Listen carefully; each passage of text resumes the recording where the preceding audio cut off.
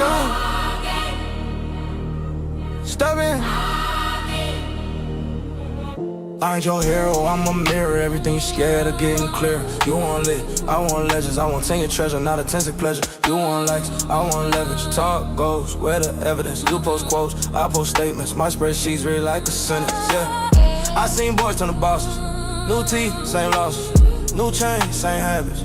New lane, same traffic. You can't fake what the math said. Them graphs cut deeper than a clapback. I don't argue, I just tab that. You want smoke, I want call back. I'm argumentative, not your mascot. I don't hype you, I hold that stopwatch. You say pressure, I say practice. You say block, I say back to the basics, yeah. Numbers don't lie, you just don't listen. You want vibes, I want vision. All that flash, that's kid stuff. Gon' talk, little boy, this big. I'm argumentative, check my record. You want crowns, I want effort. If the grind don't match your sentence, then the sky you claim off limits. I built mine in the blizzard. Southside winners in my whisper. Salt on my Timbs, not on dinners. I was broke, but I wasn't bid, I was busy. Clocked in when they logged off. Turn pressure into product. Turn losses into law books. Facts over gossip. You chase trends, I chase time. You chase cosigns, I chase spine. You want shortcuts, I want shoulder work. You want overnight, I want sober work. Them gurus talking circles, say a lot. Moving circle, post just, they don't own. Then go ghost on the phone. I don't need a running roof for respect. I got mentees paying mortgages off checks. I got kids that went from debit into red to black cars, black suits, black ink on the pledge, yeah. I'm ornamental, not your mascot. I don't hype you, all that stopwatch. You say pressure, I say practice. You say block, I say back to the basics. Hey, numbers don't lie, you just don't listen. You want vibes, I want vision. All that flash, that's kid stuff. Grown talk, little boy, this bitch. I'm ornamental, check my record. You want crowns, I want effort. If the grind don't match your sentence, then the sky you claim off limits.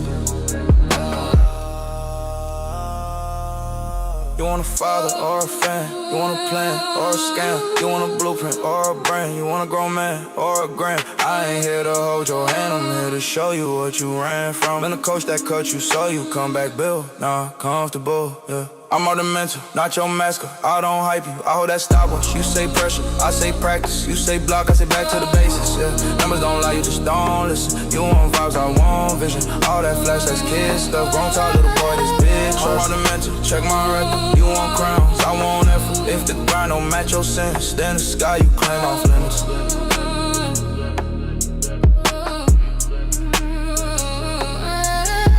Cold city, cold winds, same storm, different skin. You want fame, I want finish. You want feel, I want figure. Say my name with your chest, I'm marked the mental. This grown man measure. Yeah.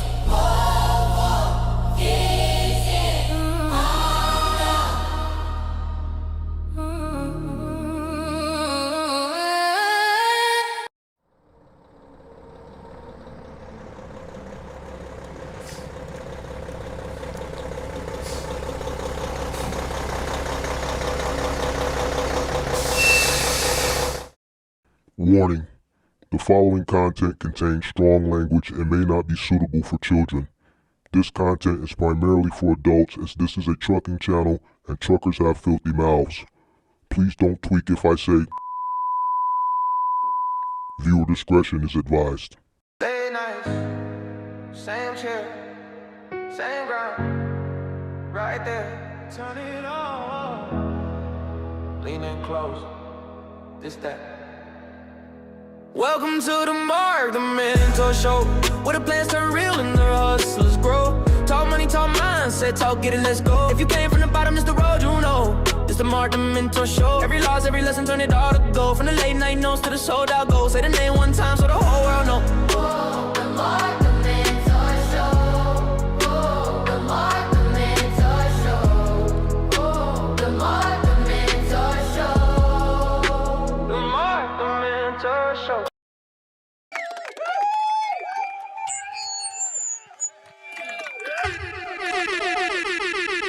Sweet. What up? Make sure you guys hit the like button, subscribe to the channel, turn on all post notifications. How's everybody doing? How's everybody doing this afternoon? Let's see what we got here. Come on in, make sure you guys hit that like button, subscribe to the channel, turn on all post notifications. If you in need of commercial insurance for your box truck, semi truck, or cargo van business, make sure you guys hit that link in the description for Log Rock. There's also a phone number down there. up for renewal, looking for a more affordable solution for your semi-truck, box truck, cargo van, your logistics business, link in the description, phone number in the description below for a more affordable solution. Come on in. Make sure you guys click that like button. Sweet. Subscribe to the channel. Turn on all post notifications. See what we got in here. We got. Make sure y'all hit that like button, man. Make sure y'all hit that like button. Let's get those likes up. Let's get those likes up. Shout out to Pippi. Shout out to Pippi in the building. Shout out to the moderators in the building. Shout out to Roger Lacey, MGM Gang. Shout out to, who was that? Big Bertha Silverado, MGM Gang. Shout out to We Carry Freight, MGM Gang. We Carry Freight, so I'm downscaled and I'm focused on paying personal debt. All my money is either going towards paying contractors, paying myself, keeping the business going, or saving for the future business growth. All right, you got to do what you got to do. You scale down, you got to do what you got to do. Shout out to CTR Logistics, MGM Gang. Representing South Carolina in the building. Who else we got? Shout out to Kelvin Birch, MGM Gang. Representing Texas. Shout out to Ben Uzi. Shout out to Slick Turbo. Shout out to David. Shout out to Shark Life Bobby, representing that MGM thing. Out of Dayton, Ohio. What up? Who else we got? Shout out to Eddie Kim, representing NYC. Shout out to Chris P. Shout out to Urban Lloyd, representing the Creed. What up, MGM Gang? Shout out to Beats. Shout out to ACP Picks. What up? Shout out to B-Mate, representing that MGM. Shout out to Michael Robinson, representing that NGM. Yes, sir. Shout out to 80s, baby. What up? All right, come on in. Make sure you guys hit that like button. Subscribe to the channel. Turn on all post notifications. It's Tuesday. Man, I am getting later and later with these shows. Man, I got to get these shows back to 12, bro. I got to get them back to 12, man. So we're going to skip out. We're going to skip out on the monologue today. And we just going to get straight to it. What up? Shout out to George Sylvia. Shout out to, yes, sir. Yeah, we're going to skip out on the monologue today. We're going to get straight to it, man. Because I got shit I got to do. All right, I got a poll up in the chat. Are you a box truck hustler or a box truck business owner? So far, we got 24 votes. And am I surprised? So far, we got 17% says hustler, focused on getting paid. We got 38% says business owner, focused on building. We got another 38% that says hustler now, owner later. And we got 8% that said still figuring out. Very interesting, very, very interesting, very, very interesting to say the least. Today, we're going to focus on the hustler versus the business owner. And the reason why I decided to touch on this is just, y'all hear these calls. Y'all hear these calls. My content be based on, I just take my shit on the direction of the people. Whatever I see that, needs to be touched on is how I come up with these topics. That's why it kind of be all over the place. Sometimes I focus on one thing, like I have a week where I dedicate a week to something specific. And then I have weeks where I just jump over all over the place, based on what the sentiment, of the niche is currently at the moment. And right now, you just got a lot of ignorance coming in. The most ignorance that comes in is tax season. I feel like the people that come in during tax season, you should be the most prepared. And the tax entrants are always the least prepared. The reason why I say you should be the most prepared is because you've been anticipating tax season since you decided what you was going to do with your baby mama tax money during tax season. And a lot of the times people decide, they start prepping for this shit months ahead of time, right? Months ahead of time. September, October, which is, a nice amount of time because you got September, October, November, December, and then January. So you got about a good 4 or 5 months that you can do a lot of extensive research, and you don't, right? So what happens is you anticipate the tax money based on the content that you've been seeing over the course of the past 12 months from the previous tax season. And then somewhere in the summer, late summer, early fall, you say, yo, I want to change my life. I want to start this box truck business.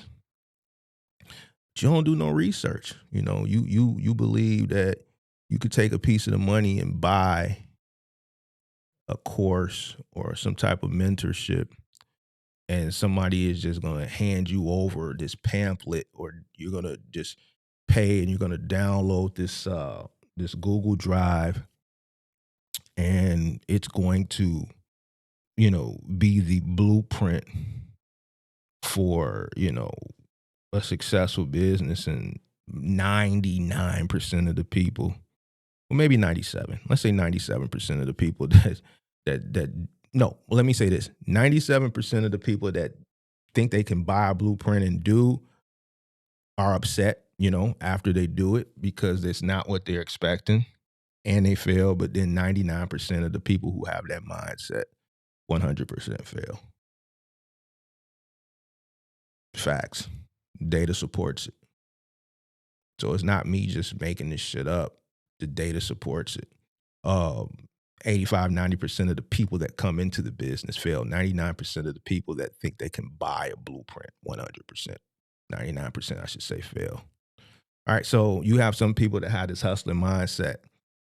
And I talk to a lot of those people when they come up on the channel. They don't have a business owner mindset, right? And that also attributes to why a lot of people fail. So today we want to touch on that. And, some people, you just got to own it. You know what I'm saying? You got to own it. You got to accept it. And then you got to come up and make the decision on, do you want to be an owner or do you want to be a hustler? A hustler, man, that shit ain't going to last forever, big dog. And most people that come in with a hustler mindset in this industry, it don't take long. I think a lot of people think, man, they could hustle for a few years in here. And I swear to God, it don't. Most people don't even last a quarter. And another supporting reason behind that is just undercapitalized. You can't come in here with a hustler mindset and you undercapitalized. That shit is just a recipe for disaster. It just don't even make no sense. So, we're going to there's going to be some satire in here because, we talking about hustlers. So, man going to show up somewhere in this stream. Phone them going to show up somewhere in this stream. So, it might hurt a little feelings. You dig what I'm saying? Or somebody that's just ignorant and just don't want to accept reality. But, I don't really care.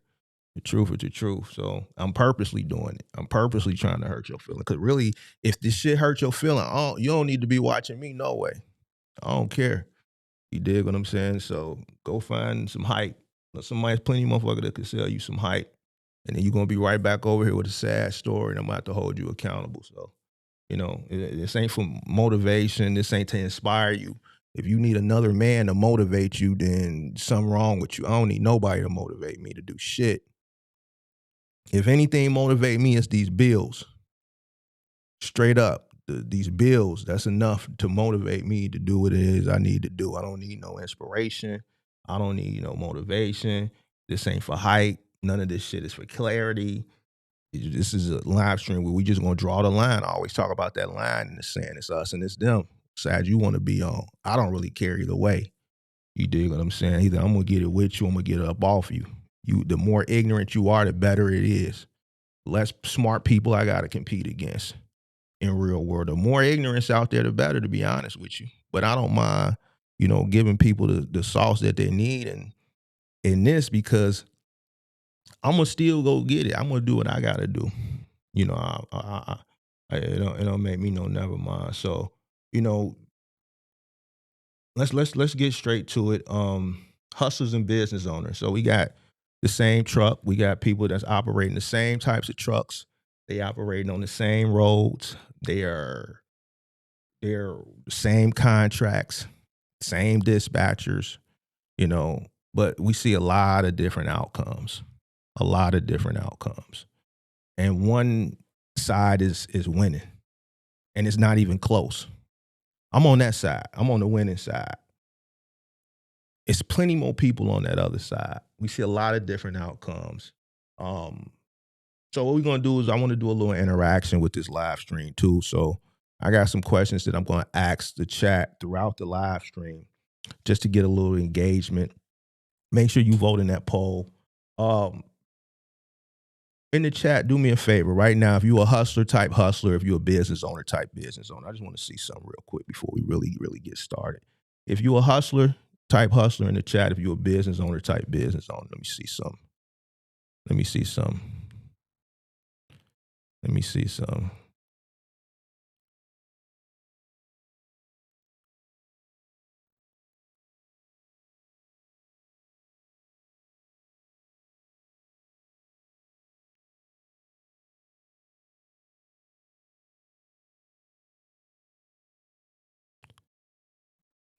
Nobody want to be honest today? Oh, okay, here we go. I forgot it's a delay.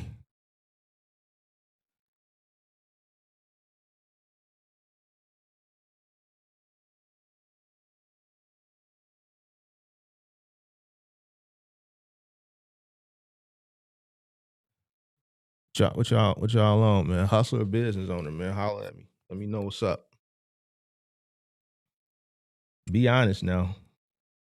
Be honest. Mm.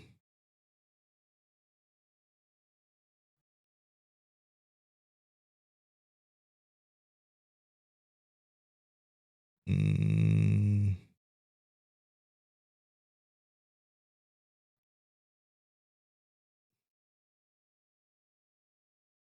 I see some people lying. I see some people still a little confused. I see Tracy. Tracy must be new to the channel. Tracy must be new. Tracy must be new. I could tell Tracy knew. She knew. She kind of knew. It's cool though. It's cool though. We do things a little different over here. I could tell she knew. Roger Lacey said, trying to be a business owner. I'm disappointed with you, Roger. You've been watching the channel for at least 3 years. At least, Big Margo always call it out. Big Margo always call it out. MGM or not. MGM or not. You dig? Business. We got some hustlers in here. We got a lot of quiet people in here. They don't want to say it. Don't. Yeah, you dig. Who was they? Who was they put you out of service? Who was they? Who was they? Who was these they people? Tracy definitely knew. She on the new. On the new. On the new. On the new. Look. On the new. On the new. She on the new with it. That's all right, though. All right, man. I see enough, man. Y'all real quiet. I know what to do to get y'all. I know what to do. Today, motherfucker, quiet, but I got y'all. All right, so boom, let's get started, man. Let's get started, man. I did a little slideshow. You dig? I did a little slideshow. Hold on, let me pull it up. I don't like that. All right. I gotta go in reverse order. All right, bet.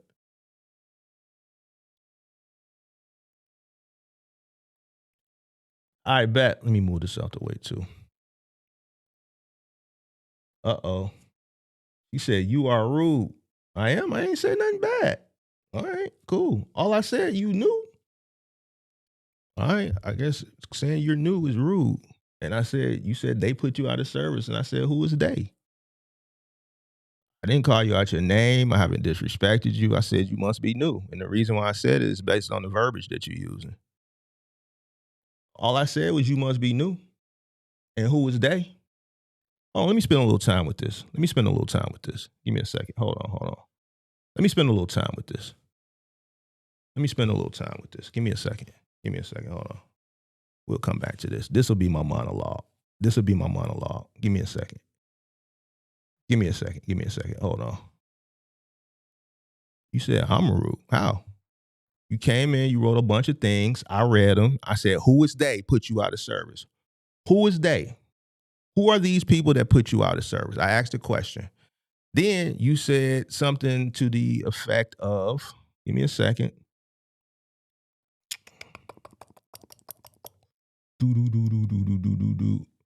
You said this. Now, when I said that, I said you knew. And the reason why is because you capitalized my own box truck. And I talk all the time about having a need to let people know you want, like we over here, Real Business On, we don't want to own nothing. We don't want shit associated.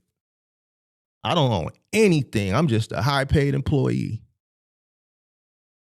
See, over here, we it's bigger than just the box truck. What I focus on is business and mindset. I didn't say nothing bad about you. I didn't go into, anything personal. I don't even know you. I'm just responding to what you wrote. You said they put you out of business. I said, who is these they people? Who is they? They shut you down, FMCSA. So let's kick it then. Why? Why they shut you down? Because you saying that they put me out of business as if like it was done wrongfully. So what did you do for them to put you out of business? If you go back through my content, I did a whole lecture on they. I said, man, who is these they people keep always talking about? And I always say they is the person that you see in the mirror. Which further proves my point that you have to be new, because anybody that watches me, they know better than to say things like they and emphasize that they own. Like, we don't want to own nothing. We're not the type of people that we're going to start a business and put CEO so everybody can know. CEO. Like, we don't do shit like that. I'm not saying you do it, but how you put that in the chat and then you put they. These are no-nos.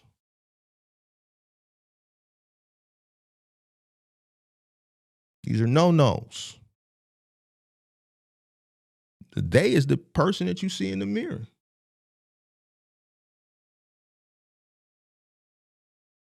Big Mark don't, like, I ain't really concerned with like what you think about me and shit. Only thing I can do is respond to what you put in the chat, and that's what I did. Ain't nothing rude about it. You put it, I responded. I'm not rude.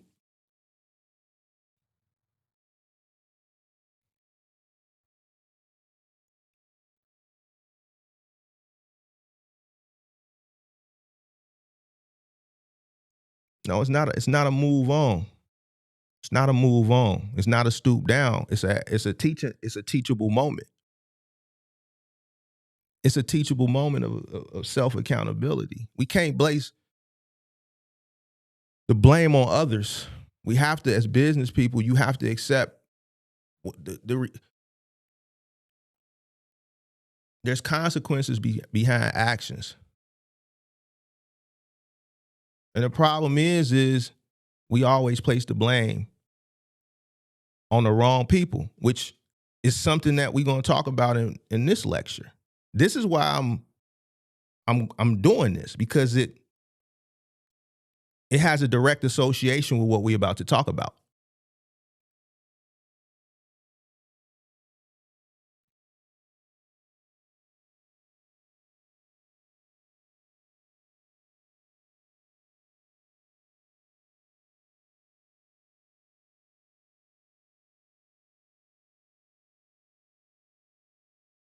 I have a big problem with listening to you, my brother, and all my trucker friends.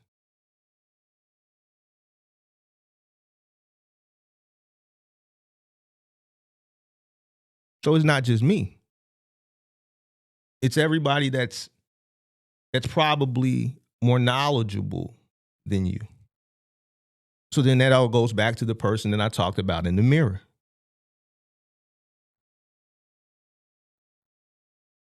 That's why words like they is used instead of me or I.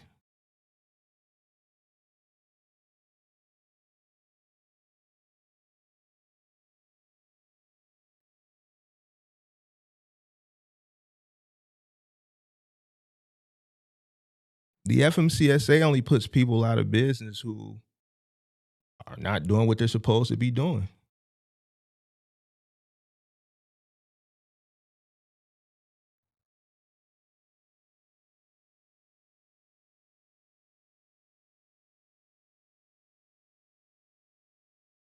So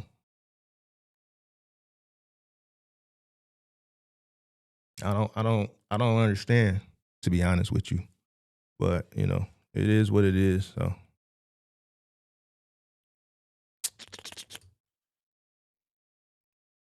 that'll conclude my monologue. That'll conclude my monologue. All right, let's get back to it. Let's get back to it. All right. Number 10.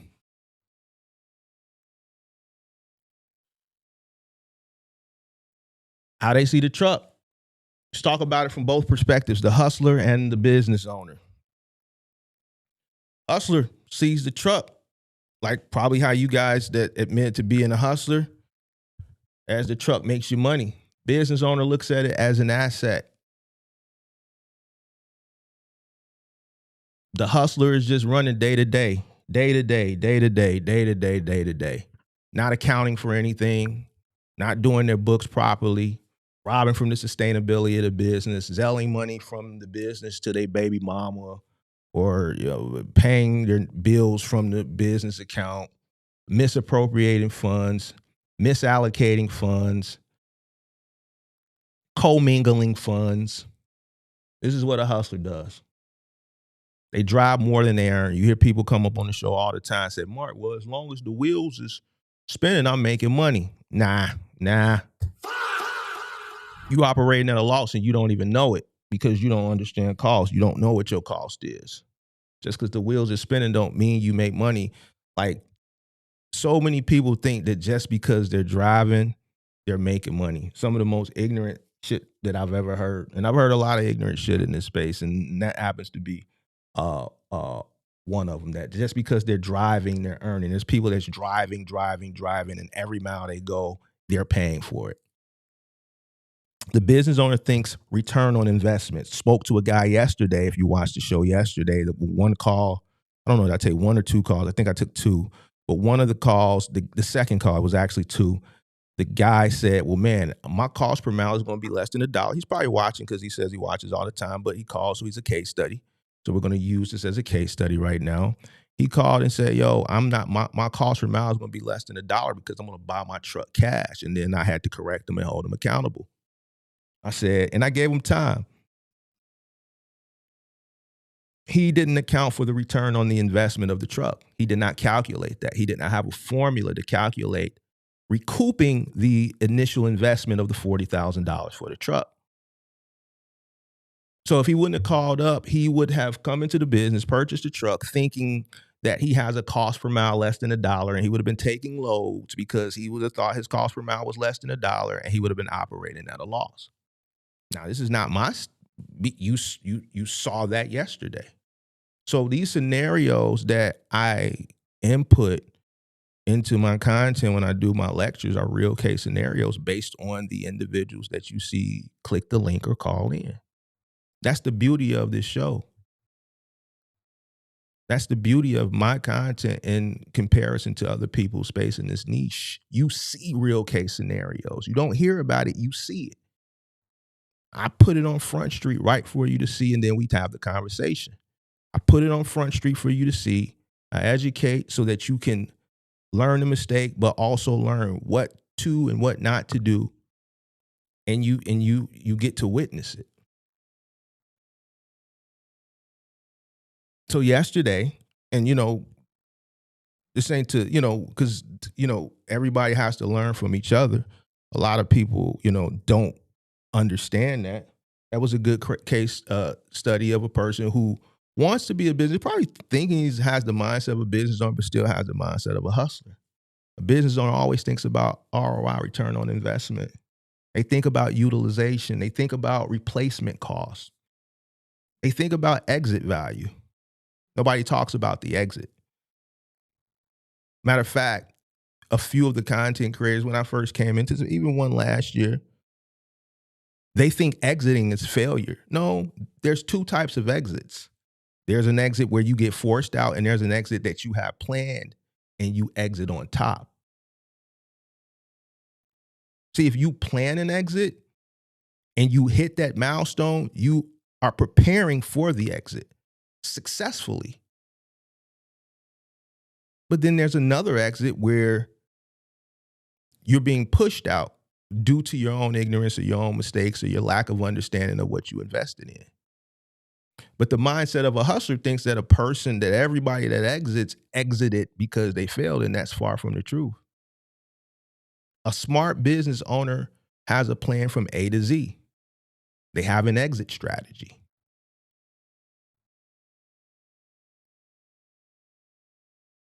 This separates a business owner from a hustler. Same truck, same route, same labor. But one person, the hustler, sees the truck to make money and live day to day. And the labor, the other person sees leverage. Friday's live stream, I showed you how to take one truck and turn it into a $1 million asset portfolio. One truck. The business owner is looking at that one truck, and that's his goal. The hustler is just day to day. He's not planning for the future. He's running off hope. Every single day he's looking. He has no plan for the future. He has no exit strategy. He doesn't know what the next 10 years look like. I know what the next 10 years look like. Some of you guys say, oh, well, the future is not promised. The future is not promised, but you can plan it. I got my next 10 years planned. I had my previous 10 years planned. Sometimes you have to make changes and adapt to changes because things happen. The pandemic happened. But here's the problem.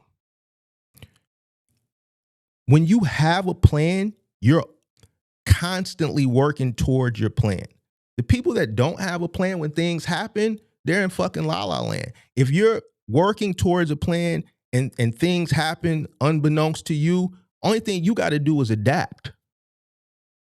But you've already got progress towards something.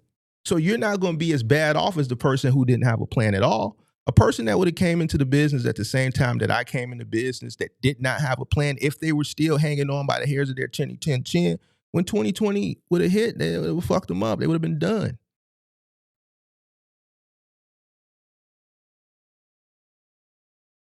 A person who had already been working towards a plan of an exit just had to adapt.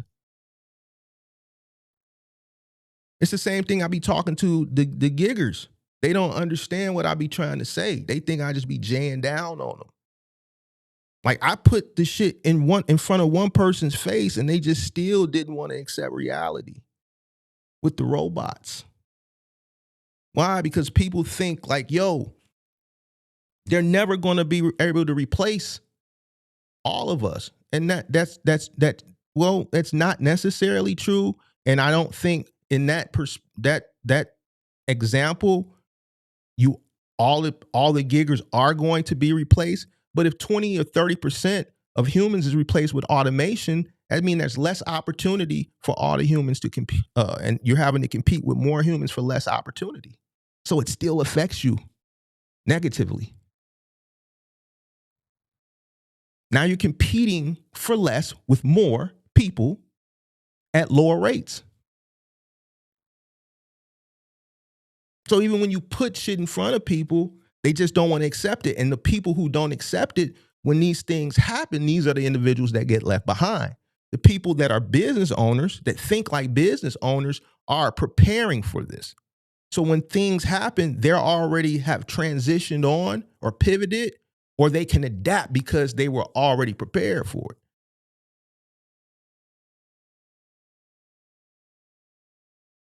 I tell people this shit all the time, but a lot of people just don't think fat meat is greasy. A lot of people are still young and they have to, you know, get smacked in his face a few times and motherfucker gotta go upside their head a few times. Some people are young and they just choose to latch on to, you know, wisdom, you know. You got some older people that are just stuck in their ways and they just gonna live the rest of their life, you know, surviving, you know, and never gonna get ahead because of their ignorance. It is what it is. But it all starts in the mindset. All right? Let me ask y'all something in the chat.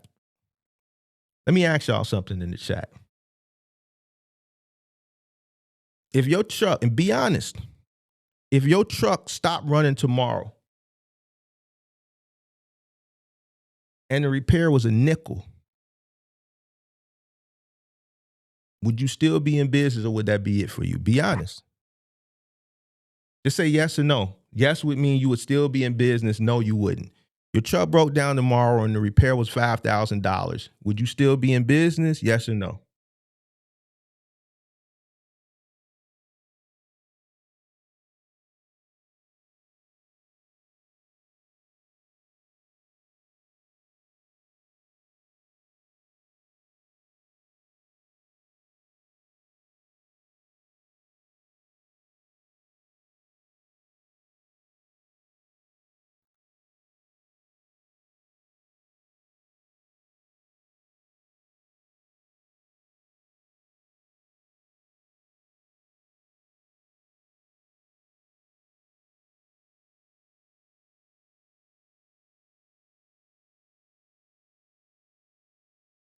You know why a lot of people not want to participate in this?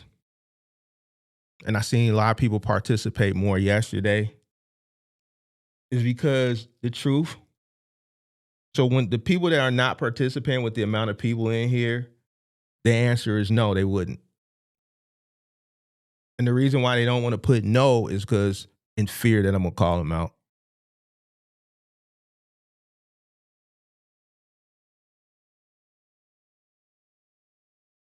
Hit the like button, subscribe to the channel, turn on post notifications. All right, let's go to number 9. Counting down from 10 to 1. How they price loads.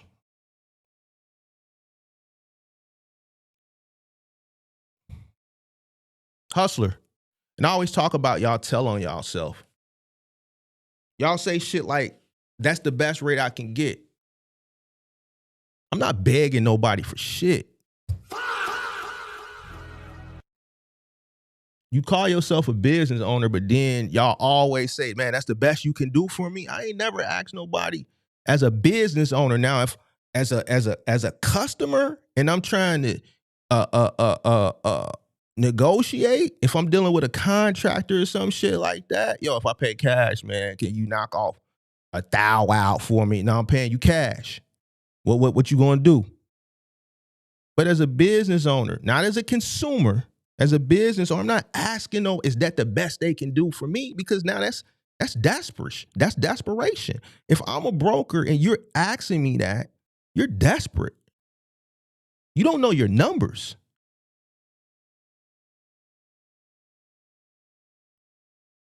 A business owner said, man, that shit don't, that rate doesn't meet my numbers. It doesn't meet my cost structure. Where's my PowerPoint? Oh, my bad. It doesn't meet my cost structure.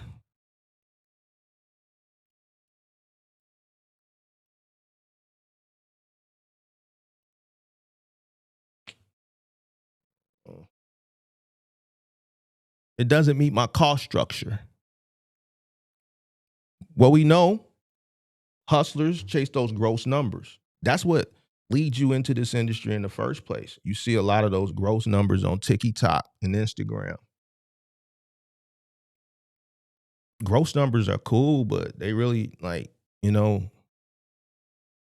it's just a gross number. To me, that shit really it means something, but it really don't mean nothing. Like that ain't really what we really chasing, to be honest with you, big dog.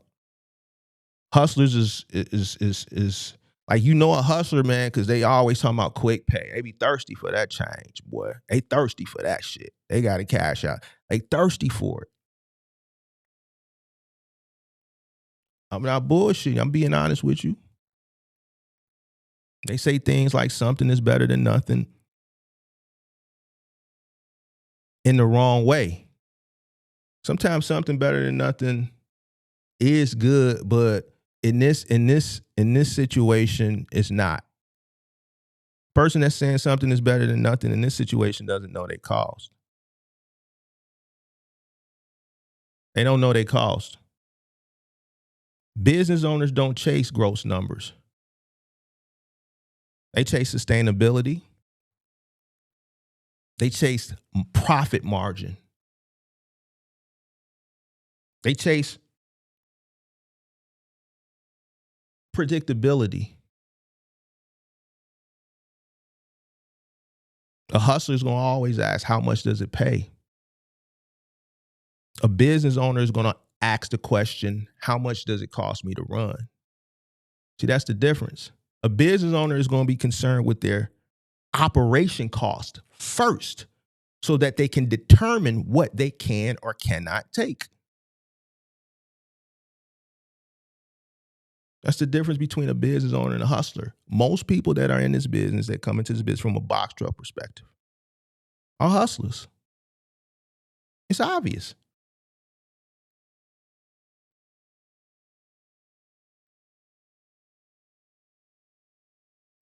I showcase that for you each and every time I do these call-in shows and I talk to people or we react to other content creators. The reason why y'all like me reacting to content creators is because you really don't want to see me, what you really want me to do, you have facetious reasons why you want me to do it. It's not really to educate. It's really for me to just tear them apart and showcase the ignorance there and that they misleading people. Listen, Big Mark know what it really is. Don't think Big Mark is a fool. I'm not. I think most of you know that. I know the real reason why y'all want me to react to a lot of this shit. It's for facetious reasons. You gonna get enjoyment out of me dissecting and tearing these people apart because they don't know what the hell they be talking about. And it's true, but you just want the entertainment aspect of it.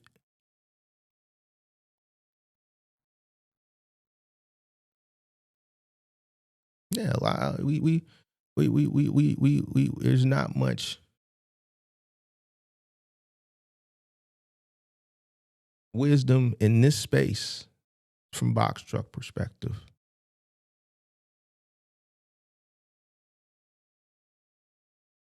It's a lot of hustlers, a lot of people chasing gross, not asking the question, how much does it cost me to run? Majority of people we've seen, 100% of the people that have called into this show since we've been doing drop the link or since we put the phone number up, 100% don't know. That shit is like a plague, bro. That shit is ridiculous.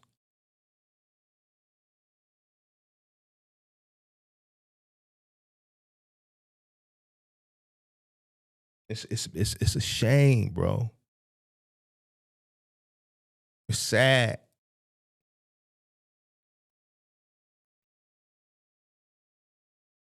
And then you know what? When you showcase it and you show people where they fucking up at, you got people that watch from the outside and they think you rude or they think you a bad guy for showing other people what they doing wrong.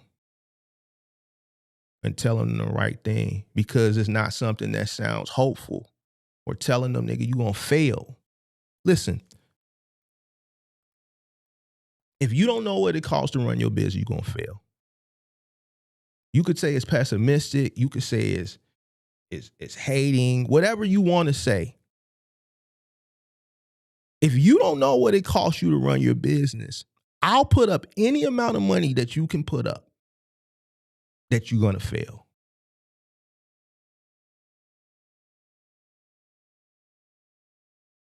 Because whether you have a low cash buffer or a high cash buffer, if you have more to play with, it's just going to take you a little bit longer, but you're eventually going to fail.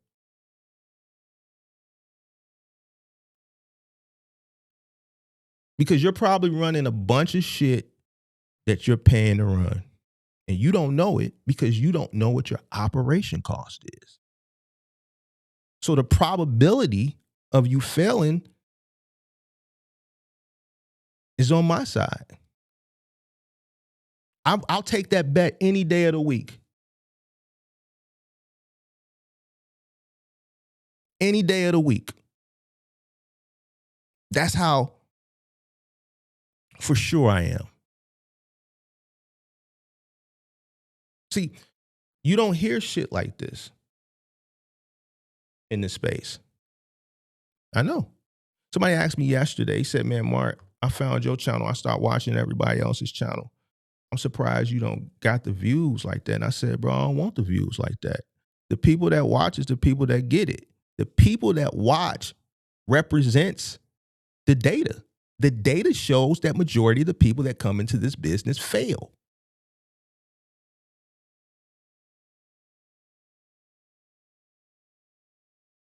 So if my information is not preaching hope and it's giving you all the things that you need that a lot of people don't have and a lot of people don't want to have or seek to have, the views reflect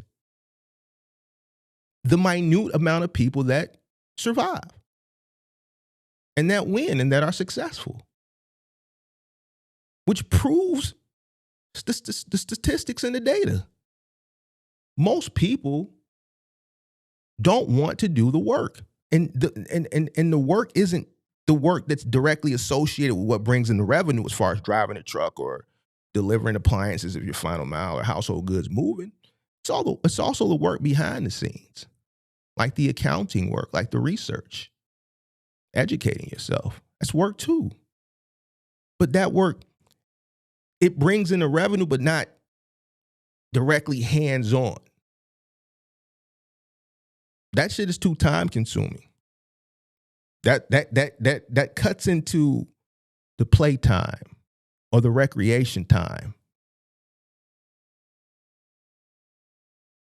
I know why. If my views go up, then that means more people, you'll see more people winning. But that won't ever happen. That won't ever happen. Most people, especially in today's time, want instant gratification. They want what the perks and the lifestyle that comes with the, owning a successful business, but the shit that you have to do to attain it, they don't want to do that. So the likelihood of that happening, it's not going to happen. All right, so let's be honest with you. Let's be honest in the chat. Let's do another little exercise in the chat. Be honest. Who here does and knows, and be honest, their cost per mile? If you do it, say yes. If you don't, be honest and say no. Let's see. Hit the like button, subscribe to the channel, turn on all post notifications.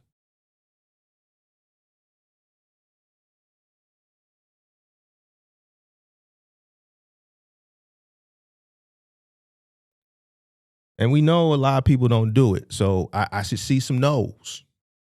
I should see some no's. It's a lot of no's. It's more no's. We should see more no's than yeses. We got one honest person. Shout out to B Made. Listen, see, the people who was going to say no, they thought I'm going to J down on you. But I said, no, I'm not going to J down on you. I'm going to salute you for being honest. So shout out to B Made for being brave and being honest. That's the first step. See, a lot of people are in denial. It's just like the dope fiend. And I'm not calling you a dope fiend, but it's just like the dope fiend in the neighborhood. They be in denial. The alcoholic, they in denial. Nah, you gotta own up to your mistakes. See, I know beats. I should see more no's. Here's the reason. You know why yesterday? See, when it's like laughs and giggles and shit like that, you get more participation when a person asks a question. When it's something that could expose your shit, motherfuckers quiet than the church mouse. And not take quiet as no. Because that's the answer that I'm expecting. Majority of people don't do it. If a bunch of people participated in this and the majority of the outcome was yes, I would not believe it. The answer is no. And the silence proves it.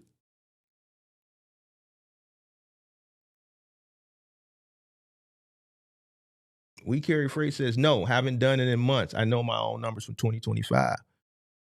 That's a no with an excuse.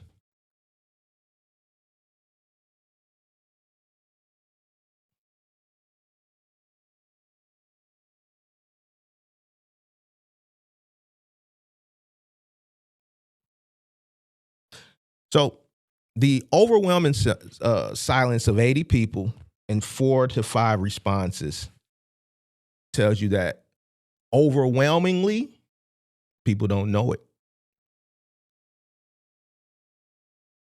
There's people that I know that are in here that are active in the chat all the time that I've seen active prior to me answering these questions that haven't said anything. So it proves my point. It proves my point.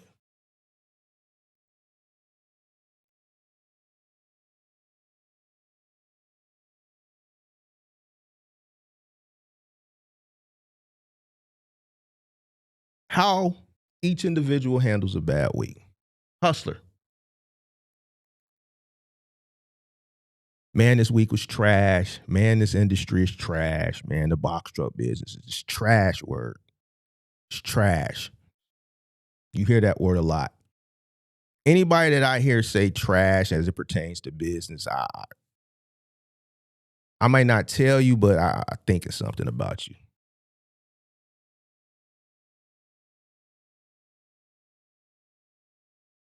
A business owner, they see a fluctuation or they see a change. They're going to look at the data and they're going to see what changed in the system. They're going to see, is it something that's going on within their business structure or something that has happened in the economy?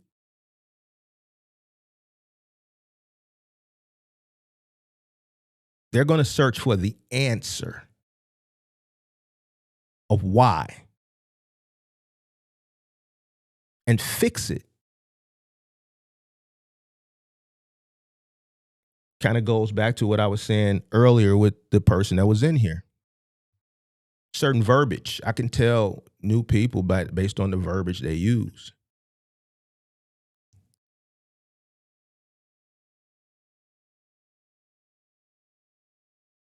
You come into a business, you're going to have to adapt. Things are going to change. Upturns, downturns, ebbs, flows. It's business. Can't complain. This is what you signed up for. If you don't want to deal with the ups and downs and the volatility, right? In trucking, because trucking is volatile. You should go get a job or start something that's a little bit more stable. In trucking, you're going to always have to adapt, find solutions, fix issues. There's things in trucking that you can control, and then there's things that are uncontrollable that are beyond your control. Fuel is one of them. If fuel goes back up to $8, a lot of y'all is fucked. The majority of the people in here that don't know their cost per mile, you're fucked. If you're hanging on by the hair of your chinny chin chin right now because you don't know your cost, and that's the main reason why you're hanging on by the hair of your chinny chin chin, one little uncontrollable that just goes on a rise, you're fucked. You can't prepare for it. You're not thinking about it. You really don't care because you don't really care about your business because you don't know what your cost is. You're fucked. Hustler.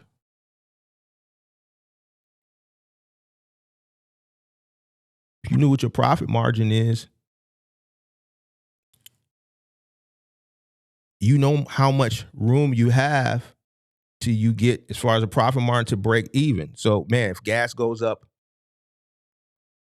accounts for, let's say, another, if your profit margin is 10% and fuel goes up and it accounts for an additional 5%, you know, bam, you're going to be working on 5% less profit margin. Now your margin goes down to 5%.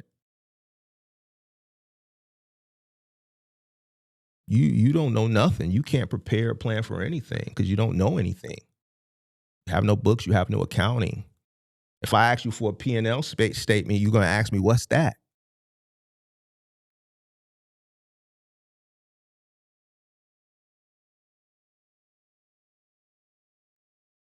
Kind of goes back to what I was saying earlier when I was speaking to the young lady. And I said it directly the reason why I spent time with it, because it directly associates with something I was going to talk about in the lecture, which is this: the blame.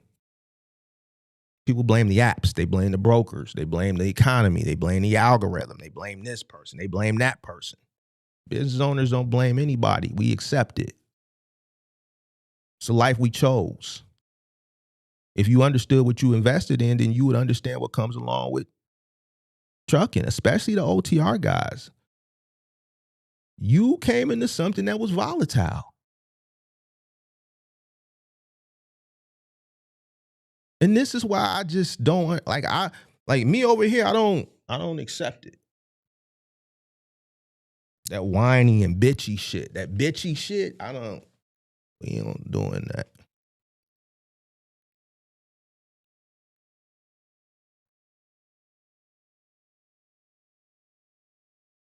You know what a business owner gonna do when shit get tough? They gonna start auditing. You know, what can we cut? What can we lower? Man, do we got to start laying people off? If it really get ugly, do we need to start selling off shit? You know what? We spending 10% on dispatching. Fuck it. I'm just going to have to spend the time and start dispatching in-house. We don't have that luxury. We can take that 10% and keep that 10% in-house.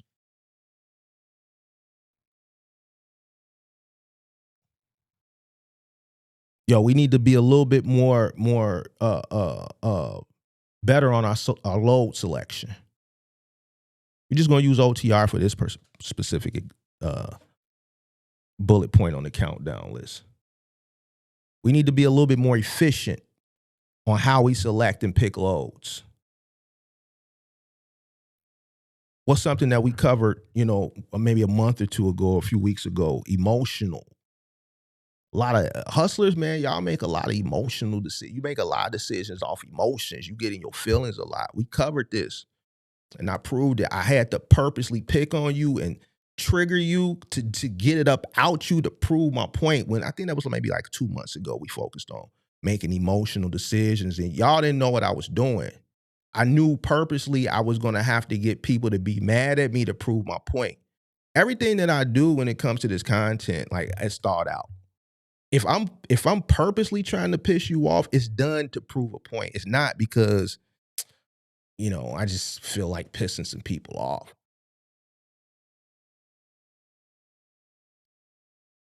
I have to show you that you're doing this shit off emotion.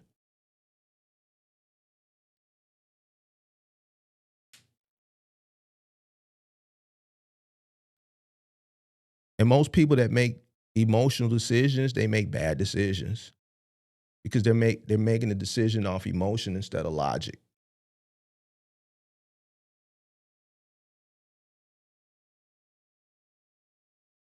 Business owners make responsible, logical decisions. They respond analytically.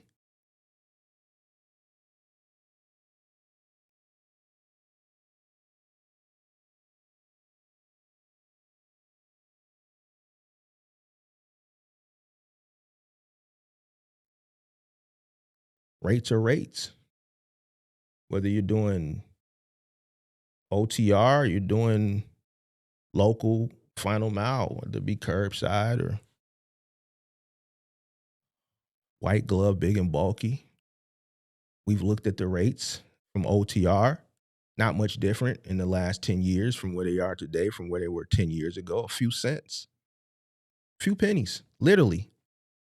I've proven to you as far as the final mile rates are, the guy yesterday, $5.50 he's getting offered, guaranteed in 2026. I was getting that in 2012, 2013.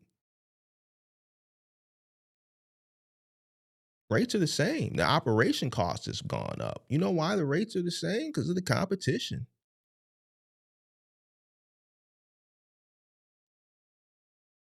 Rates would be a lot higher across the board if a bunch of people didn't flood and don't continuously flood into these industries for the reasons that we continuously talk about.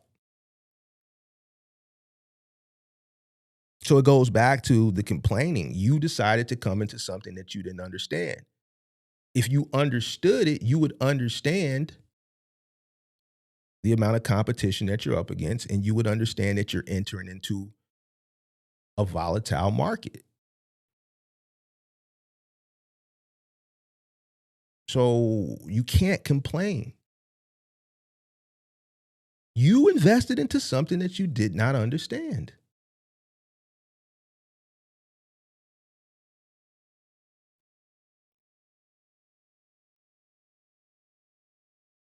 Whether you were sold this dream, you were sold hope, at the end of the day, the blame always falls on you because you didn't have to do it.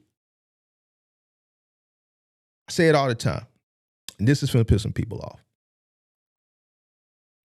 But I have to be honest. A lot of your favorite people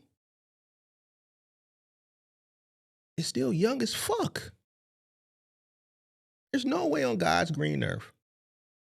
And it's not for the young people. I understand why y'all fall for it. But the old people I be talking to, like, y'all tweaking, bro. You tweaking. I'll be listening to like 26-year-olds and shit. There's a motherfucker that's 26 can't tell me shit.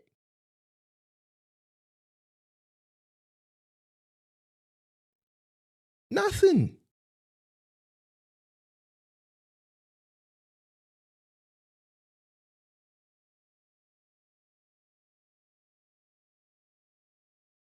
And then when I tell you that, you get quiet. I'm talking to the old people now, the older people. Yeah, you right. You right, Mark. They hold everything with them is based off instant. Listen to how they talk when they call up. Everything is instant. They got to get it now because that whole generation is about keeping up with the Joneses. They not thinking about the future at all. Everything is about now. That's why they use keywords like hack. Man, it's a hack. Anybody that say hack as it pertains to business, get them the fuck away from me.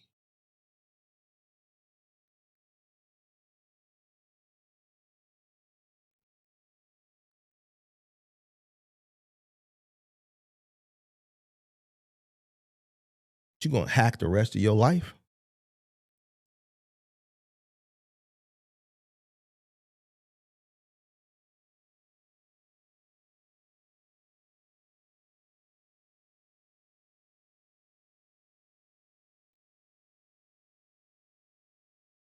When you start your business, you're building the foundation. What type of foundation you got? A shoddy one, right? hustler because you falling victim to all this nonsense and this foolishness, or you gonna have a stable foundation.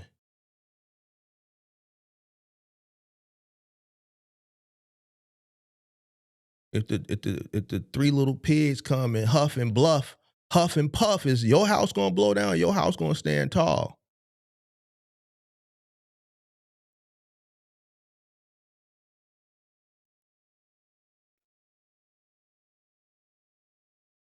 A lot of people come in with the hustle mindset, the hacks and all the shortcuts. No foundation, shoddy foundation. Don't take long for it to come crumbling down.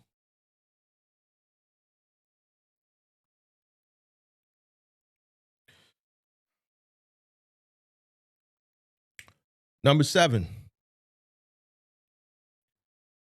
I wonder if Crazy is here. Y'all didn't block Crazy, did y'all? I know y'all put him on timeout. I ain't seen him since Saturday. I hope y'all didn't block him because I know he watching.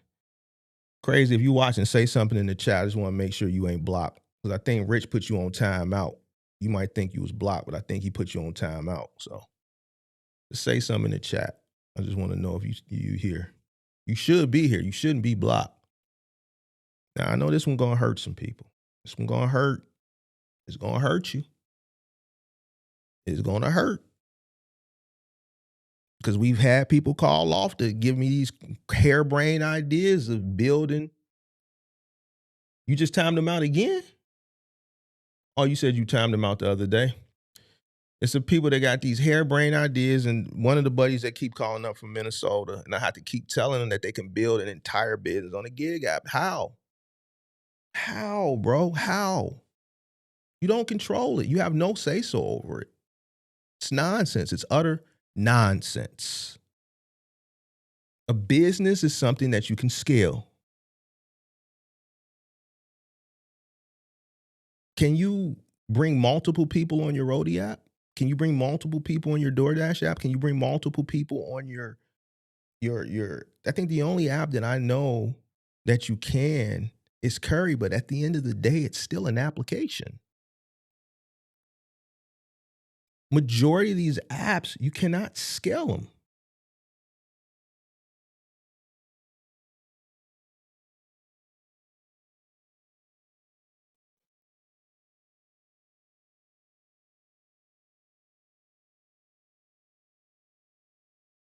Y'all was fooled, and y'all continue to fool yourselves. Oh, I'm gonna go get this van, and I'm gonna download this app, and I'm gonna just get out here and do it on my own, man. I don't want to work for nobody no more. DoorDash was one of my best investments last year. Thanks to, like, once I saw how ignorant people was, I said, fuck it, we just gonna invest in it. Great investment. DoorDash has my best interest in mind, not yours. It has my best interest in anybody else that invests in it. It doesn't have your best interest in mind. That's why when I see people complaining how the apps continue to go down on the pay, stock is going up. As they pay you less, the stock is going up. You just chose the wrong side. I always say there's a line in the sand. Either we're going to get money with you or we're going to get money off you. You just keep choosing the wrong side. And I keep showcasing this shit to you. Many different analogies.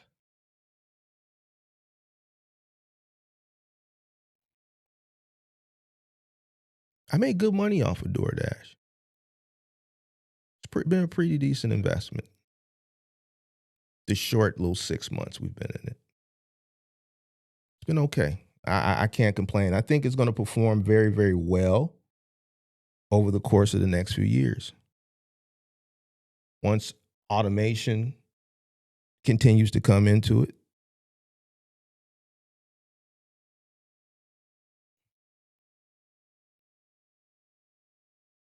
Crazy's here. I figured he was here. Hustlers treat apps like a job replacement. And this is something that, like I taught my homie just said, man, stop.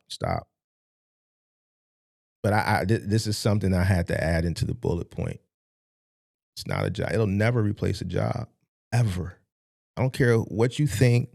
I don't care who told you, who lied to you.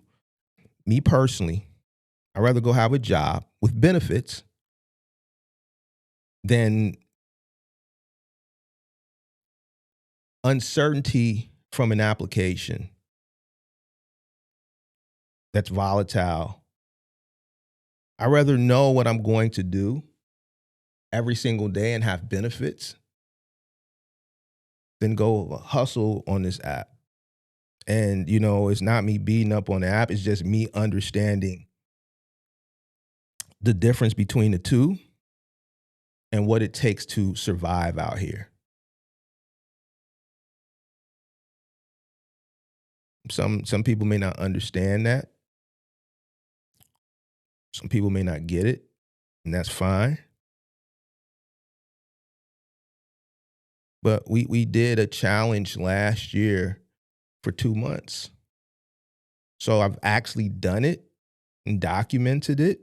So I know what it entails.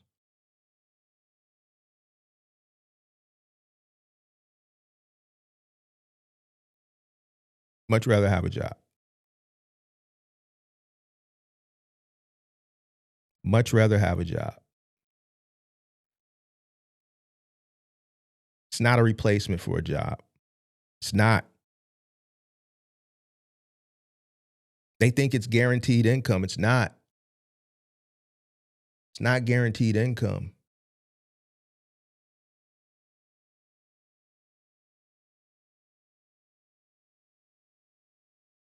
They think it's a business model. It's not. You can't build a business off of an app. You can't. A business is something that you can scale. You can't scale it.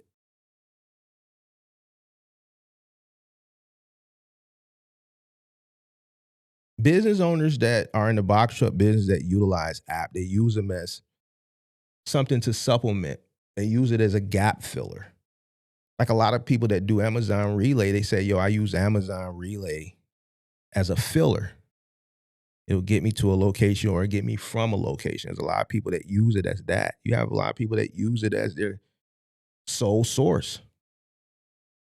There are a lot of people that do use it as their sole source. They complain. They've been complaining a lot over the past few years. But even in those situations, when I was doing that content earlier, those things that I forewarned and predicted, it was from an investment, me being invested into that company, listen to earning calls. I knew the direction the company was going. I just didn't display it to you guys on the channel because then that would take away the whole angle that I was going with my content at that time if I gave you away my secrets.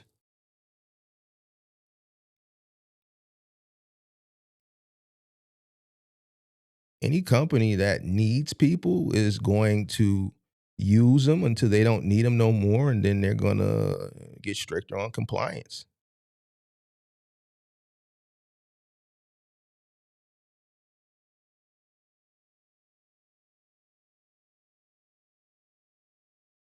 Business owners use gig apps as something to also help stabilize their cash flow. They use it as cash flow stabilizers or temporary tools. They don't look at it as the end all be all. There's people that have gotten cargo vans. Last year, there was a whole 3-4 months of people just angry at content creators because they went out and bought a cargo van to do Roadie and Curry and all these apps. And last year, when the market shifted, when the gig apps simultaneously all at the same time, wasn't that strange how they all just started lowering the rates? And then all those people that bought cargo vans, they start to target their favorite content creators and place the blame on them. There's people that went out and bought box trucks with the sole purpose of doing mothership. You don't even hear about that shit anymore. Or, goddamn it, Curry, Freight Dispatch. Most of these still startup companies.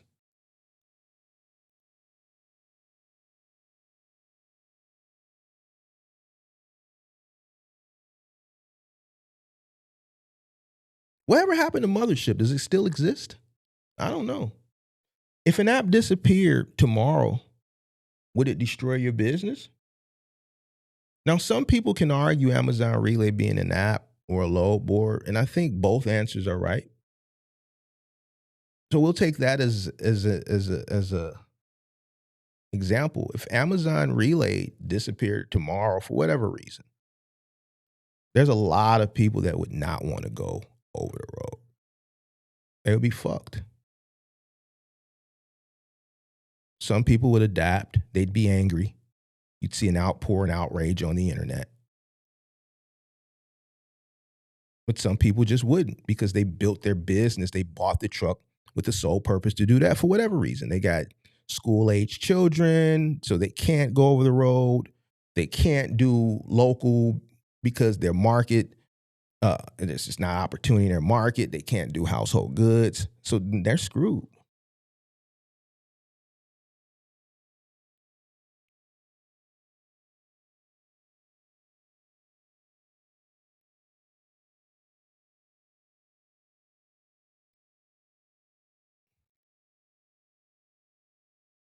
Let me ask you a question. Yes or no? If you're operating, or if your operation, your business, for the most part, survives off of applications, and the application shut down tomorrow. So this is probably going to pertain more to guys that just solely do Amazon. The majority of their business is Amazon Relay. Would your operation survive if the app that you use, that most of your business comes from, shuts down tomorrow? Would your business survive if the app that you use that brings the majority of your income shut down tomorrow? Would your business survive? Yes or no? Yes or no in the chat. Hit the like button, subscribe to the channel, turn on post notifications.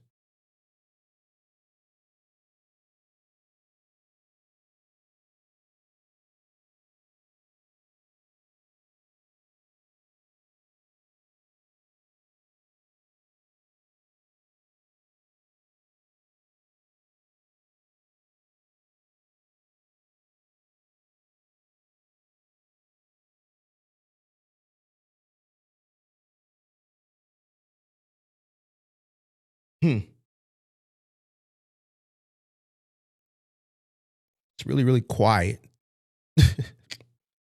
Really, really quiet.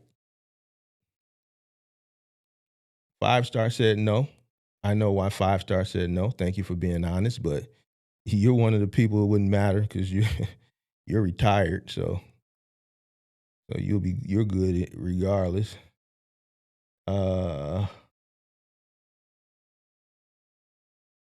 We Carry Freight said no. That's why I moved away from apps. Freight and Curry were decent for me at one point. So you saying your business, your operation would not survive? Okay.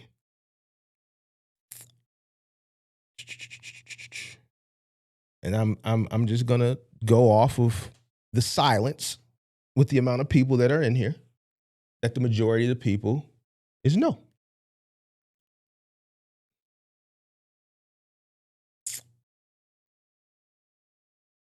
Yep. We'll just go with no, like I figured. All right. Number 6, hustler, business owner. How they talk about freedom.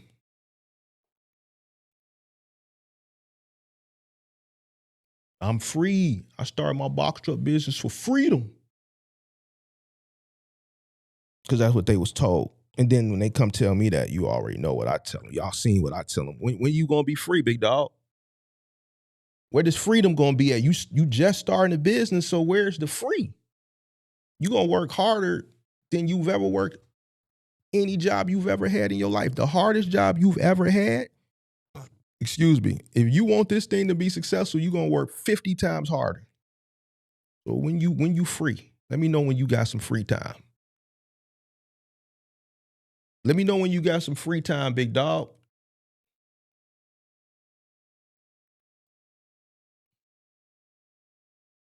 A business owner understands they're building a business.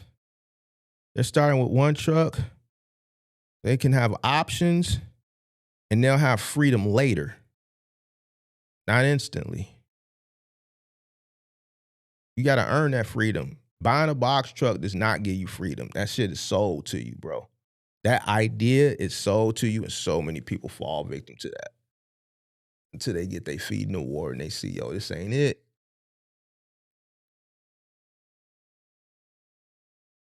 If you free, why you driving?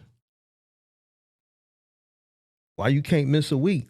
I know why, because you're paying for the rental truck. Most of the people who fall victim for that rent the truck. They charge you for that truck every single day.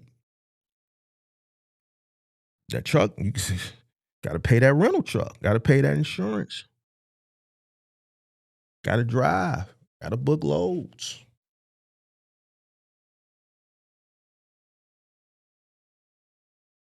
When you get and you are a business owner, you understand that you're going to work harder than you've ever worked in your life, especially at the beginning. You have to work to a place where you can delegate, where you have systems in place. You have to build the systems. The beginning, you're building the foundation. It's like building a house. You got to build a foundation. You got to build the systems. You have to build the business so you can get to a point of delegation. And even when you get to a point of delegation, you're still not free. Listen, and I've said this many a times.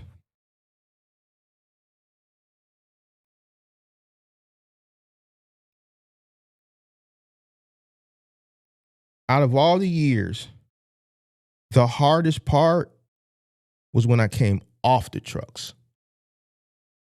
The mental work at scale is way worse than the physical.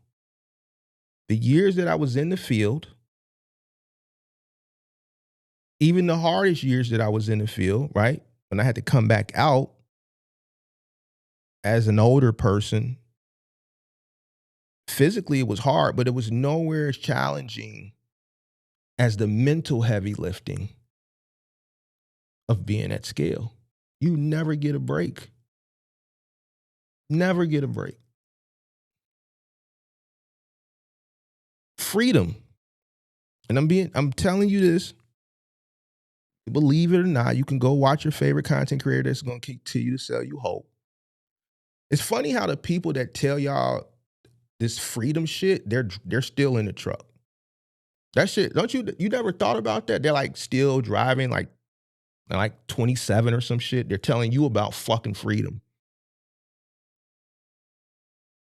while they're still moseying on down the road. And it ain't a diss. It's just to show you the ignorance of how many people buy into that shit. It's the facts. Let me tell you what freedom is, because they don't know what freedom is. Freedom is when you're not working for money. Freedom is when you've built up enough money and you understand how to use money as a tool where the money is working for you. As long as you're still working on the truck, off the truck. If you are at scale, you got 10 trucks and you're managing, you're dispatching, you're operating, you're fielding phone calls, you're constantly sourcing new opportunities, you're dispatching, you're managing, you're micromanaging. That's work.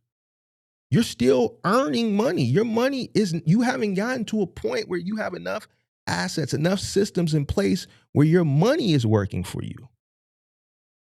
You're still working for money, and you could be making a lot of money.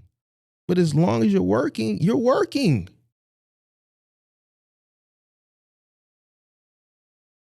What's free about working? Mentally, physically, a combination of both. The mental lifting continuously, and see, this is how you know a motherfucker is real business owner or not, because if you're a real business owner, your mind don't never stop.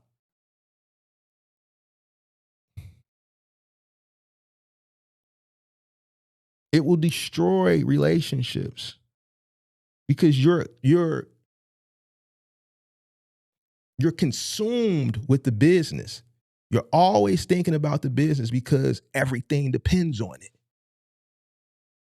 Your livelihood depends on it. Your future depends on it. Your employees depend on it. So you constantly have to make sure things are in place and that there's work that's there and there's opportunities there so that they can continue to work because they depend on you to put food on your table, on their table.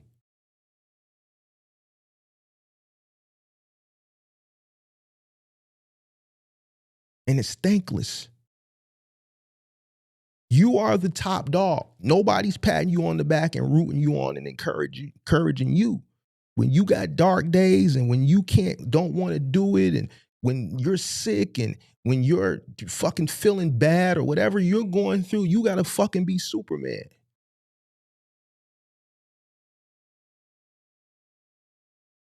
You can't have a decent vacation. You can't have a nice candlelight dinner.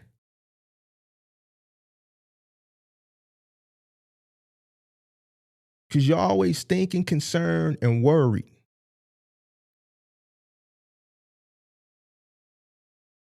Where the fuck is the freedom? And when people tell you that, and when I hear people say that shit, to me, I already know what it is. I'm older, I'm more experienced in business and in life. So when I see shit like that, I already know what it is.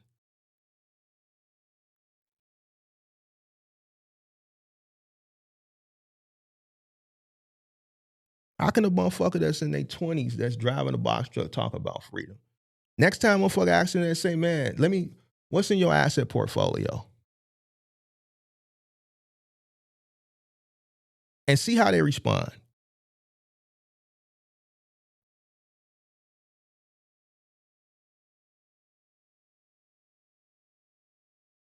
If they don't have a diverse asset portfolio, then they don't have freedom. If they're still driving a truck, they don't have freedom. Freedom is earned. You have to buy that. And it doesn't happen overnight. It doesn't happen as soon as you acquire a box truck. That shit takes years. It takes years of work and strategic planning. And growth.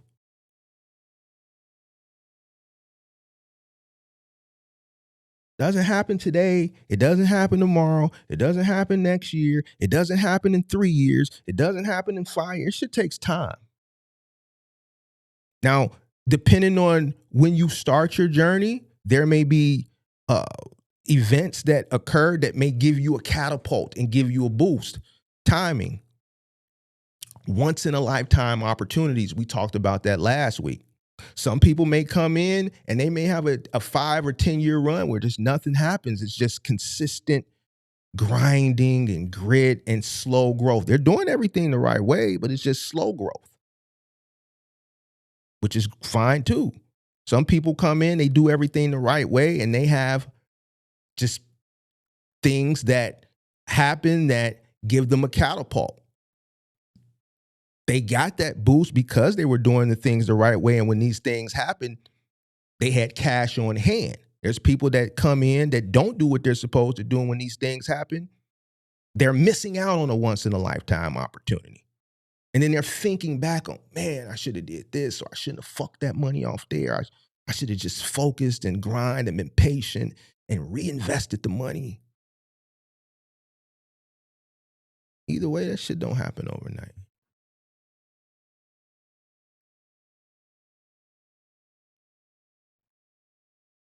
Freedom is when you are not mentally, for the most part, and physically attached to anything. Is when you get to a point where you've earned and you've allocated money, you've worked for money, you've sacrificed, you've been patient, you've done the right things, and you put yourself in a position where you have gone from and you've transitioned from working for money to money working for you. When you get to a place where money is working for you, then you can say you're free. Other than that, you're working. I don't care if you're making $1 million a year, you're still working.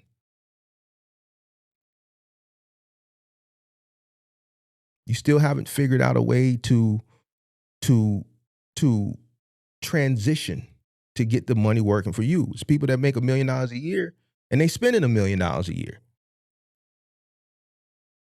So they still don't have anything because their lifestyle has increased with their earnings. Instead of making an exorbitant amount of money and investing in it for an amount of years so that they can buy their freedom. There's plenty of people that are out here that make a shit ton of money that are fucking in humongous debt. There's a lot of people out here that are house poor. I was watching something this morning. I may react to it. I was watching somebody else react to it. This lady lives out in San Francisco, $1 million house. This lady is like in $1 million of debt. She got 200,000 student loans. She foreclosed. She had to file for bankruptcy 2 or 3 times. She makes a shit ton of money, but because she makes so much money, she increases her lifestyle because she wants to keep up with the Joneses. Because of her profession. Her profession, because you make so much money, you have to fit in, I guess. So you got to have the $1 million house. You got to have this certain type of car. You got to have this certain type of wardrobe. In order to get that job, you got to have this certain type of credentials and education that required you to get all these student loans. She followed these credit hacks and all this dumb shit and financial people that misled her and house hack people that misled her, and she foreclosed on a few properties, like 5 properties. She had to file for bankruptcy twice. Black lady. She's got 3 kids now, single mother, husband done left her. Now, looking at her house and looking at her car, you'll think she one of them ones, but she's having to work to pay off all this fucking debt. She's in humongous debt. You wouldn't know it just by looking at the house and the car.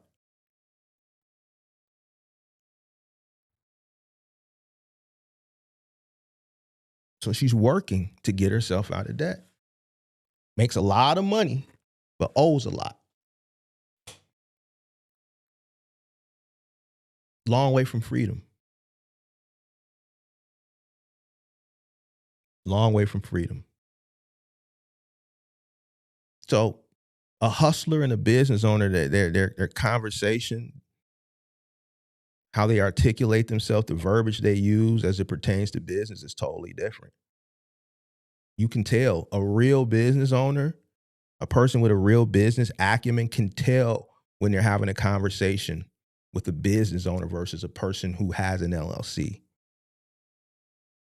but is really a hustler.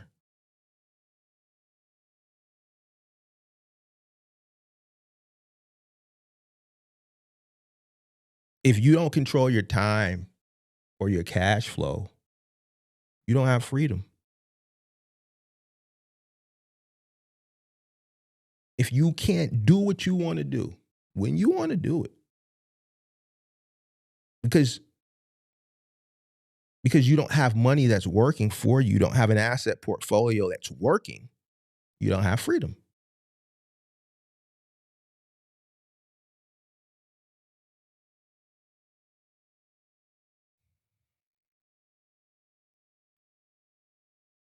How they scale? We're going to have to speed this shit up. We just had a recent call in recently. I need another truck. Failing with the first truck. We see it all the time. This is one of them ones where I just don't get. Hit the like button, subscribe to the channel, turn on post notifications. I don't understand why so many people think that when they fail with one truck that the answer is a second truck. Well, the first truck ain't making money, so the second truck could bring profit. That shit is stupid to me, bro. I'm sorry. I'm sorry. I'm sorry, bro. Shit is dumb. If your first truck is failing, you're just going to duplicate whatever it is you're doing with the second truck. You're going to just duplicate it. You don't know how to make money with the first. You think the second, you're going to do the same shit. Hustlers just think they need a second truck. They think the more trucks, the more money without mastering the first truck. A business owner is going to always seek consistency first and master the first truck and then duplicate. If you already are in a chaotic situation with your first truck, second truck is just going to be the same shit. I've talked about, and I've given case studies that has played out either on the channel or the Discord. I talked about the one once was wealthy white lady that came into the Discord with the Turkish man. I'm not finna go into it today because we press for time. But she thought the answer was keep adding more trucks, and the more trucks she added without mastering the first, she just kept times in her failure. Failing with the first truck, got a second. So now she's spending more money failing. Third truck, more money failing. Fourth truck, same situation. A lot of this is done based off emotion. You're struggling with the first truck, you go get a second truck. Emotionally, that's emotion. That's an emotional thing to do instead of the logical thing to do is to calculate your cost, which is what you haven't done to determine why you're not successful, why you're not profitable. Find the problem and fix it. But most people make emotional decisions. Or they'll have one good month, still not doing their numbers, one good month because let's say the rates are very, very exorbitant. So it's absorbing their ignorance and they don't know it. And they think now it's time to go scale. And then the week or two after they do it, the market corrects itself and then they start using the trash word again. And then what happens is when you scale chaos, you just multiply your failure faster. You're just duplicating it. Now your ignorance just becomes more expensive. That's it. Business owners scale after they mastered the first truck. They have data. They have consistency, repeatability. Profit is consistent. You know, when I knew it was time to go get that second, because the phone was steady ringing and my account was stupid with the first truck. I figured something out. We're making money. We're getting good reviews. It's not costing me much to operate. Timing played a pivotal factor at that particular time, unbeknownst to me, being transparent. Because I could say it was all me, but no, it was timing played a very important factor at that time, unbeknownst to me at that particular time.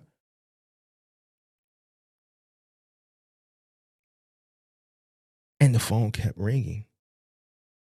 I'm telling a bunch of people every day we're booked.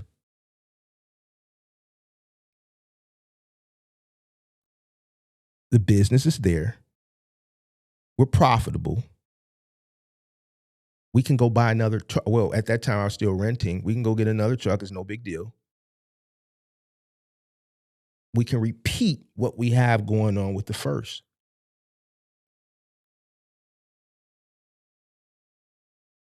You don't scale failure. You don't scale chaos. You scale success. Next. How they handle cash. Hustler going to spend it. Ask questions later. Why? Because they're not calculating their costs, which we know. They're going to spend it first. They're going to figure it out and adjust later. Business owners going to allocate, spend last. We kind of touched on this yesterday. Hustler, hit the like button, subscribe to the channel, turn on post notification. They came into the business for all the wrong reasons. They don't understand cash flow. They don't understand working capital. They're not doing their numbers. So the money that's coming in when they quick pay, they're covering, as far as the business, what they need to get to the next load for the day. And we hear them all the time when they call up, they zelling, they baby mama, misappropriating money. Just all of the things that they shouldn't be doing. All of the things that they shouldn't be doing. They go and buy new clothes. They running loads looking at the gross and adding that up in their head because it's 4 of them birthday this weekend and I got to put on for the section. 4 of them said we each got to put a G on for the section because it's going to be holes in there. It's going to be holes in there. So we got to get at least 10 bottles. So even though this 4 of them birthday, 4 of them can't do that. So it's 10 of us. We each put up a G. That's 10 grand. Cause we got to get a club 10 grand. Cause it's going to be holes in there and we got to look a certain type of way. So man, I'm going to run this load for 15. I see this how they picking the loads. They not understanding cost or nothing. They adding up what they see. Now they run across the country. Listen, Big Mark gonna tell you what it is. They got the ELD hacks. They ain't really on the legal. Majority of these cats running under the act. They under the illegal act. You dig? I'm just keeping it a buck. I ain't saying no names, so it ain't snitch. I'm just telling you what's going on out here in these streets.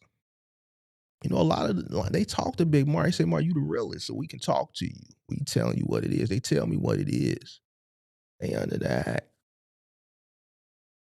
So they picking loads based on what they got to spend on their weekend. So I know I got to get 4 of them a G on the section, but you know, it's going to be a lot of holes and they're going to be looking at me. So I got to need another G for the Amiris. I'm going to get the black with the white leather Amiris. I'm going to go ahead. I'm going to get, God damn it, I'm going to go ahead. Fuck, I might not have enough. Fuck, so, because if I get that shirt, it's going to show my belt. Fuck, so I mean, I got to get a belt or I got to get a longer shirt. Fuck it, man. Let's just get the belt. That's another 6. I don't got to spend that much on the shirt, so I'll just do a hoodie. What Buddy said, Valley, whatever that shit called, Valley hoodie or whatever Buddy ass was talking about yesterday, or I get a gallery department or something, whatever, another 400-500 on the top. Damn, then I got to get some shoes. Then they going to spend another 1,000 to fit in on the shoes. So his whole week is going for that one day. And he still might not bag a Bernal. You dig what I'm saying? But shit, he finna spend everything he get for the most part that week for that day. And then in his mindset, fuck it, and I'm gonna have to work really hard next week to get it back.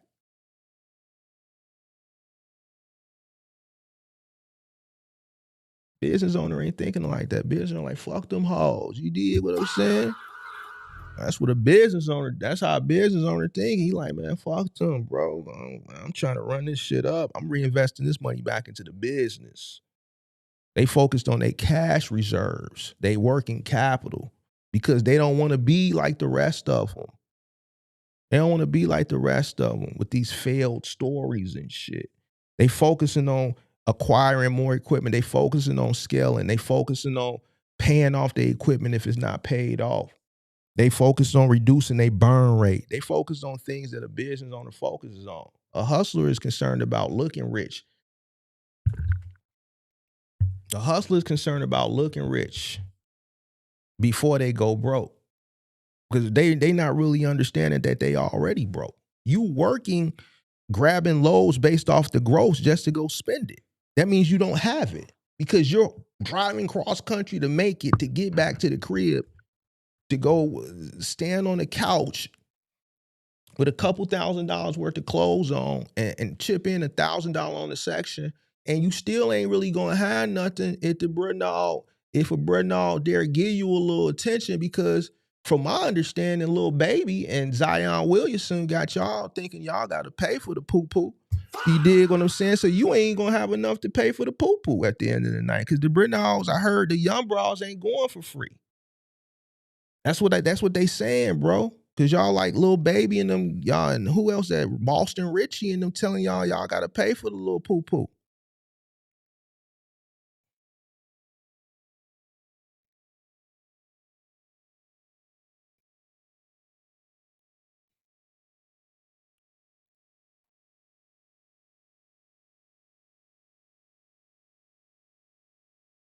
See that business owner that's starting at the same time as you, probably that same age as you, he look boring. He on the truck, probably got him on maybe some older jeans that he once had, some older Dickies or some shit like that. He probably got on him a safety vest that he got from Walmart, maybe a little Carhartt, maybe some little steel toe boots.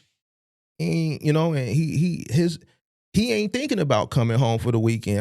I'm using an OTR example in this situation. He's staying out. He gonna reset at a truck stop. He's staying out so he can be, he can be in his radius and geographically Monday be ready to roll. He just gonna thug it out. He ain't really tripping. He got a plan, bro.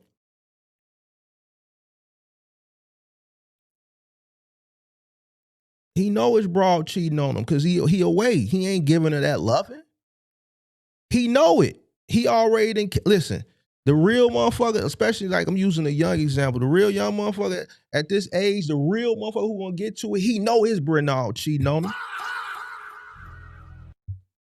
I'm gonna get to that too. We gonna cover that topic. I'm saving that shit for a very specific. I'm gonna do that shit. It's gonna hurt some feelings. I'm gonna wait for that. It's coming though. It's coming real soon. We're gonna touch on that. Don't worry about it. We gonna deal with that. That real business guy, he know it. I swear to God. He know it. He just thugging it out because he got a plan. He got a bigger part. He's like, fuck it. She don't see the vision. She ain't really rocking with me. It hurt, but skip it. She gonna see later.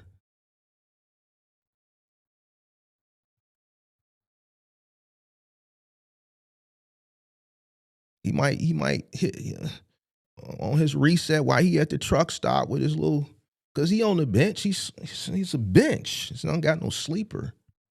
He ain't got time to. He's just thinking. She ain't answering, bro. You talked to her earlier. She ain't answering. Now it's Saturday night. You see the pattern. My eyes get to watering a little bit. Now phone going straight to voicemail conveniently at like 1:30. Yeah.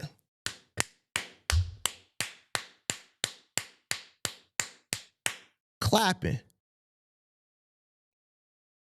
Cheeks getting clapped, big dog. I know. They getting clapped. Cause you ain't there, you can't do it. She hot. Just keep working, bro. Keep driving.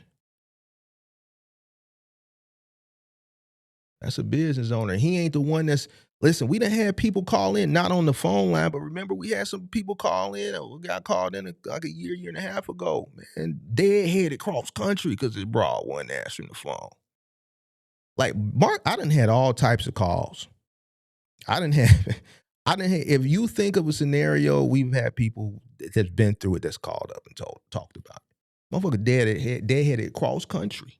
I gotta find that clip. I got so much just great content that I need to repurpose and do some DJ Vlad flashbacks because my channel wasn't where it is now. So we got to bring back some of that buried shit from when I didn't have that many subscribers. Dude drove dead-headed cross country because his broad wasn't answering. He was a hustler. He wasn't no business owner. Business come first, big dog. The point of everything I'm saying is the business come first. Everything else is God, it's business, then it's everything else, big dog. I'm just keeping it a buck with you.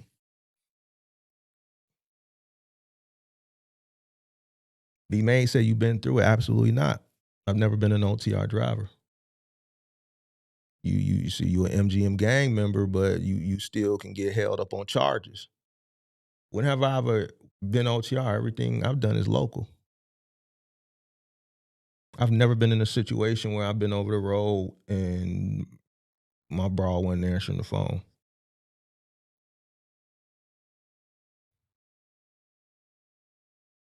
I've never been an OTR driver. So, no, I have never been through it. Trust me, if I would have went through it, I'd have told you. I told you my chick left me when I was building the business. She gave me the ultimatum. She wanted me to move out, and I didn't. I've been transparent.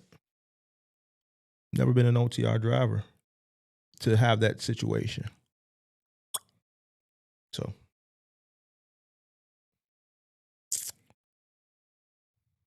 point is, the business comes first. A business owner is going to always put the business first. A hustler is going to spend first, figure things out last. A hustler is going to just pick loads based on shit that they want to do personally. Ignorant shit.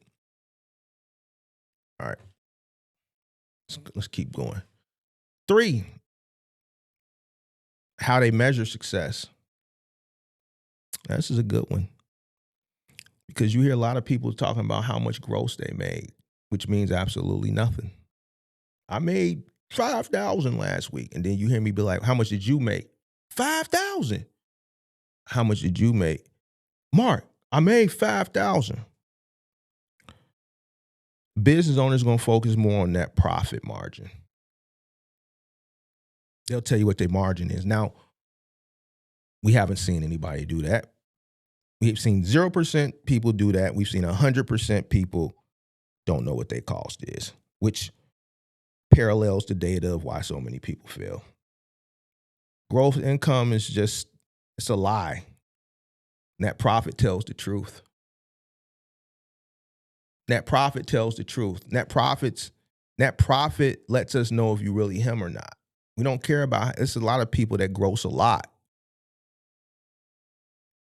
And they spend a lot. There's somebody out here right now that's grossing 6,000, 5,000, but they spending 55 this week, and they don't know it because they don't know what it's costing them to run their business. Right now, it's going to be somebody that's going to make 42 this week, but it's costing them 48. Y'all seen the guy that called up about 2 months ago now, was paying himself, but was operating at a loss the whole time. Generated $140,000 in revenue over the course of 3-4 months with $40,000 worth with cash between startup capital, which was $25,000, and hard money loans, plus another $9,000 from a family investment. But then when they called in the show, they was down to their last $3,000. Whole time he thinking he making money, but he's asking me where all the money went. Go back and watch that one. We clipped that one. So here's somebody that's running 2 trucks, that's averaging X amount of dollars a week for 2 trucks. I think it was $8,000 to $10,000 for 2 trucks. 14 weeks, average about $140,000. Plus $40,000 liquid in loan and startup capital. That's down to their last $3,000. There's plenty of people that gross, but are spending more money than they gross and don't realize it until they get down to their last few pennies. And by that time, it's too late.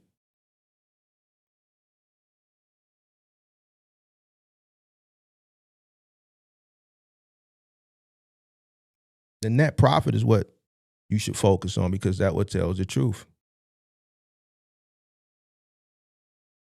If you don't know what your net profit is, if you don't know what your profit margin is, if you don't know what your cash runway is, if you don't know what your monthly fixed costs are, if you don't know what your average monthly variable costs are, you just playing business. You're not running one. You just playing. It's like playing house. You role playing. You just role playing. You role playing as a business owner. You ain't one though. You a hustler. Speed this along here. How they think long term.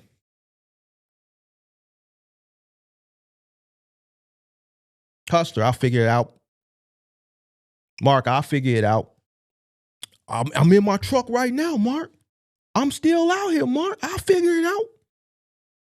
That's a hustler. Business owners preparing for the future. What is it going to look like in 3 years? You always hear me talk about what's it going to look like in 5? What's it going to look like in 10? I use this example all the time for the giggers.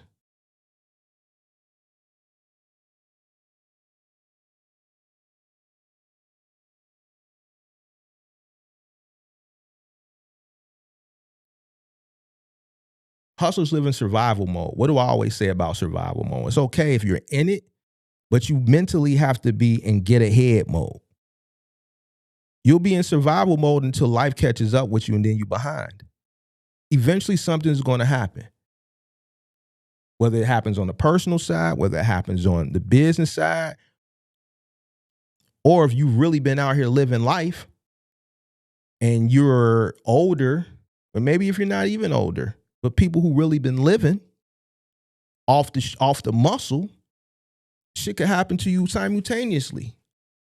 Bad things come in threes, it seemed like. If it ain't one thing, it's another. So much shit happened last year. To me, a lot of y'all don't even know nothing about it because I don't talk about it. I told y'all about some of the shit. But you know what solved every single problem? Money. Wasn't nothing I could do. Everything was beyond my control. By the grace of God, just have money to fix the problems. Keep moving. Now, a motherfucker who in survival mode and a bunch of shit keep happening, now you behind. Because whatever little bit you did have while you were surviving, you take care of what you can take care of. Now the rest shit is looming and now you behind. Because you wasn't mentally trying to get ahead. You just okay with being in survival mode. You do things to keep you in survival mode. You do things, what I talk about stress. Look how a motherfucker call up here when I was doing drop the link and I used to crack jokes on these motherfuckers. The $5,400 buddy who was renting a truck, that motherfucker was 34 years old. That motherfucker looked like he was 54. And I'm like, bro, you 34? Like, yeah. I'm like, man, you look like you 54. I was 44 at the time. I'll be 46. Nigga, I'm not stressing out over nothing. Why? Because I'm not putting myself into situations that's causing me to have additional stress. I'm not doing it, bro. I'm not gonna put myself into a situation that keep me in stress. Fuck that shit. I'm not doing it, bro. As it pertains to business, life, abroad, nothing. Nothing. A lot of people keep themselves in a situation that's just gonna have to be constant stress. If you understand how life works and how business works, eventually something gonna happen. You have to be prepared for it. That's why I said we don't deal in hope. Mama always say hope for the best, but prepare for the worst. Not just hope. You're just gonna hope everything. No, we don't just stop with we hope everything. No. Hope for the best. Prepare for the worst. Yeah, you can hope, but don't stop there. Be prepared because something gonna happen. Truck gonna break down. Roof gonna collapse. Pipe gonna bust. Blow out in the middle of nowhere. Somebody gonna pass away and ain't got life insurance in the family, and you gonna have to chip in to have a good burial, so you don't have to, damn it, do no GoFundMe or some shit like that. And so you only got to cremate them or some shit like that. You could have a proper burial. God damn it. Somebody gonna need some help somewhere. Things gonna happen, bro. Kid gonna try out for something and make it. And then it's gonna be fees that come along with it. Car might break down at the same time your truck break down.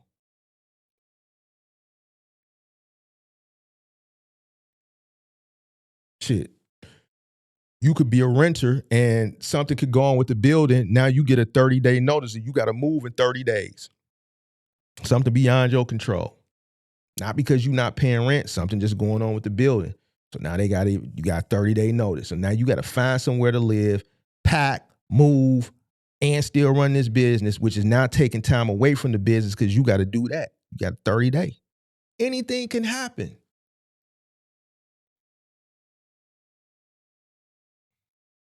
At any time. So why keep yourself in this survival shit?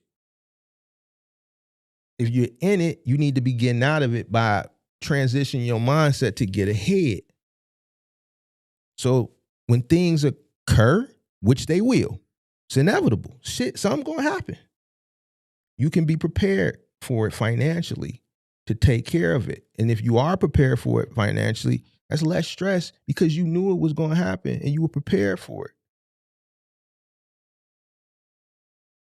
Don't bite off more than you can chew.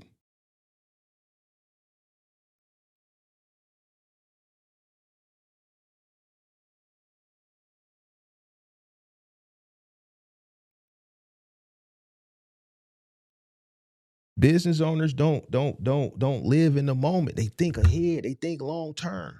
Like I said earlier, exit strategies, preparing for exit, always doing what they're supposed to be doing at that right time so that they could properly exit, or when unforeseen situations do arise from a negative perspective, they have the resources to take care of it. Or if unforeseen situations arise, that could be a positive, a once in a lifetime opportunity because they were working towards something. They're prepared to take that on that can benefit them.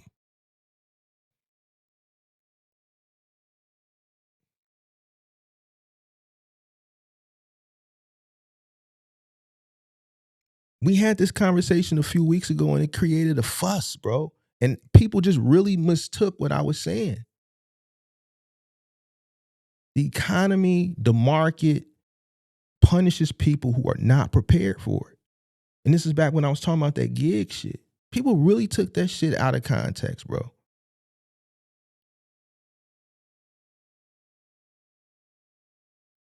The market punishes people that are not prepared for it. And the main reasons people get stuck.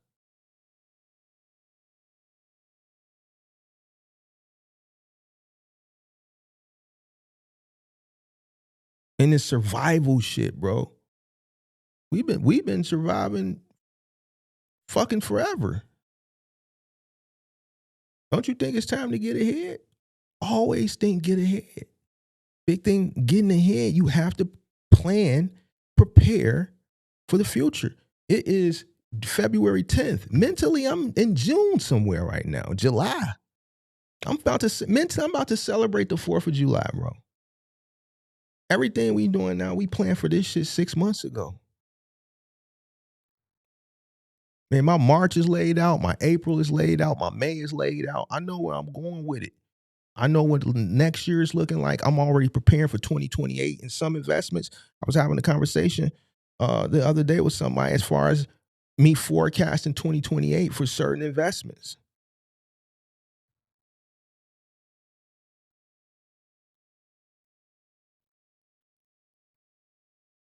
I'm not just here today and just whoop-de-doo. All right, today and then tomorrow and then the next day. No, preparing.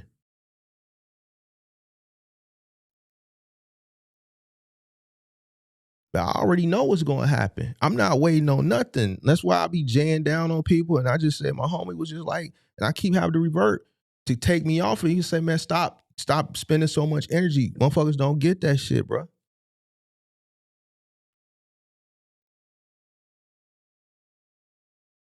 So keep living for the day. I'm going to live in the day, but I'm going to prepare for the future. Always. I'm not going to create stress. I'm not going to make sure that I'm going to make sure that I always, when situations arise, I'm prepared because they are. I've been through enough shit in my life, business and personal, know that eventually something around the corner. I don't know what it is. I hope and pray it ain't no deaths. But I know something eventually is going to happen. Last year I had a bunch of shit happen. Bunch of shit happened last year that cost money. It was one thing after another. Just had to get everything, just had to spend money. So you can tell a business owner versus a hustler by how they think.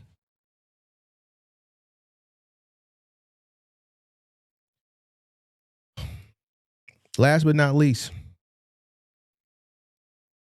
identity. Where they are in the game, their identity. It's the real difference. Hustler identity, business owner identity. Hustler, grind, hustle, stay busy, trying to get paid. The business owner is trying to build something. They're trying to build something.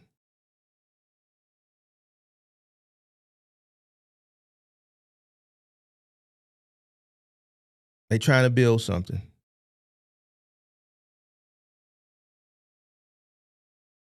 It's obvious. You know, I hear a lot of hustlers say, I want to work on my business instead of working in my business. I hear a lot of people say that shit. I don't know who started that shit. And you know what? You have to get to that point. Every person that I've heard say that has called into the show is either not even in the business yet or has just gotten started. And they already thinking about removing themselves, which is fine. But they're thinking about it from a premature mindset. They haven't even built anything yet. Their mindset should be focused on building something that's scalable, building systems, building something that's profitable. And if you focus on the foundation, you'll get to a point where you can remove yourself from the field and work on the business from the back end, from an office somewhere, to continue to grow the business without being in the field. But you have to build the business to get to that point.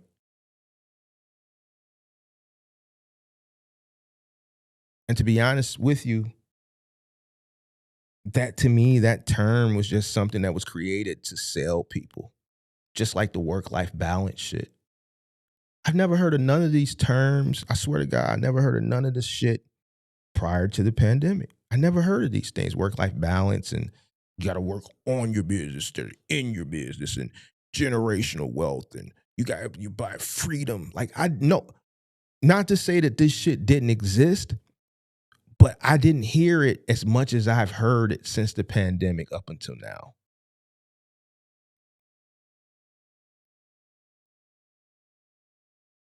I think what happened was you had some early adopters like Ty Lopez and some other ones that created what we know today as the influencer. And you have good influencers, you have bad influencers. You have influencers that focus on building sales funnels, and they create these different terms to prey on your ignorance.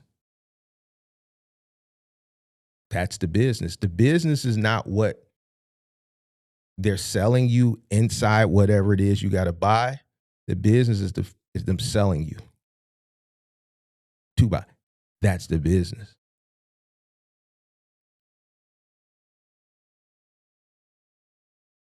That's the business model. You are it. Not what you're purchasing. You. That's why guys like Ty Lopez charge people a lot of money to duplicate what he's doing to take advantage of the ignorant people. Boniface a gun too. He spent a lot of money with Ty Lopez. And he came back into the black algorithm during an early adopter time prior to the pandemic. I think I started seeing him around 2017, maybe 2018. And then what happened was, across algorithms during the pandemic, the mindset shifted, and all of these people really, really took off.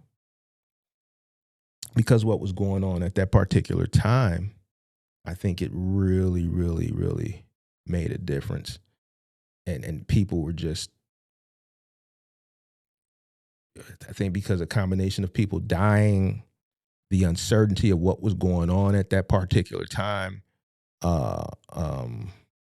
just people sitting around, getting lazy, getting complacent with just earning money, because people were earning money. Even people that worked jobs were earning money with not having to go to work. People who worked office jobs got to work from home, and their productivity level went down, but they were still making good money, and they were doing things that they couldn't do prior to the pandemic when they had to report somewhere. You had people that were taking their laptops and they were sitting on the beach You had people in the nail salon with their laptop. You had people that were taking vacations or out of the country. They could multitask, freedom while getting paid, working with low productivity, and their superiors weren't really tripping because they were doing the same fucking thing. And then when it was all over, people had gotten comfortable with it. Their mindset shifted during that time period. Now you have what we have now. So everybody is looking for this work-life balance and this freedom. Everybody wants instant gratification. Everybody wants to live a life without having to earn the life that they want to live. Because once upon a time, a few years ago, everybody got to do that. And the people who were early adopters from influencership that was promoting this freedom and work-life balance and be your own boss, they assisted in it and they made a lot of money from it.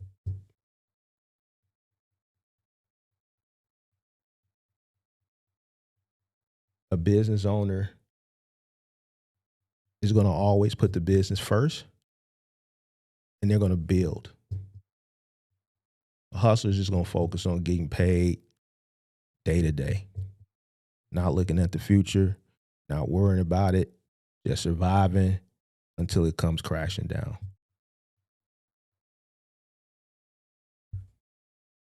What time is it? 4 o'clock. Appreciate that super chat, Chauncey. Sweet. Make sure you hit the like button, subscribe to the channel, turn on post notifications. Let's do this. Let's open up the line.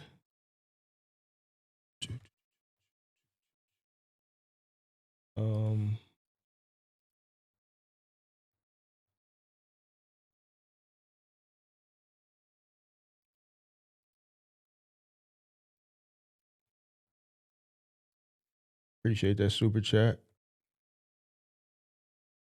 Let me get to this.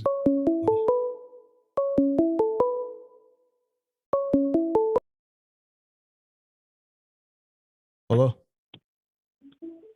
Hey, Mark, what's going on, good buddy? What's up? Yeah, I was checking out your video today. You're saying difference between a hustler and a business owner. That's a good topic right there. I believe, like you said, a business owner, he's thinking long term, trying to grow the business, make something where as though he doesn't have to be there for the business. A hustler, he's just going to keep working himself to death, working his equipment to death, and whatever happens, happens. So if the truck goes down, he'll take the first quick deal to get a new truck where it could be hurting him in the long run. Whereas you got a business owner that's operating a business standpoint, he knows the numbers, he knows his margins. He's more so willing to grow long term with that. Okay, I agree. Yeah, that's something I've just been learning throughout the years of operating with this business. Today, I look at my drive tires; they're flat. So what I do, I did the proactive method. Went out there and bought two used tires, so I can drive tomorrow and not get caught up with DOT or anything like that. Mm-hmm. DOT on the road would have cost probably like $1,500. I only paid $400. So a hustler would be like, I'm not trying to do that right now. I'm trying to flip this. I need the money saved up. No, the money is saved up when you're putting it in your equipment. It's not just saved up in your bank account. It could be in your credit line. It could be in your equipment. It could be with your relationships. Mm-hmm. And that's another thing. They find a way to burn bridges with people that help them out. Oh, fuck that broker. I don't need to be with him. I'll get with somebody else. You're killing your lifelines. You know what I'm saying? Mm-hmm. You don't want to do that. So yeah, that's all I wanted to put out there, man. I came in at the last minute. I seen the difference. You had that up there on the icon, and you're speaking, and you opened the chat. Yeah, I just want to holler at you. All right, man. Appreciate you calling. Yeah. All right, man. Be All right, Lynn. All right, phone line is open, 312-772-5483. Appreciate the super chat. Sweet. What's up, Joe? What's going on? What's going on? What's going on? Shout out to Ben Uzi for joining the MGM gang. Sweet. Phone number is up. We're gonna set the timer too, because I just don't nobody call in 5 minutes. I'm gone.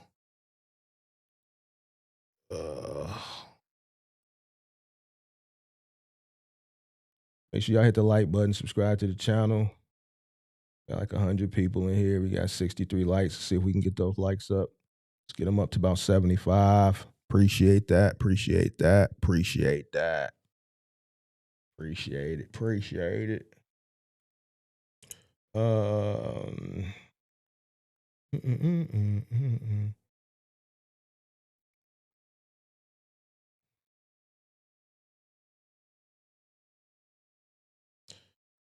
are you talking? Let me see something. Something I see.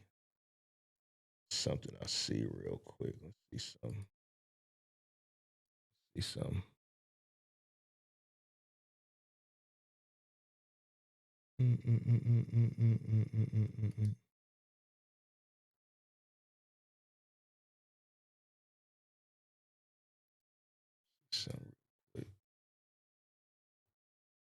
Something real quick.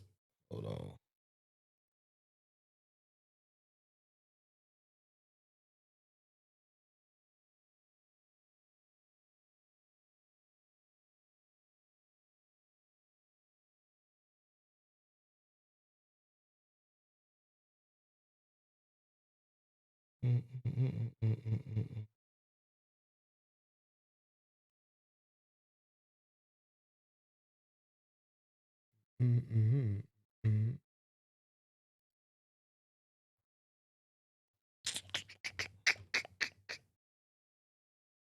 All right. Phone number's up, man. 3 minutes left. Oh.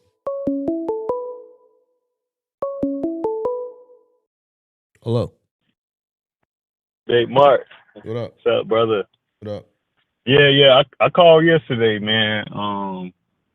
You know, I continue watching some more videos and everything after we got off the phone yesterday. I'm gonna go ahead and stick with the final mile, bro. You know, that's what I think is gonna work best for me and my situation right now. All right. Sounds like a plan. You know, I'm on the business mindset. You know, not that hustling mentality. You know, just trying to get that money, trying to spend it, man. I'm trying to scale off with this. Okay. But I do have a question. Because I was listening to you where you were saying you were getting constant calls, and you know, you had to go get another truck, and so with the final mile, how would you know where you need to scale it? Like you stacking your money, you putting your money back, you putting everything back into the business. The opportunity will be there. You'll be profitable with what you got going already, and then you're either gonna proactively go search for more opportunities, or they're gonna present you with opportunities because of how efficient you are within that 3PL. But you know, you have to be profitable with the truck or trucks that you already have in place. All right. I'm the guy that called yesterday up here that, you know, I told you that the contract was telling me $550 a day. Yep. I know who you are. I can tell. But I feel like I can make it work, bro. I feel like I can make it work, man. Like I said, I'm a frugal guy. I know how to put my money up. Hey, you ain't got to say me, big dog. Just do it. Yes, sir, man. You ain't got to sell me or yourself. If you feel like you can do it, do it. Just make sure you do it right. Make sure you come in right. Feeling is a emotion, you know. So if you saying you feel, then that's, you know. Well, I know. right. I know I can do it. But yeah, I just wanted to give you a call, man. So I'm probably gonna tap back in, in a few months, let you know how everything going, and give you an update on it. All right, be done. All right, bro. I appreciate you. Yeah. All right.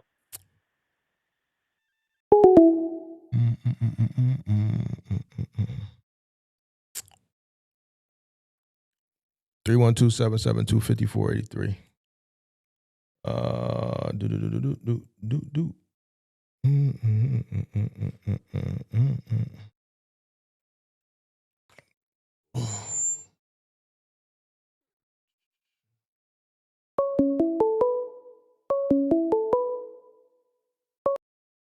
Hello. Hey, how's it going? What's up? Who that? Is this that Mark the Mentor show? Yep. Hey, I had a question for you, man. I'm trying to figure out how, because it's tax time and this is my first year filing taxes. How do I go about, getting all that tax stuff going, and where should I go to file some taxes?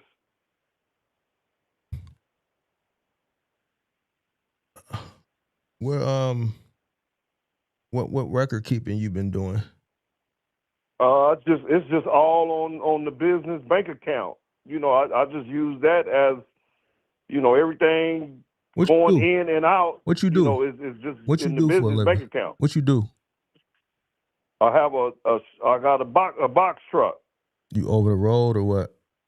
No, I just stay in California. I own my truck. My authority is only on about 7 months old. I've been doing pretty good. It's going pretty smooth. I've had some breakdowns, but the business is working. What are you And doing, I'm bro? just, What are you my doing question. out there, bro? What are you doing out there? What you mean? What am I hauling? You say you local, so what are you doing? Are you final mile? What are you doing? What are you Well, doing? no, I work the load boards. I also got a contract with floor decor. Floor decor and load board is what I'm doing. Who you got that floor and decor through? Curry?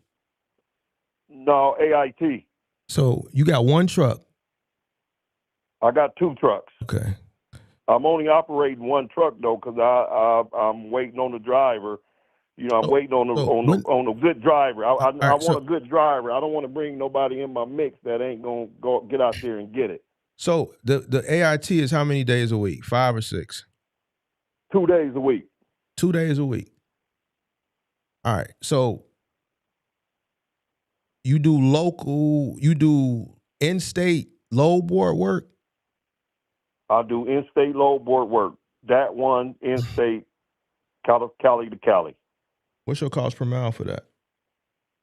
$1.11.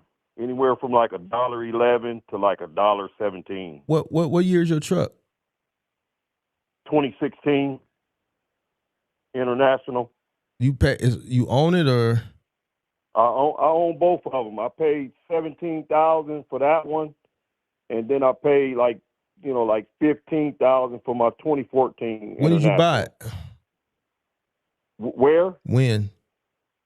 I bought my 2016 in December off Facebook Marketplace. Both of them. You bought both of them this December of 2025?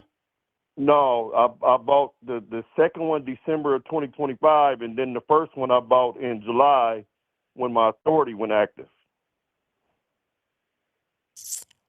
So you haven't recouped yet? I haven't recouped, but the business is going good. It's working. It's working. Yeah, I haven't reinvested. I haven't put any more money into it. The first truck helped me buy the second truck, and so you so haven't recouped from the first truck, but the first truck helped you buy the second truck. The first truck had to help me buy the second truck because I didn't have enough money. Without making that money, I wouldn't have been able to buy that second truck. And then me buying that second truck was kind of like on I was going to eventually buy a second truck this year, but I bought one instead in December because my first truck had a breakdown. And then, so I went and bought me a second truck while the other truck is getting worked on, so I'm just, so basically I got a truck stacked. Like I'm not even using the second truck yet. And I don't even have insurance on the second truck. So I just got one truck with one insurance. I got two trucks, but I got one operating truck that's in compliance. So you got one truck in July, one truck in December. One has insurance, one doesn't. You haven't recouped on either one of the trucks, but you assume you're making money because you haven't. Well, I'm making money, Mark, because my business bank account has more money in it than I put in it from the get go, and I own two trucks. And when I first came into the game, I didn't have enough money to afford the second truck. What's your profit margin, big dog?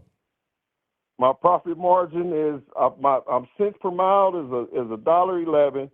I'm bringing in, I'm grossing like 30, anywhere from like 3,000 to 3,500 a week, and I'm probably making the netting, like maybe about 22 to 2,500 a week. So it's going pretty good. So you bringing in 35 and you taking away, you walking away with 22. Right, because you figuring I'm saying you saying probably too, so it's probably in there. Right. Well, those aren't hard numbers. Those aren't hard numbers. They should be hard numbers, though. They're definitely. They should be. Though. What's that? They should be hard numbers. You should know what you made.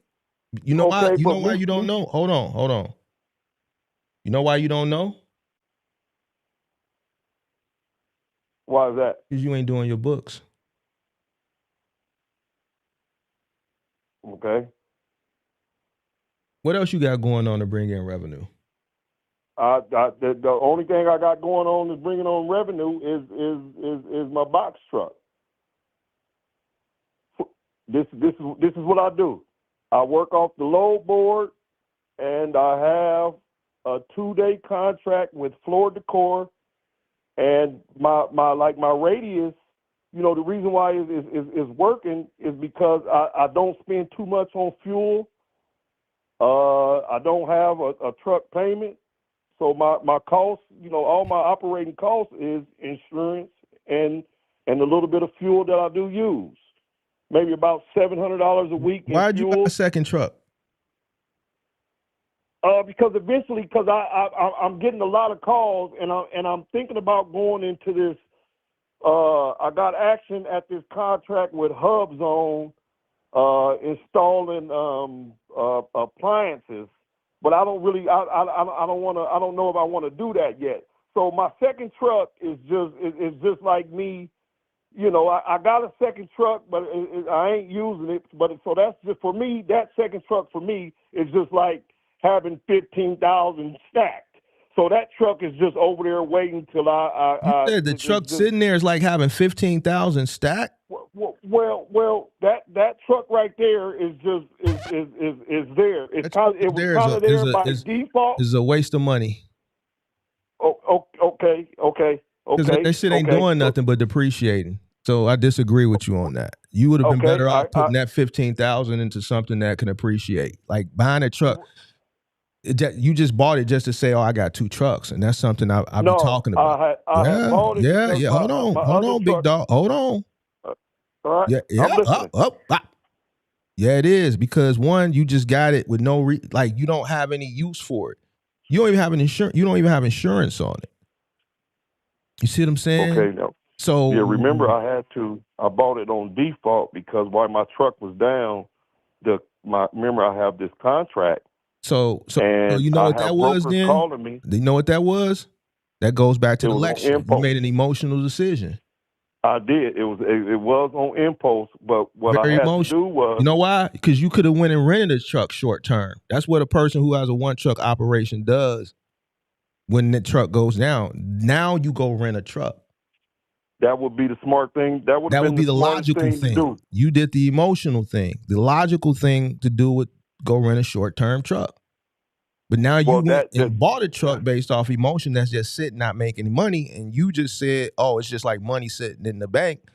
No, because money sitting in the bank is appreciating. It's not appreciating much, and I always steer people away from. Hold on, let me cook. Away from that, I'm looking at your show right now too. and put it into something that gets a better return on an investment, like a brokerage. So I have to stop you right there because that's a no-no over here. We don't do that over here. That's a no-no. It's no-no. All right. So, but you can keep going. I'm listening. I just wanted to. Okay. So where I'm at in my business is I'm trying to figure out like the tax part. You know, is time for me to. You need to go like to I a say, CPA, bro. You need to go see a CPA, bro. See a CPA. Yeah. Go see a local CPA. Should I see, one that specializes in trucking, or for Is all your debits and credits streamlined or no? Everything that comes in. So the answer to that is yes, because anything that comes into the company goes through the account, and I only use that account for shit that pertains to the business. Is one account? One account. So it's streamlined. So it's streamlined. Go through it. Download every statement from the past 12 months, from January to December of 2025. Find you a CPA and take them all the statements. All right. Yeah. Remember, mind you, my authority is 6 months, so it's going to be from 8 months till, from whenever August, you started operating, from the time you started operating, from whenever you started the business account. Right. Because you infused that account, I'm sure, to buy the truck. Right. Whose name is the truck in? Is the truck in your personal name or the business name? My personal name. And when you bought the truck, how did you buy it? Cash. Like cash, or you wrote a check? No, I gave the dude cash.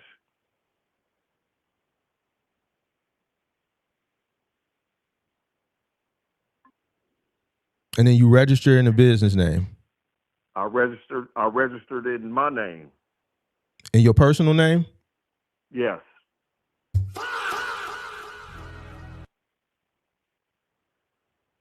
So what should I do? Should I have registered that into the business name? What you think, big dog?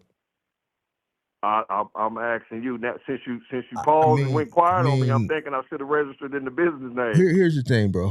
Why would you got an LLC? I'm assuming, right? Pretty sure it's an LLC, right? LLC. You got an LLC. Did you get the LLC before you bought the truck or after? I had the LLC for about 3 years. So you had an LLC and you go buy a commercial truck in your personal name. Yeah. Let me ask you a question. God forbid somebody run out in front of you and you hit them, then what? Yeah. No, I know. Yeah, I'm asking you. What happens? You say you live in LA? Well, no, I'm about 100 miles from LA. You rent or you own? You got a house out there? I rent an apartment. What assets do you own? I don't own too many assets. That's why I don't own no assets but my truck. And that's one of the reasons why I think I'm being able to make it, because all my kids is grown. I'm 47. All my kids is grown, and then me and my old lady, we own our cars. So my living expenses are low. So anything that I was making, I left. I just leave in the. I don't even really pay myself. I got some other things going to where I can keep me and my wife, and we. I asked you earlier how else you made money. You know why I asked you earlier? Hold on. You know why I asked you earlier how notice how I asked you. I didn't say, do you do anything else to make money? I said, how else do you make money? The reason I want you to focus on how I asked you is because I was sure that you make money somewhere else. Now you should be asking, how do I know that? I already knew you made money somewhere else. When you said Well, no, yeah, probably, I knew you was lying. Probably for Hold me on, being let a me new, cook. Let me cook. yeah, I want you to focus. yeah. I didn't say do you got other sources of revenue? I didn't say that. I said how else you make money. I said it confidently because I know it's money coming from somewhere else. Why do I know that? Because I know you're operating your box truck business at a loss. You don't think you are, but I know you are based on the short conversation that we had. That's how good I am. What else do you do to make money? I'm gonna ask you one more time, man. If you want to talk, you have to be transparent and truthful. Yeah, right. No, I'm being real transparent. I'm not talking to the police, and I ain't. So how else do you make money, big nothing. dog? How else do you make money? Well, I was a safety professional, and I'm getting old, and like I say, I had started my LLC like 3 years ago, and I didn't really do nothing with it. I just was thinking about it. Well, for a minute I was gonna do the hot shot shit. And then I said no. Then I don't have no commercial license, so I couldn't, go get me a semi. So eventually, the idea kind of evolved into me getting the box truck. But with that safety thing, I had a little nest egg, and now I'm getting, I get some unemployment, and Okay. I have some. There we some go. labor See, you union. got to keep it real because here's the thing: Big Mark ain't no fool, bro. I'm Right. cold. Okay. So that's why I said, Okay. how is you making money? So Right. you gotta be, I you got gotta a keep it a buck. little other income All right, coming then. in. All right. So now, So let me ask you a straightforward question, so I don't be bouncing around here, so I can, kind of get, what I'm needing here. How would I? Well, of course, me keeping some better books, but how am I operating at a loss if I haven't reinvested any money into my business? because you got other streams of revenue and you commingling and you don't realize it. See, what you doing, there's no way you can be profitable with what you doing. You just don't know it. That's why I asked you, how else do you make money? You told me, well, but Mark, I knew that wasn't hold on, true, and I was hoping eventually would come out, and it did. Oh no, let me cook, big dog. Let me cook. I've been doing this. I gotta be profitable though. But let's get back to this. Let's get back to this. You can't say you're profitable because you don't know. You don't even know what your operational cost is. You cannot determine profitability or loss if you don't know what your operational cost is. Let's get back to this. The truck is in your name, big dog. That's mistake number one. You can't write it off. Okay, you pay for it in cash. Hold on, big dog. Right. I'm listening to excited. this because I'm agreeing. You pay for it in cash. Right. In your personal name. Which is a double negative. Right. I'm more concerned if something happens. You have a commercial truck in your own personal name. Okay. I got my pen. So how am I going? You need to go down to the DMV and sell the truck to your business. Go down to sell it to the business. See, this is the type of shit that see, this the type of shit you ain't gonna never get from your favorites. They don't know this shit. See, this the type of shit where motherfucker could really go upside a motherfucker's head. But I'm gonna give you some game. Give me some game, man. That's why I call. Sell the truck to your business for $1. Go down to the DMV, sell the truck to your business for $1.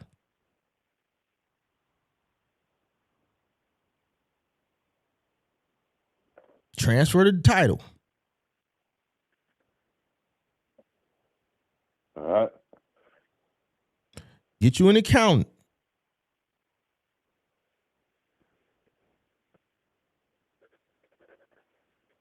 I'm at the accountant.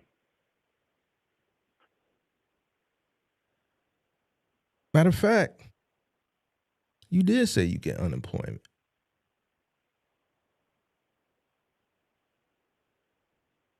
Man, go talk to an accountant, bro. Go get talk to an accountant. Yeah, go get you a CPA. Everything Get a you telling CPA. me, everything you telling Huh? me, um, everything you telling me, bro, go tell to the accountant, bro. You need help. You did a lot of bad things. Yeah.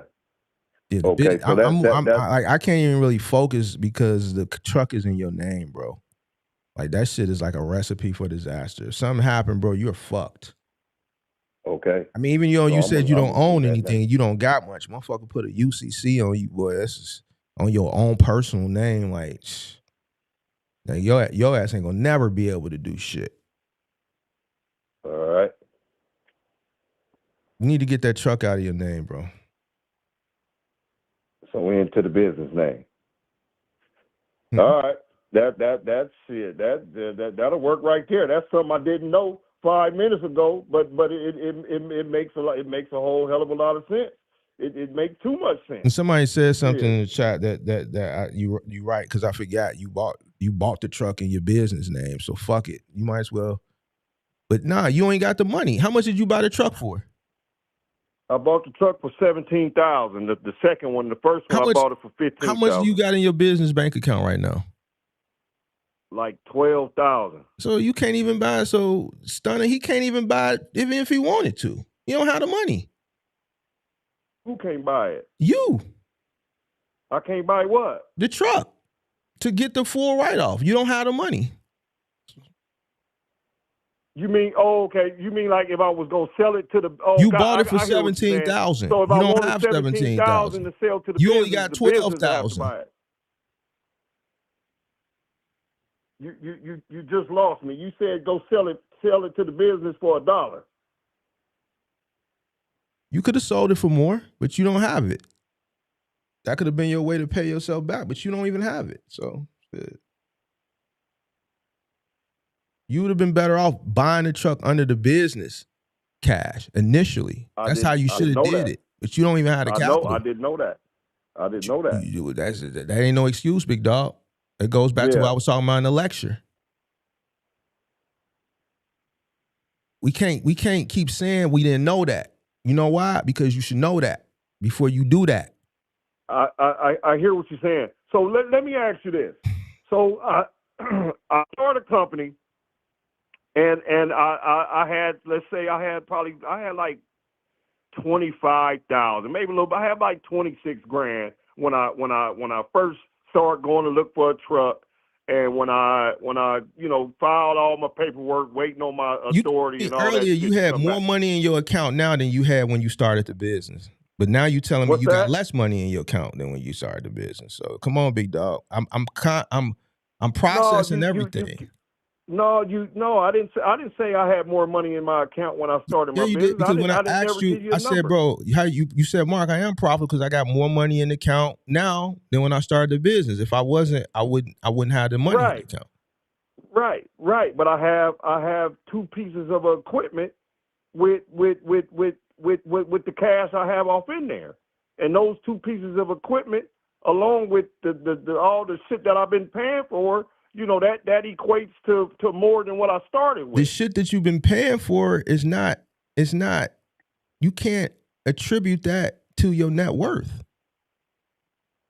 Right. That was part of the expenses and the learning curves and all Money that coming other in shit. and Right. money going out that's coming in is money going out. That is not profit. I get that. That's not. I literally talked to somebody that made 140,000 in gross revenue over the past 3-4 months, and they don't have nothing. This goes back to what I say all the time. Just because you working don't mean you're making money. The reason why I can confidently say that you're operating at a loss is because you're telling me it without, and you don't understand how you're telling it to me. This is why I could say earlier, where else do you make money? Yeah, but I'm gonna have to. I can't agree with you on that, Mark. You don't because it has to be. I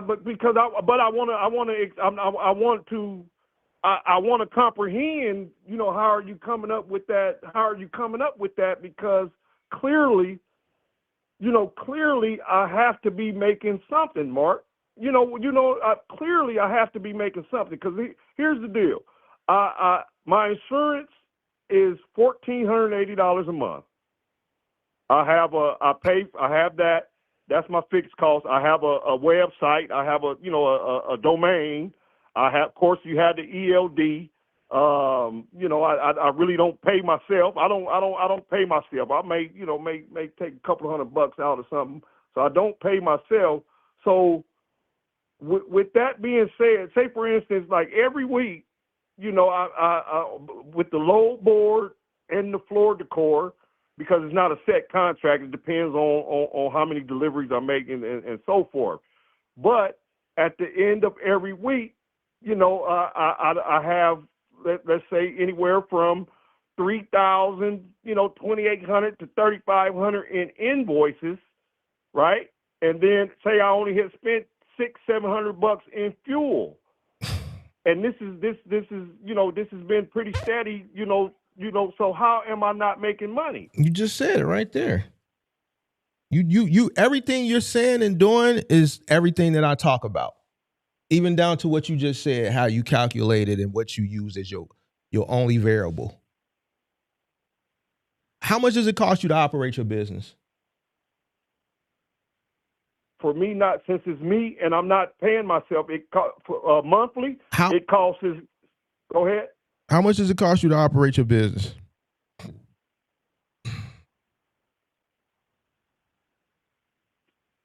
You don't know. $1,700 in fixed costs a month, and about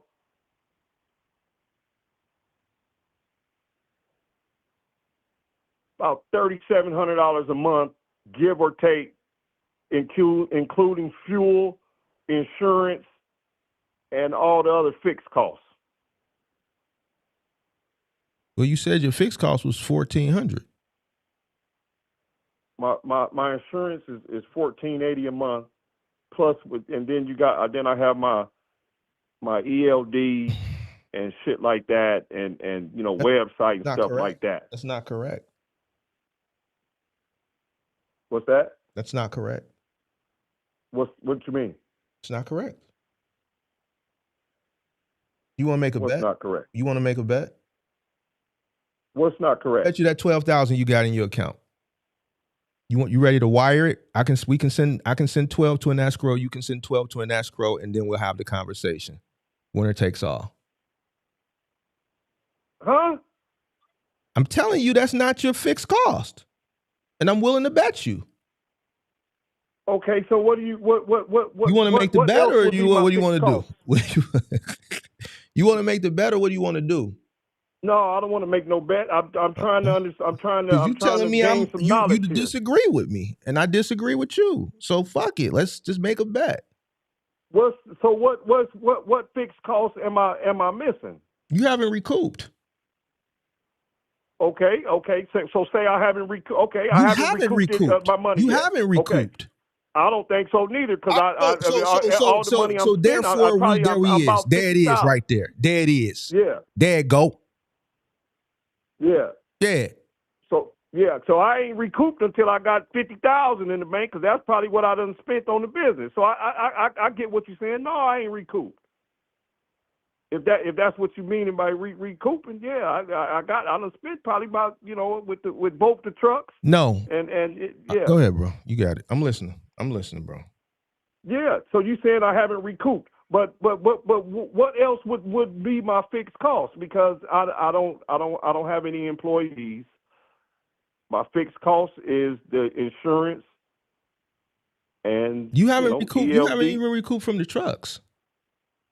You just bought another one in December. It's only February 10th. Yeah, definitely ain't recouped. So you can't tell me that your insurance is your only fixed cost. When you have two trucks, one is not even running, doesn't even have insurance, right? But you bought it. The other one that you bought last year, you haven't recouped. So how is that your only fixed cost when you're not even calculating or adding into your equation your return on investment from the trucks? Okay. So how would I? So here's what I'm saying, bro. Listen to what I'm saying.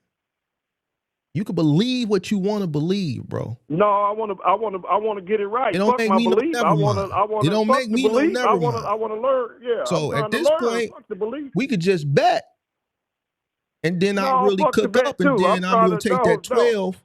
I'm gonna tell you what I'm gonna do with that 12. I'm gonna take that and I'm gonna spend it.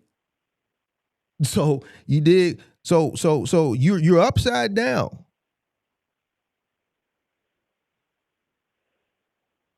You're operating at a loss.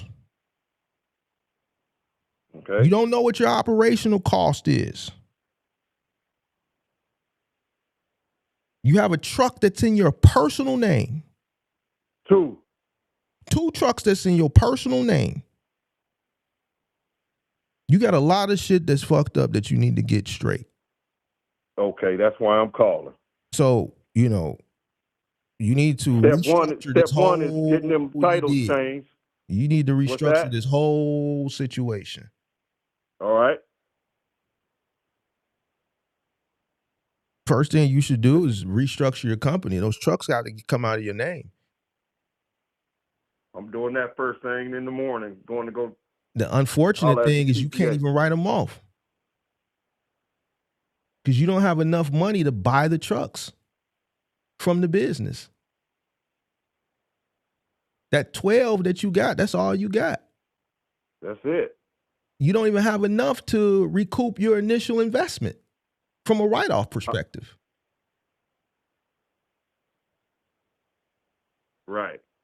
And that initial investment would be the cost of the both the trucks. The truck you bought was how much? What's that? The second truck you bought was how much? $15,000. You don't even have the first truck was $15,000. The second one I just bought in December, I gave the dude $17,000. Okay, so you don't even have that. I don't have the 32. No, I don't. You don't have even if you wanted to do one individually, you don't have it. So that's what I'm saying. Okay. So what is your advice besides going to go holler here's at what the you need to do. You need to get them trucks out of your name. I would still go talk to a CPA, and I would tell them all of this foolishness. They're gonna tell you to get the trucks out of your name, but they may have some way where you can some math that they're willing to do because you're gonna pay them to work with whatever that little money you got to see if they can get you some type of write-off when you sell them. They may say, hey, sell each one, buy each one for $3,000 a piece. I don't know. That's where you need to go talk to them at to see what type of math game they can play or tricks that they can do and codes they have. As far as that's concerned with the money that you have. But them trucks need to come out your name. Yeah. And then from there, you need to get some write-offs. But here's the thing. That's not even going to count for this year. I mean, for last year. Because even if you do that, let's say you buy both for 12 and you go broke, that's going to count for next year's taxes, not last year's. Because I'm buying them in January 2026, right? February, big dog. February 2026, yeah. Well, shit, I tell you what, that's the reason why I called. I done learned something, and it makes sense. I go and get them motherfuckers out my name because it makes sense. They shouldn't be in my name. I should, I ain't never thought of that, and ain't nobody never told me that neither. But so shit, I'll get on that first thing in the morning. Good looking out. I don't know who you been listening to. I don't read. You know what, man? I just been going off of some shit that I know, and just I'm doing it to for me to be having a brand new authority, and it's going pretty good, man. It ain't going. It's not going good, big dog. Pretty good. It's not. Stop gassing yourself. That's why so many motherfuckers fail, because they gas themselves up ignorantly. Your shit ain't going good. You got 2 trucks in your name. 2 commercial trucks in your personal name, bro, you don't know how serious that is. Yeah. For many reasons, tax reasons, liability risk. Liability. Yeah.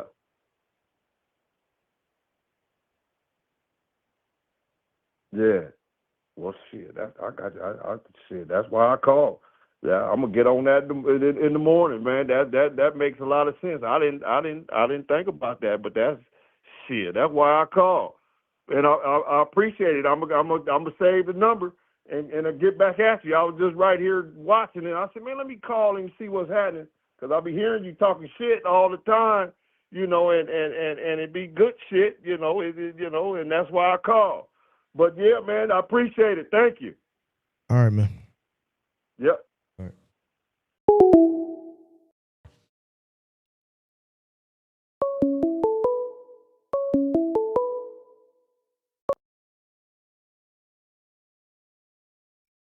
Hello. Hey, my name's Patrice, and I was calling in for the show. Your name Is this like a pre-screen? Oh, did I call the wrong number? Oh, What's your name? never mind, sir. Patrice, never mind. What's going on? Never mind if you don't remember my name. You call into the show, so I don't know nobody. Yeah. I Oh, don't I know thought you were nobody. still talking to him. No. I thought you were still talking to him. Get out of here. How can I help you? Wait.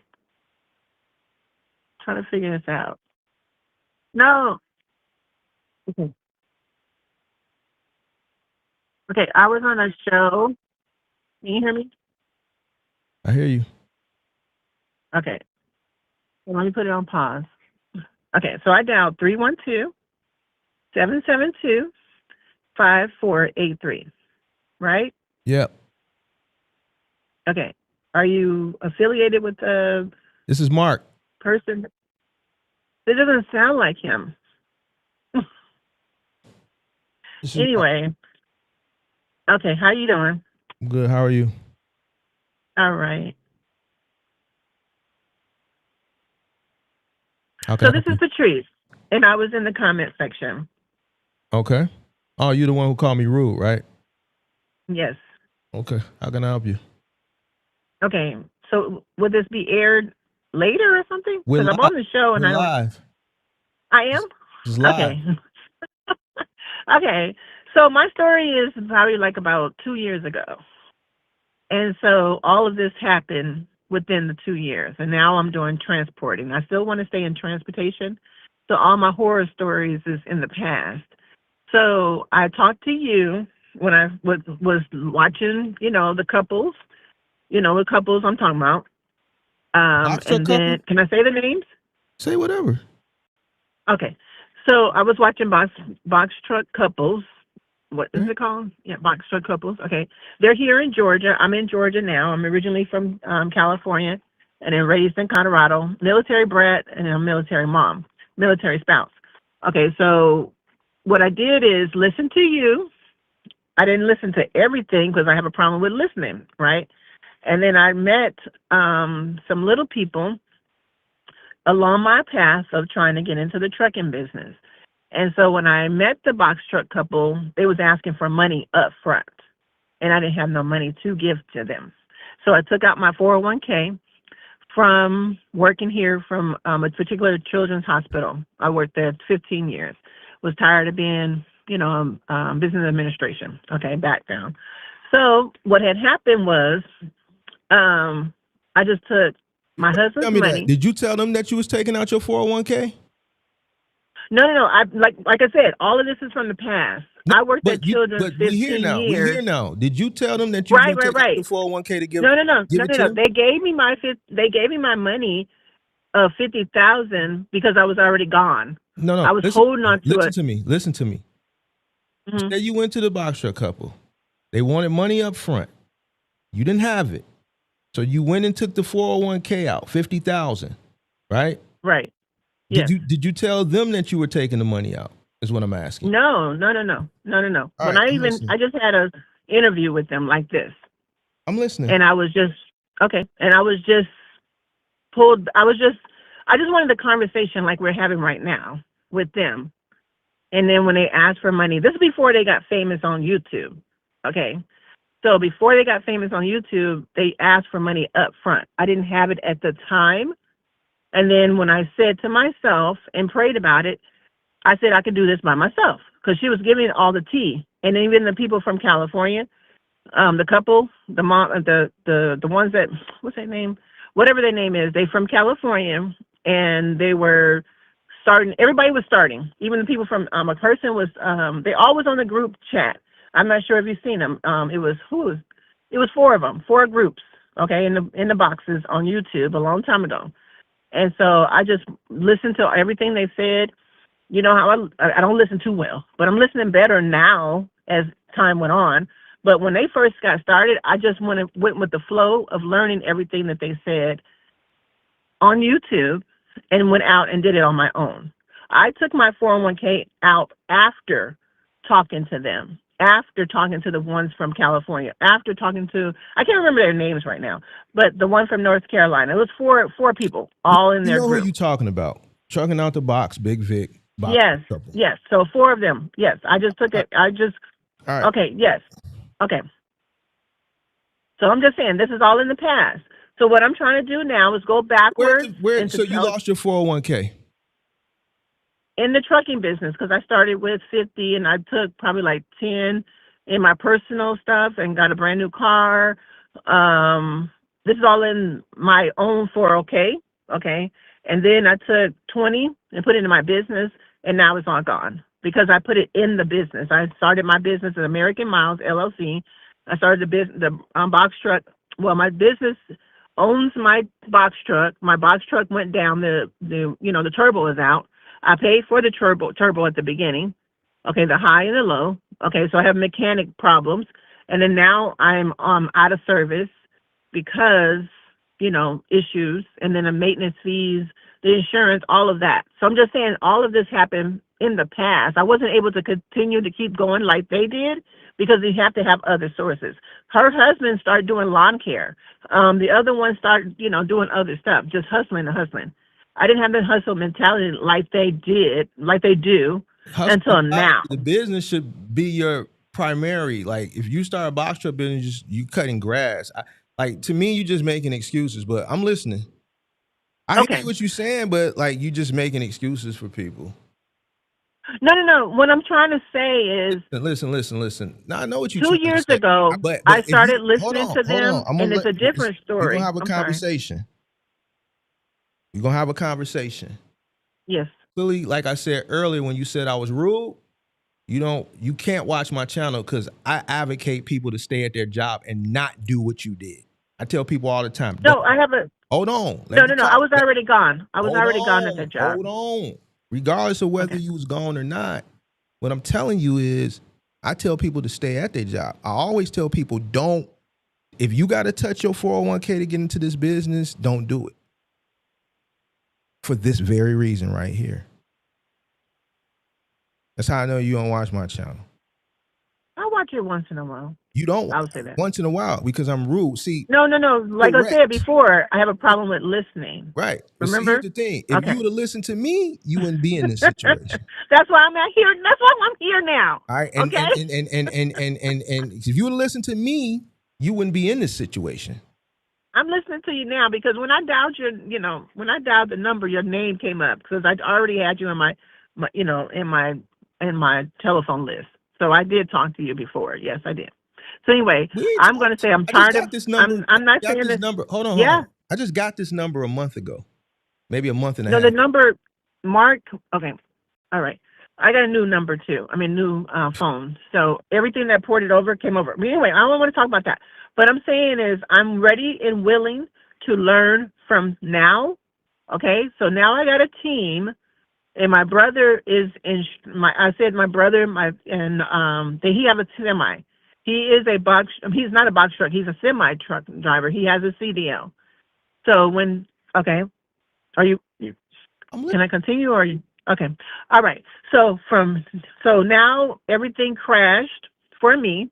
I learned my lesson. I did the OTR, went everywhere, but I was working for other people. And then the people that, I mean, when I was so,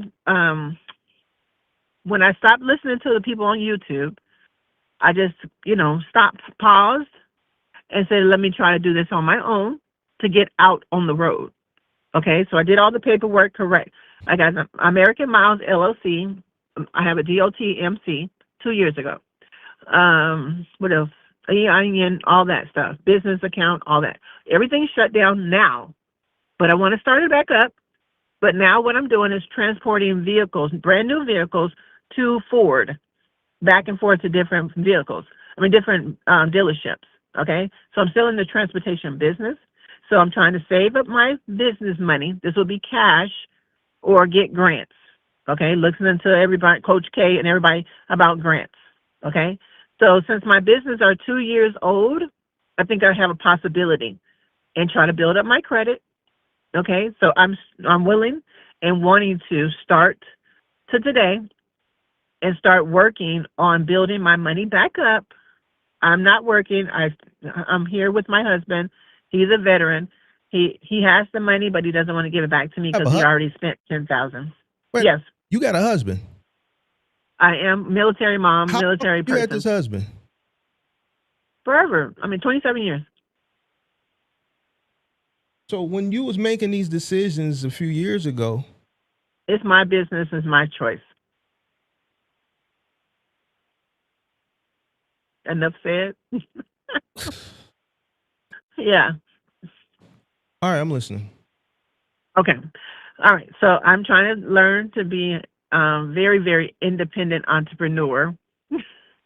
And so what I had did is met some little people in Noonan, Georgia. They needed someone to drive their box truck. They Who was little rented people? their What was they, midgets or something? Like, what are you talking about? Little people. they little people. The father was 67 years old and he's 4'11", and the son is 31 years old and he was 3'11". So I just went to the truck stop. They were doing something there for their tires or something like that. And I was in my stilettos looking cute and asking people, can I be their driver? I just wanted to be the driver. I went to pilot. I just was, I wanted to because my husband said I couldn't do it. Slow down. You said you was in your stilettos at the truck stop? Yep. Mhm. Cute, hair down. Why? Bust down. Bust down. I just wanted to get cute. I just wanted to get real cute so they can take me serious. And you married 27 years, right? All right. I'm listening. Keep going. Uh-huh. So, but it's a toxic relationship in the past 15 years. Okay. Mm-hmm. All right. So I am on the entrepreneur road to be independent and do this trucking business for myself and for my kids. Not for him to even give me the say so, but he is my, what do you call it? Like if you fall, he would look at me and, okay, he won't pick me up, but he will just look at me. That's what I'm saying. So what y'all, All right. what y'all got going on? What we got going on? Okay, I'm polyamorous, and he is finding himself. He's retired. Yeah. So y'all he lives up. the multiples. No, Y'all not got the we. multiples No, going on? not we. Just me. Oh, so you own the multiples. You got other men.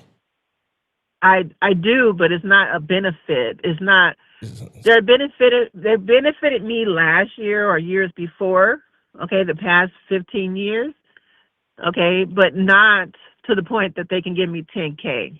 I built that 401k by myself, and I'm going to do this business by myself. I'm not going to do anything that's going to value myself to do anything different. And I've been blessed. For 2 years, I went up to the truck stops. Nothing happened to me. Went to Texas, Abilene, got stuck into Abilene, and every person that helped me, I was in my overalls. I was in my trucking gear. I know how to switch it, code changing. I know how to change it up. I'm originally, from the West Coast. So I changed it up when I need to, but I never had to do anything crazy to get whatever I need. So, and if I'm in a particular state, then if I don't have any money or because of dispatcher or my blowout, a tire blowout, in Texas. I was making 600 for that particular run, or 1,000, and the blowout happened. I called my husband or called a guy friend, put the monies together to get that stuff done like that. So it's not what it's not like they all, they was helping me to get it. So they like Okay, they but like right tricks. now, They like little tricks. yeah, okay, I mean, that's fine. you ain't is you know what I'm saying? You said you was at the truck stop and then you had your heels on and then you got some guys that's, listen, I'm just following the story. Okay, what I'm trying to say is I was trying to prove to myself that I can come out and be an entrepreneur and learn on the fly, on the go, because I was always catered by the husband, taken care of by the husband. I could work if I want to. If I didn't want to, I can just stay home and eat bonbons all day. You know what I mean? But I'm not a fat person. So I said, well, let me go out and try. So I worked at, children's, and then I was tired of that. And I think they was letting go. They let me go, downsizing or whatever the case may be. COVID or whatever, that time. So I came home, been a stay-at-home mom, have two, Right. have the two kids come. Yeah. So anyway, so I'm just trying to learn from all my mistakes that I did in the past. And I did, had some friends along the way of going to different states, like the saying says, you got holes in the area code. I got a few because, I just wanted to. I didn't. Hood Classic. You said you got homes So in different area codes. I have a few, yeah. So it's not like I have it now, but while I was out there trucking, I was making sure I wasn't making sure, but it just happened. How about that? Like you're either truck stop or you're getting your gas, and they say, "Hey, sugar, I want, whatever," like that. No. So it was decent, yeah. For us women, sometimes people just want to talk just to be talking. You understand that? Being on the road? I'm from Chicago. No, Hell no. I'm not finna pay you you sound so to much talk to different. you at the truck and then like, can we trade numbers and then send you money to have a phone? No, I didn't say that, sir. No, I didn't say What else that. was y'all doing? What else was y'all No, doing? I'm saying that's what I'm saying. I never had to do any of that stuff. I'm So saying but like if my you tire. got holes in different area codes and you meeting them, that means y'all exchanging numbers and they sending you money. I know what it means. No, that's what They I'm saying. It hoes wasn't then. never. How they hoes It then? wasn't. It How was. they It was just friendships. Friendships have it happen. How about that? hoes, Friendships. but you Now call them hoes though. You wouldn't call your friend I just made hoe. it. It's just a figure of speech. You know what I mean? A figure of speech. I'm taking But it anyway. what it said. I don't call my friends hoes. I call hoes hoes. It's just hoes. Okay, Yeah. figure of speech. Okay, just figure of speech. But anyway, so I was just trying to truck and learn at the same time, and I effed it up all the way. I messed it up all the way, and as I was learning from every problem that I came across, I learned. I learned from it, and continue to keep learning from it.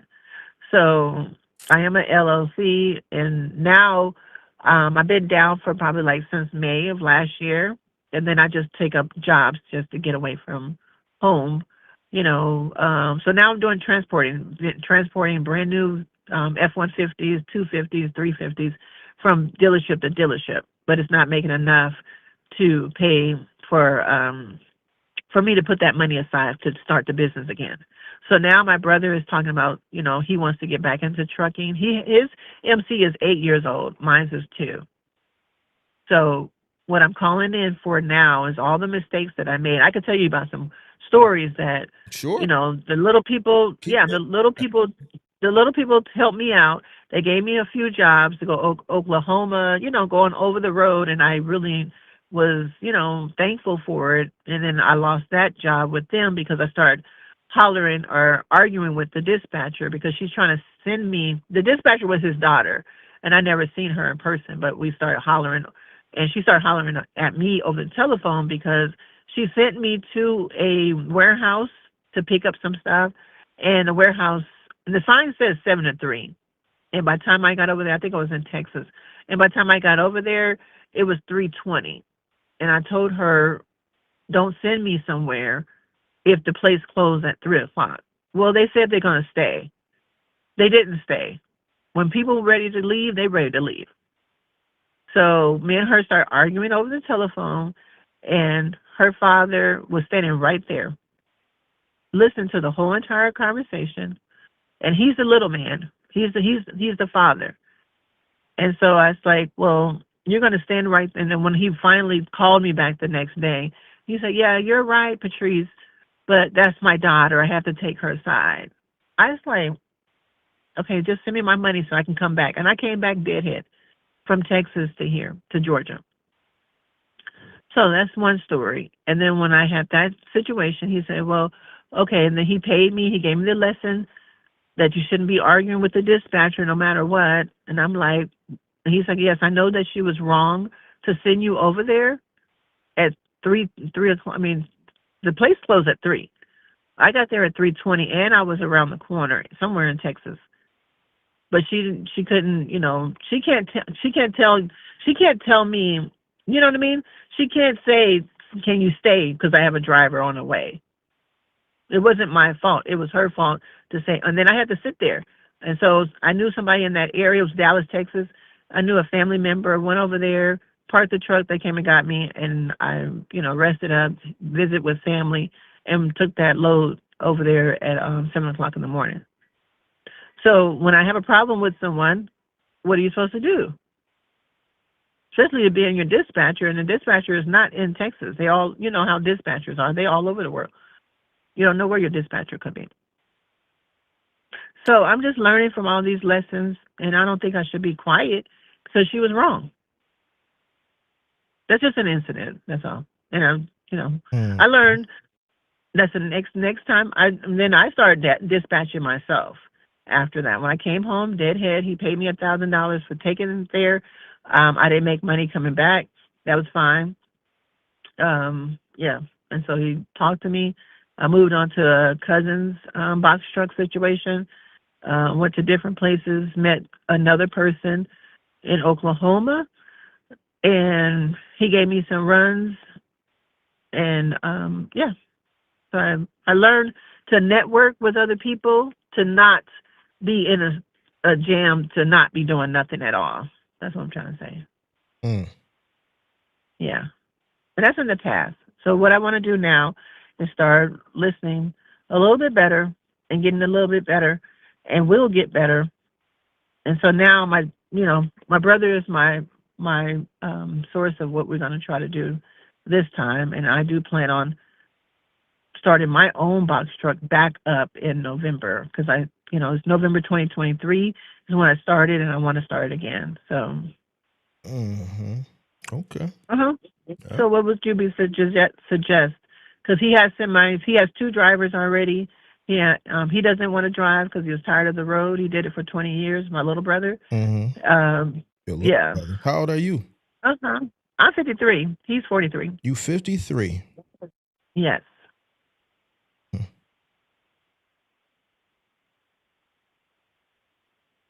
Why don't you just go find you a nice, job, and save you some money, and after you save up a nice little nest egg, maybe start investing into something. Why this? Oh, why this? I have a son, so I would like to see him behind the trucking business. I think it's because it's a virtual. I mean, it's profitable for anyone. Anyone could do it. How you know that?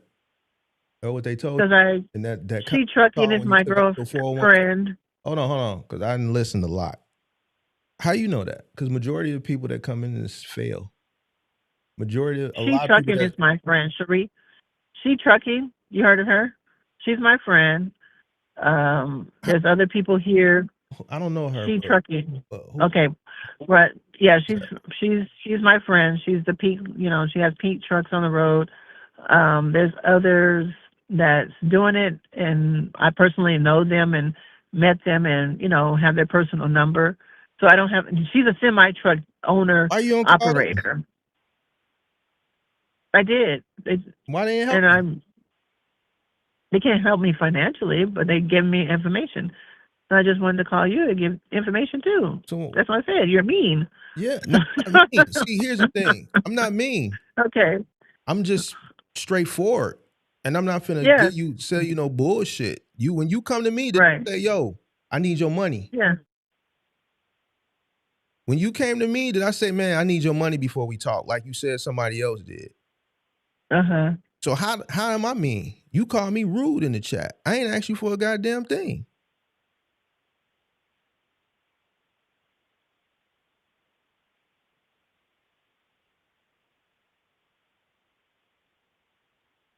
Yeah, I'm 53 and fine. So just let Okay, that be out 53 there. and fine. What that supposed to mean? I'm just saying What that's I supposed have to mean? the energy Let for me it. see what you look. What you look Age like. is just a I'll number. determine if you 53 and fine or not. I'll determine that.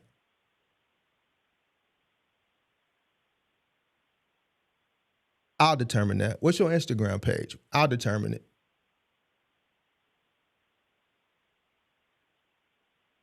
What's your Instagram page? Oh, it's Box Truck Treatment. What? What is it?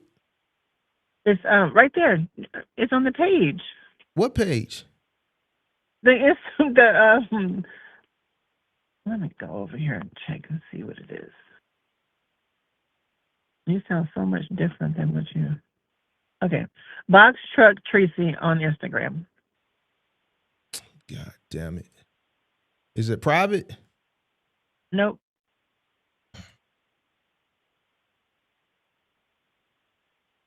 I think I am fine for 53.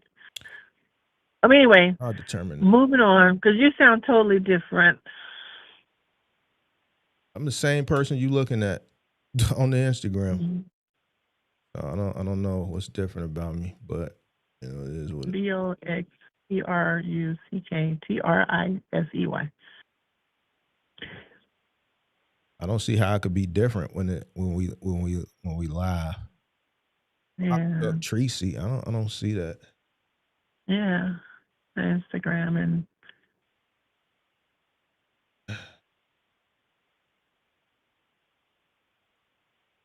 yeah, it's there. Hold on.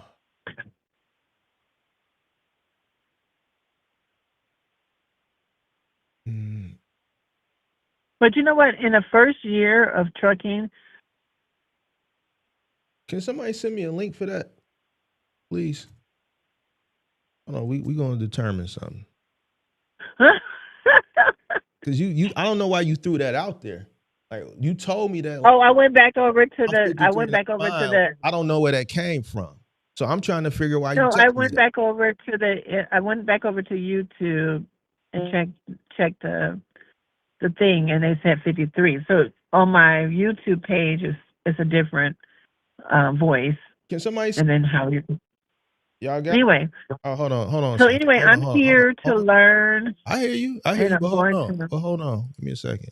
And what you just said, I am doing that. I just got an offer to be with a non-CDL trucking. It comes with benefits. It comes with and it pays more. So I plan on taking that whole entire check for the next month. And my brother said to come in with 10 grand, and then we're gonna get our trucking business going back up. Well, his. And I don't mind working under someone now because I want to learn. I want to be a successful business owner of trucks. I'm starting off with box truck, and then I did dually. I met a dually. I met the guy. He was around the corner from me. Yeah. You want to hear that story? I'm straight. I'm Gucci. Now I don't want to hear that story. But anyway, he was a dually. So he was he was trying to take him and his friend. Well, him and his son was trying to take golf carts from one. What do you call it? The trailer that's on the back of the F-250. Ram. He was taking golf carts from one truck to the other truck and just had you can't do that, but he made it work. And so I was assisting him and recording it on my page, about a year ago in the rain in Decatur, Georgia, at night. And so I just stopped and said, hey, can I be interested in, riding with you, learning from you? And these are the dualies. So I had an opportunity to drive the dually just because of just talking. He has a whole wife and somewhere in Georgia, and she got on the phone. She's like, you really want to do this? I said, yeah. So I'm just out here trying to do different ones. And then I did the Sprinter van with someone from Indeed. They hired me. I went to Kentucky, came right back. Let me see. And then I did another What box you need truck from with me? another What box you truck need from company. me?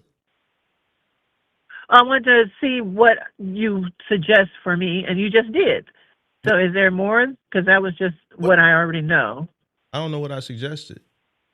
You suggested exactly what I'm going to do right now till November, and then as I'm having this Go get a conversation with job. you, I got a job. I start on Monday. Okay. Yeah. Yeah. Yes. Because So based that's on with what you're saying now with this whole brother and the 10,000 and all that stuff, yes. like it's Yes. profitable, Yes. like that. None of that. That's not a No, we plan. each of us is coming in with 10 to 20,000. My husband's coming in with 10, so that's a total of 20 from us. And then my brother's coming in with 20. He wants this team. He has 2 people already. Okay, he has 2 permanent drivers. And he wants all of us to come in with 20,000. And y'all gonna get And one then truck. Y'all gonna start. no, he already has 2 trucks. He has 2 drivers that have their own trucks. They're semi truck drivers. Also, you going into the trucking business, the semi truck business. Sir, they're all in the same transportation. It doesn't matter what you're driving. What are you going? I'm driving a box truck. I'm driving a box truck. Okay. Do you have a box truck?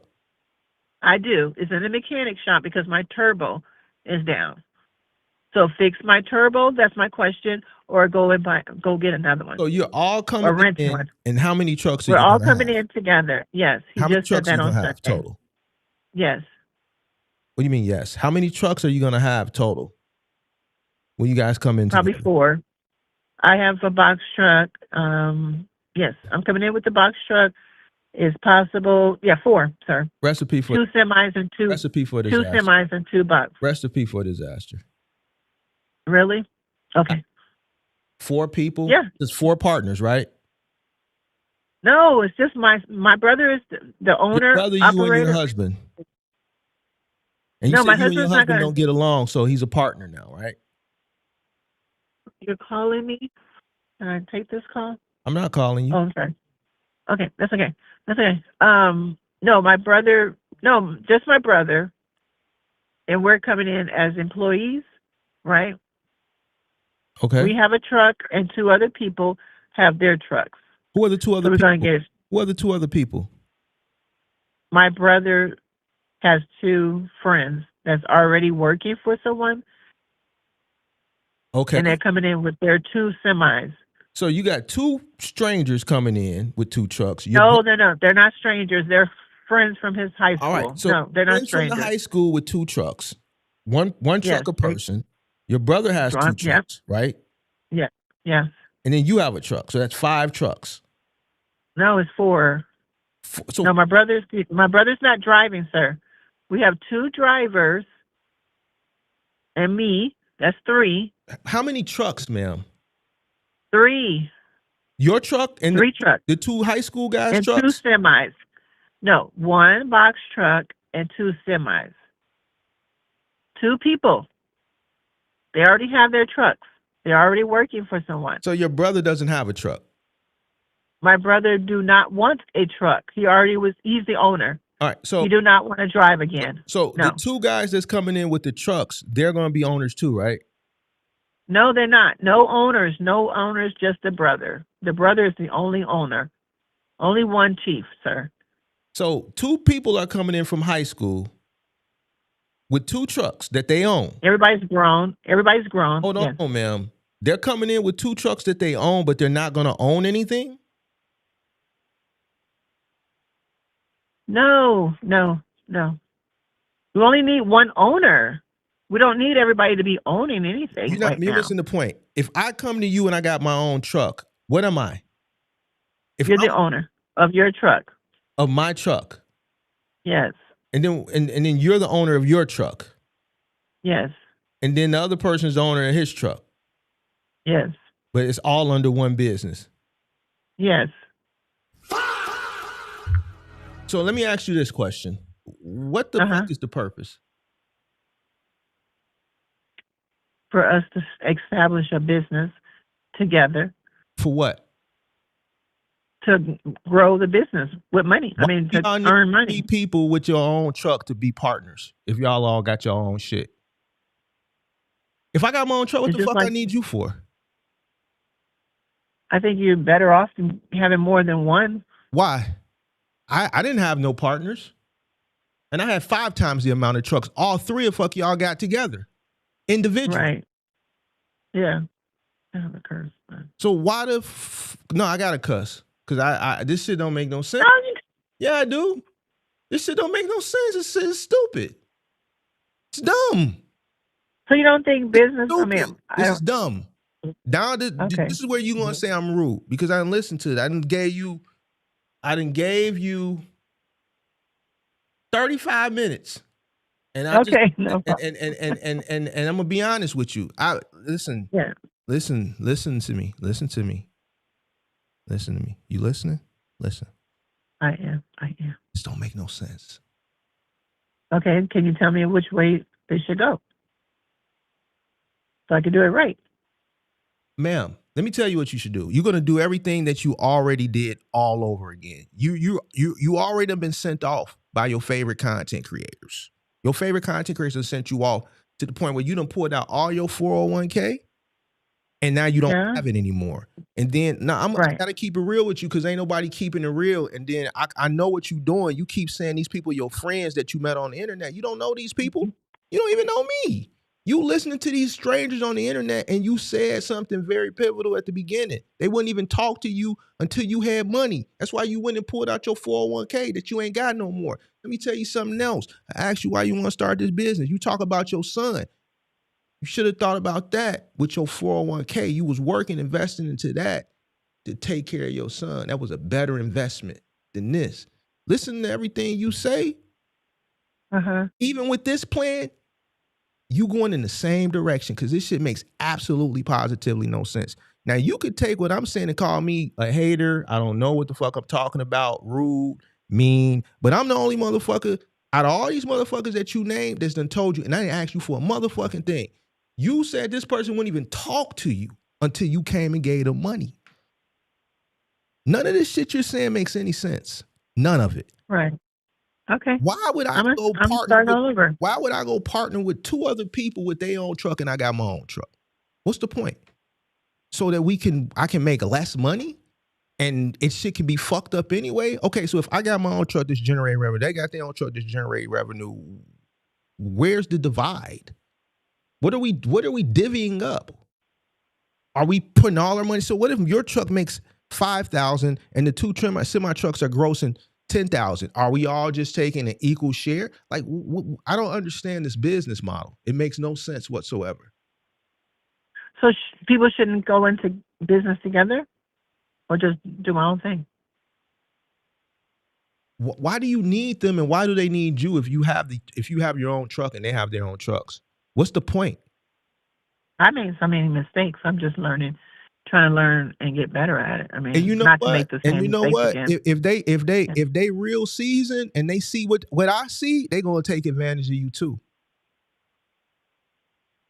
If they vets, they gonna stain you.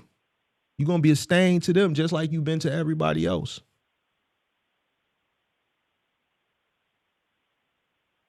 Yeah, we want a fleet. Yeah. Okay. You want a fleet? Eventually I do. Yes, I do. Yeah.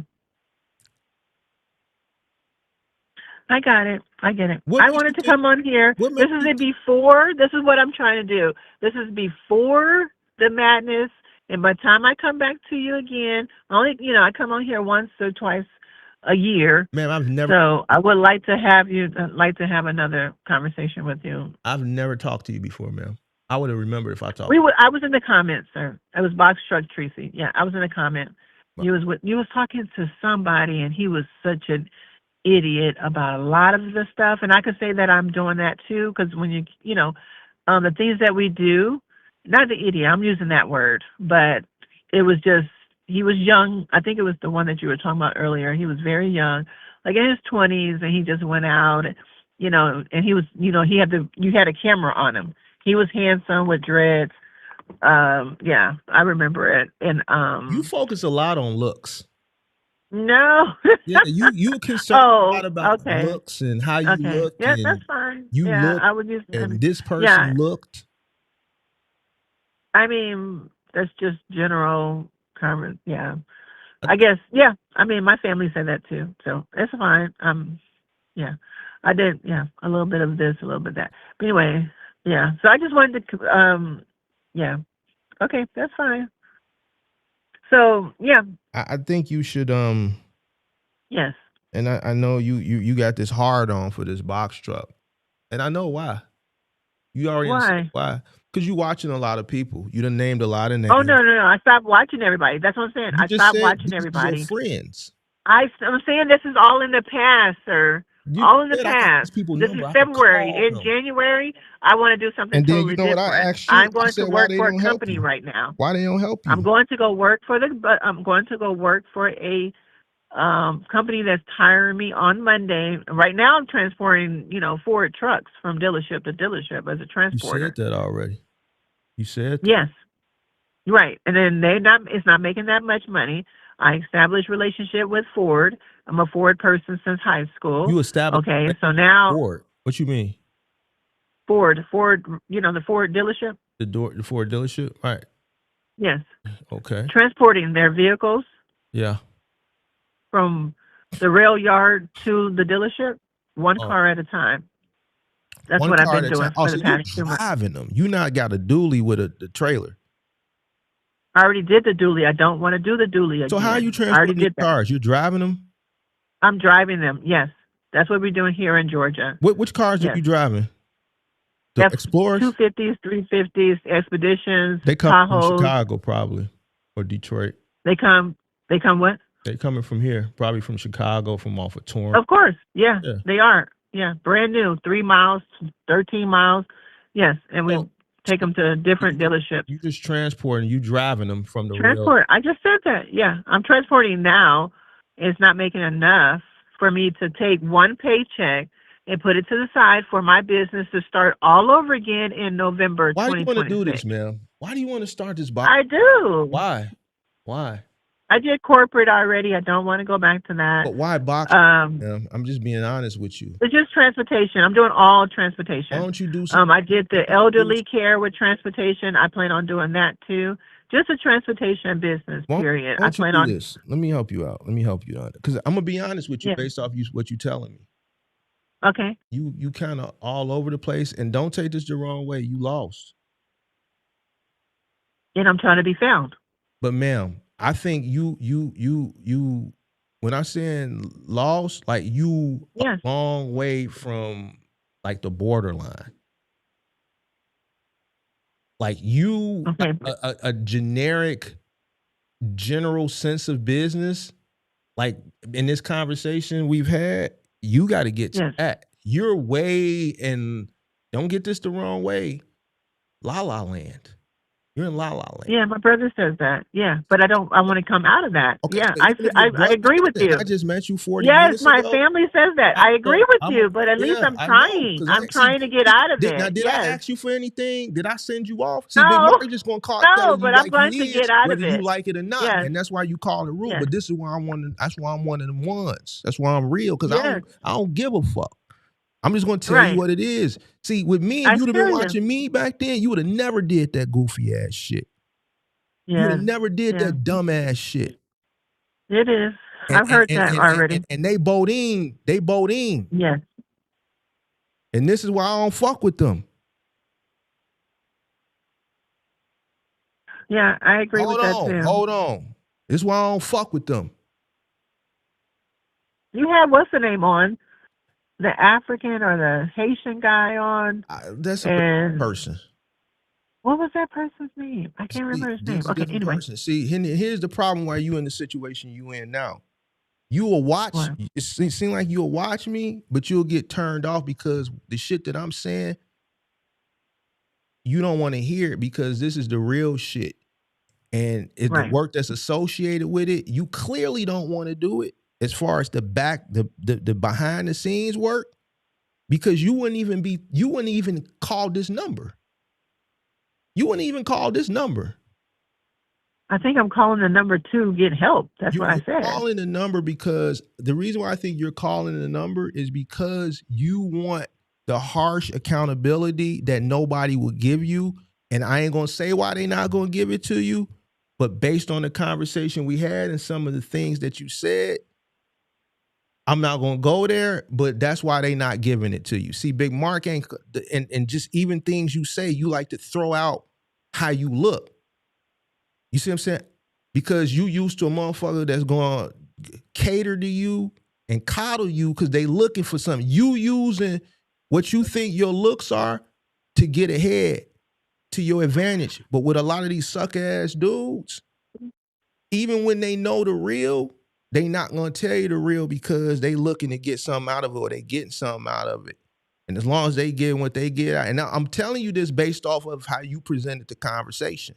You saying you go to Yeah, the sure. truck stop with your heels on. It's my indicators. Okay, why? What for? You like to throw out the poly. You say we having a conversation about trucking. You was like, I'm 53 and fine, and I'm trying to figure out why you telling me this. You dig what I'm saying? So it's a lot Yeah. of things that you throwing. See, you throwing it. I ain't catching it because I ain't no sucker. I'm not You asking you to throwing catch it. it. Yeah, you throwing it. You throwing it Right. because you want me to be Yes. like, all right, let's exchange emails and I'm gonna help you out. I'm gonna give it to you. I'm gonna give you the game. No. From There this you day is. There forward, you I'm is. There listening you to is. everything you No. said. You know where I'm from. You can't do that with me like the rest of them niggas. No, I'm not trying to. Listen. The Chicago, nigga. You can't Exactly. do that with me. Like you would like ain't no Just reason to gonna say say half that, of the shit right? you said.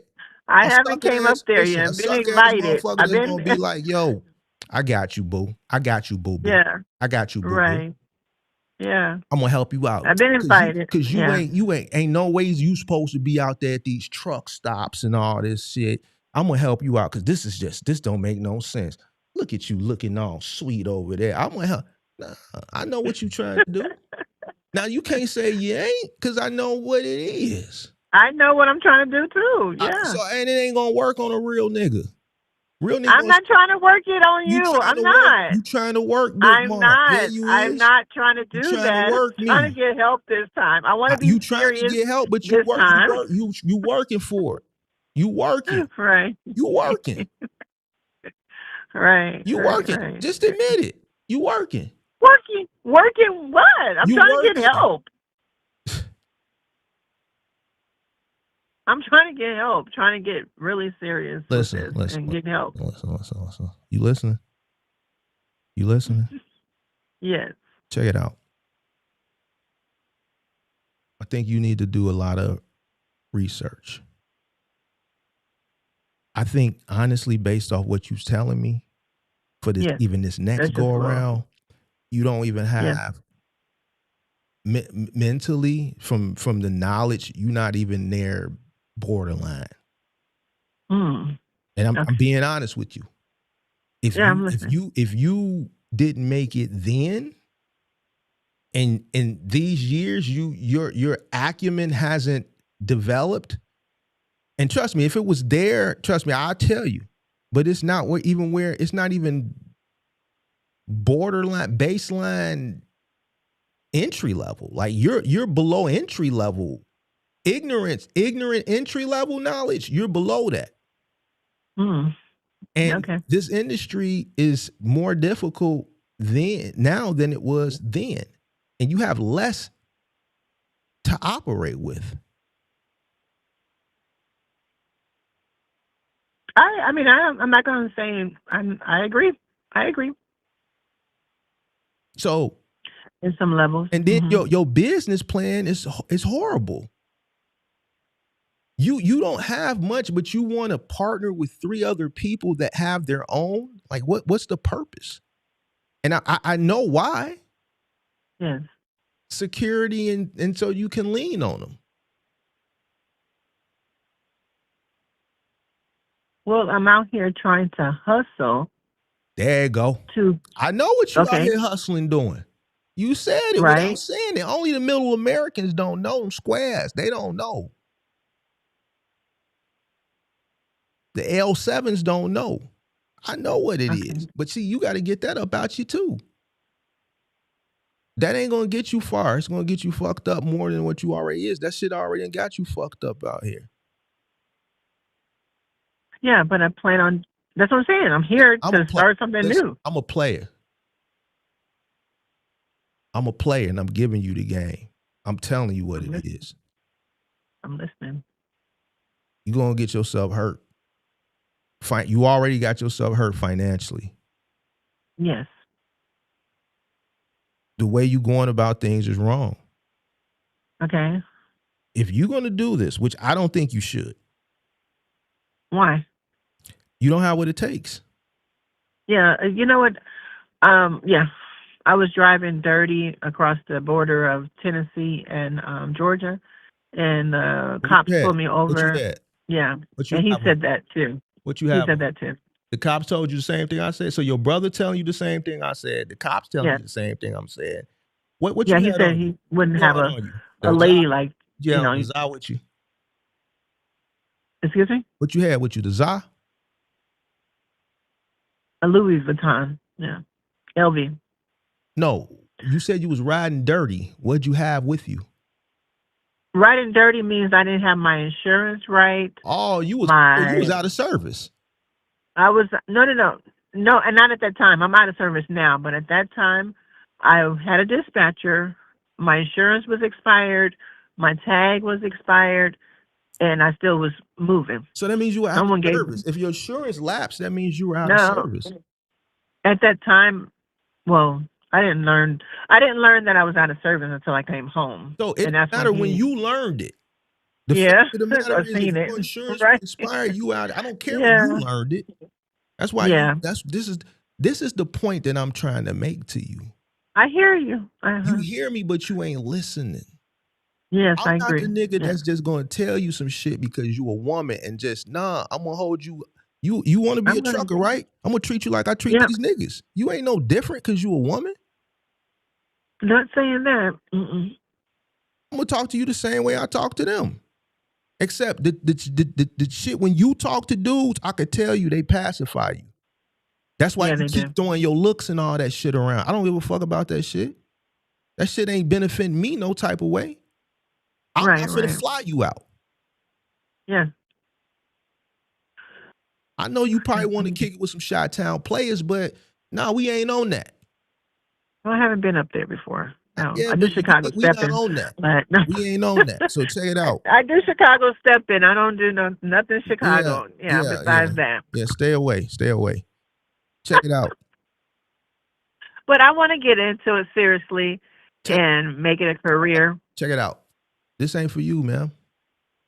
Oh. Right now it ain't. I'm gonna keep it a buck. If you call back maybe later on in a year or something and your whole mentality and your approach is different and I can hear in the conversation and the plan, I might be like, oh, you done did a lot of research. This makes sense. This makes sense. Boom, da da da da. But everything. I'm going to do that. Yeah, I plan on doing that. Yeah. But I just wanted to have a before. Yeah, that was my goal today, is to have a before. I didn't know I was going to get through, and I accomplished that for myself. Yes. Mm-hmm. So I agree with you. I agree with everything you said, and however you want to be, with your colorful words. I took it all in. I'm taking it all in. I received it. I'm here to learn and to do better. That's why I'm here. That's why I called. Mm-hmm. All right. Yes. So hopefully, yeah. Yeah. And then talk about how the BS stuff that I did to get to where I'm at, where you are. You know what I mean? You said to get where you are, where I am. I'm going to eventually get to where you are. Yes, I am. When I get my mentality correct You in the 53? trucking You say you business, in the 53? You 53, right? 53?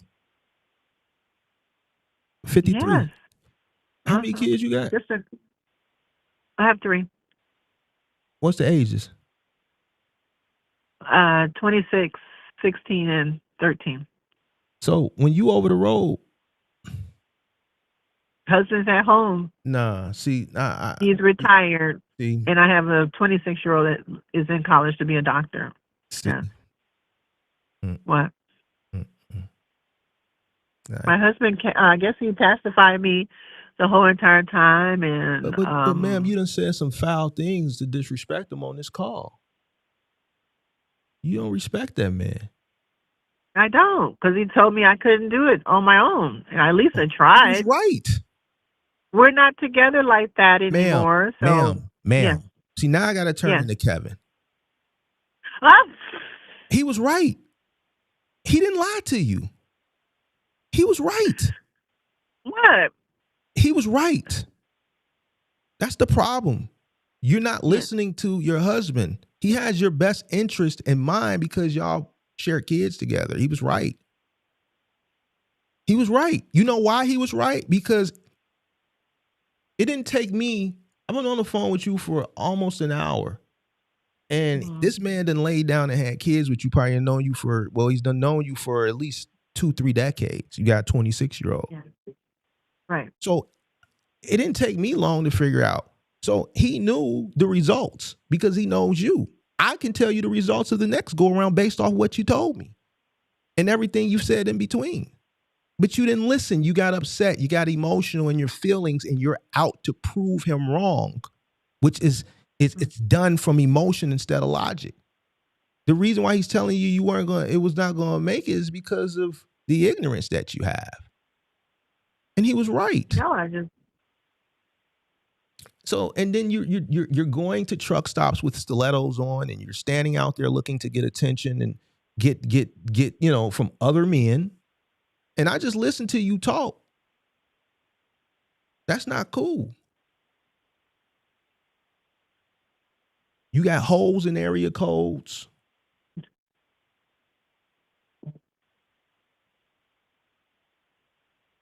Why you think you believe in God?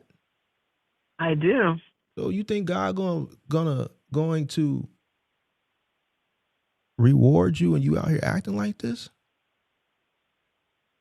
I've been blessed and highly favored. Here's the thing, man. You gotta get your shit together. Let me be honest with you. Yeah, I do plan on I doing think it. you need. I'm working on it. I think you Yeah, need to it's see. getting better. I think you need to get Tracy. That's your name, Patrice. Yes. Uh-huh. I think Patrice. You need to get Patrice together first.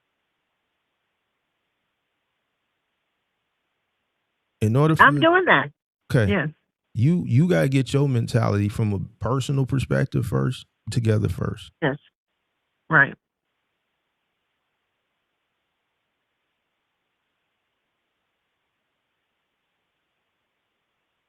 I'm serious. I hear you. I think you need to get yourself together.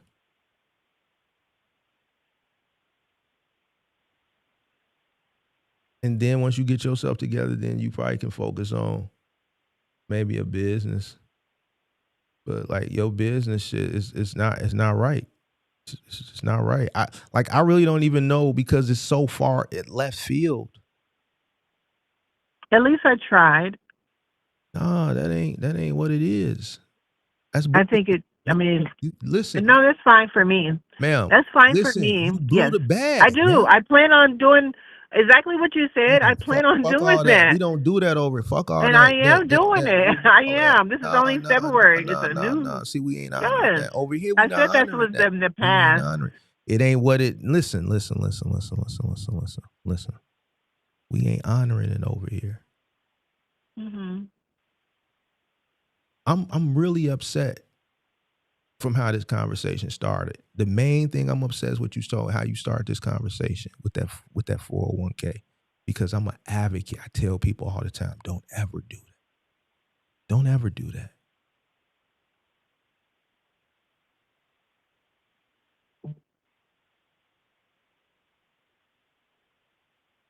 I'm upset because like that started out of everything you told me. That's the most upsetting for me. Hmm. I survived 2 years, so Ma'am, I you mean, keep. yes, I agree with you. I agree with you. I'm not disagreeing with you, sir. I'm I also am upset not. because you went to people for help, and the main reason why you did it is because of people. And I'm not gonna mention no names, and they'll say, "No, Mark, she did that on her own," but no, Mhm. no, Mhm.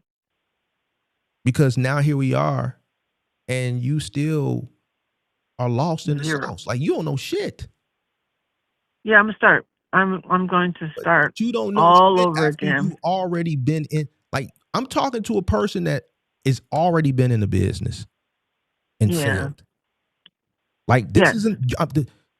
I've talked to people who haven't even been in the business that have called in that's looking to start that got more that's more knowledgeable than you. Are you understanding what I'm saying?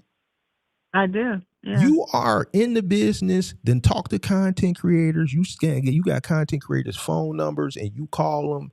But I talk to people every day that's looking to get in the business and they ignorant, but they have more information and have done more research than you and you've been in the business already and failed.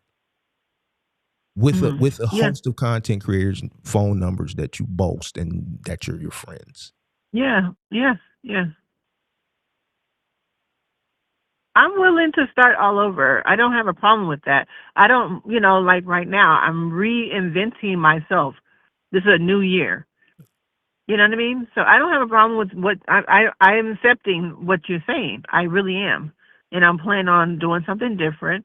And let's just I can make this date and next year, this, 2027, talking to you guys willing, if we're both here, I'm you gonna be know. here. I ain't going nowhere.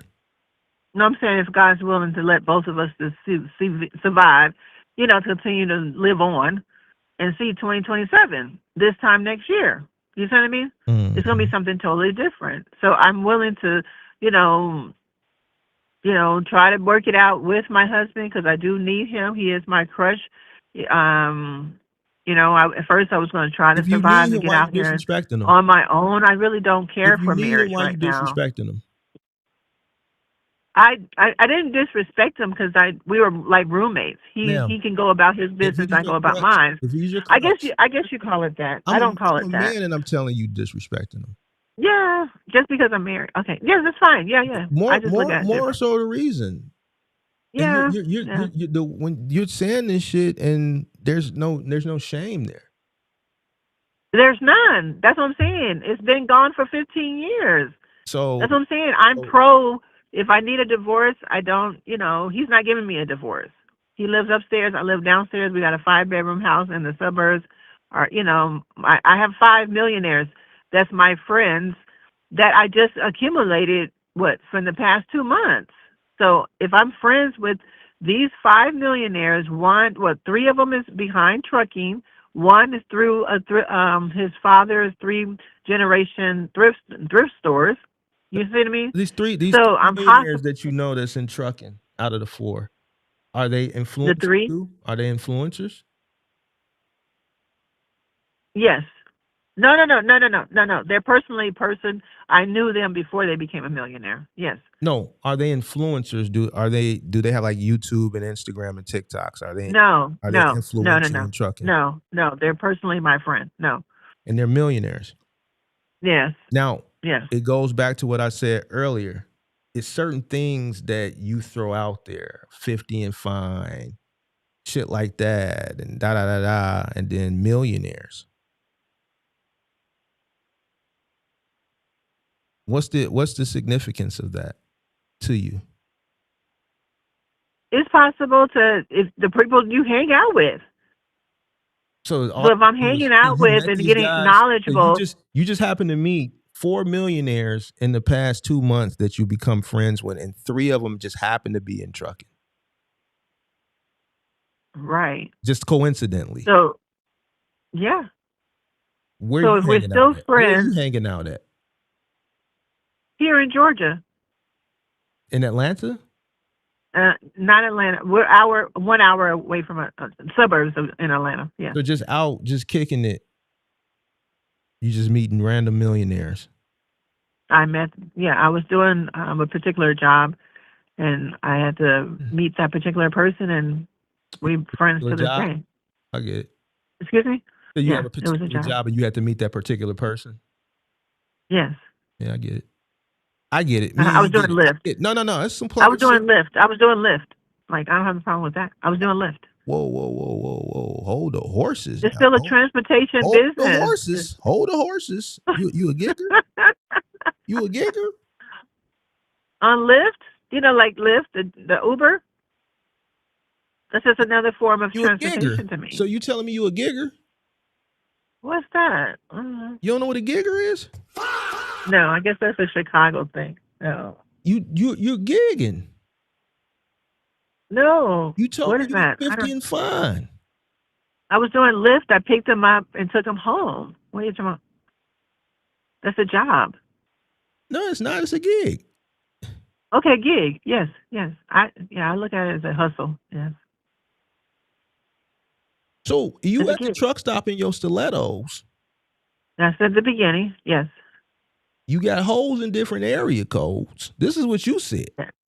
Of course. I'm saying 10 toes down. But you get all it. I said. Yes, and I plan on learning from this experience, Mr. Mark, and you're going to see a big difference. You at this truck stop in your stilettos, but you gigging? I don't understand it. Right. This is all over the I place. just feel like appearance means a lot to me, and I done what I did.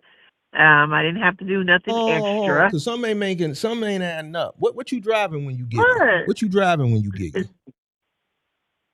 What I'm driving? Yeah, what your car is? What do you drive when you gig? F-150, 2019. You're doing Lyft in an F-150, bought and paid F-150? for. My F-150 is bought and paid for. It's a 2019 Ford truck. I get what you're saying, but you're driving Yes. Lyft in an F-150. Yes. I have that. I have the, yes.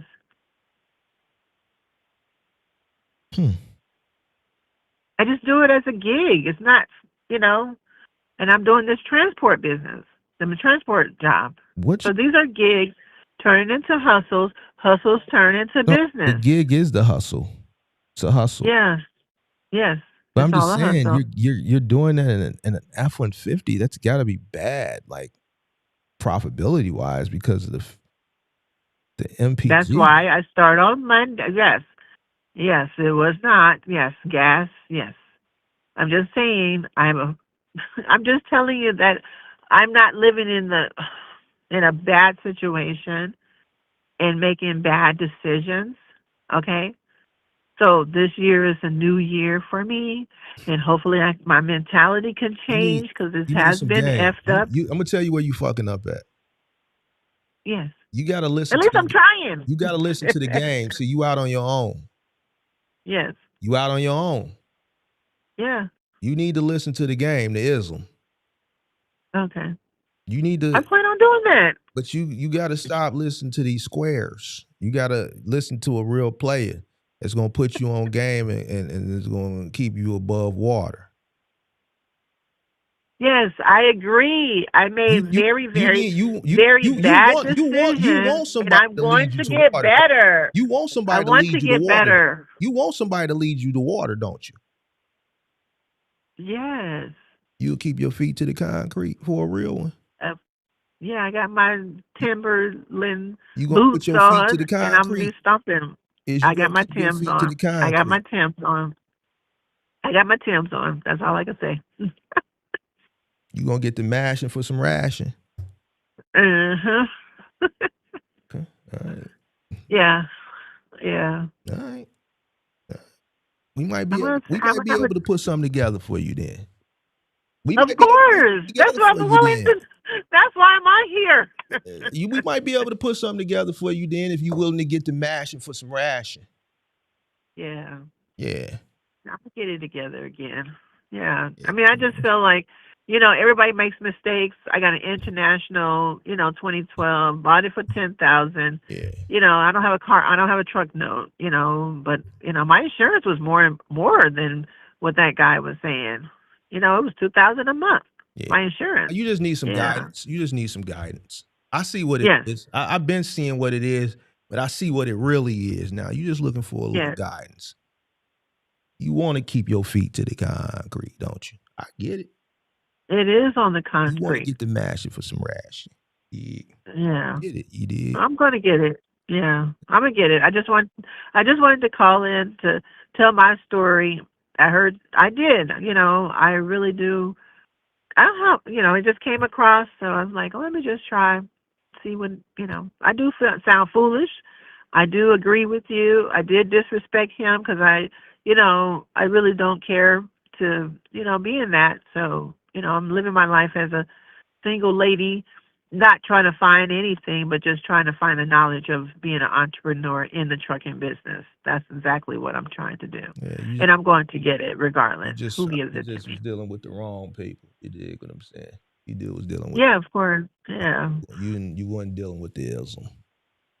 Yeah. And then first thing they Yeah. Yeah. I agree. Yeah. I agree. The foolishness has stopped by now. The ism is over here. Yeah. The ism over here. You know what the ism is, right? Uh-huh. You do?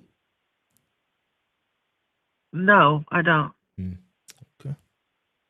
No, I don't. All right. Well,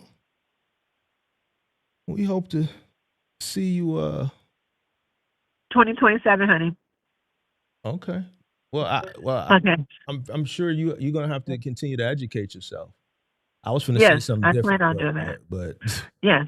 Okay, I was finna say I plan on doing that. I was finna say something different, but okay. Stop messing with people. Stop having holes in every area code. Okay. No, you can have holes, but you need some guidance. Yeah. You need some guidance in your life. Yeah. You need some guidance in your life. You ain't got no guidance. Right. You need to, you need somebody that's got some ism to keep you mashing for some ration. You did what I'm saying. Yeah, that's true. All right, so yeah. Yeah, I think I'm just gonna go work for the company to see how that goes, and then stack the money, put it up to the side, and from that particular company is coming in with the 401k. So I know I'm not gonna have much for 1 year, but apply for grants, apply for all of those. That's what they're talking about right now. So I should be able to get something, that's what I'm trying real hard to work on and educate myself a little bit more, just stay in the books, get back in the books, So I was just winging it. What books you talking renegading about? It. Education of trucking. What book? Because I really want to do that. I really want to do it. I really want to get into it and, be able to have a successful podcast, a successful, everything. I don't want to rely on my husband. A successful podcast. Yeah. In trucking. About trucking, yes. Yeah. When do you want to do that?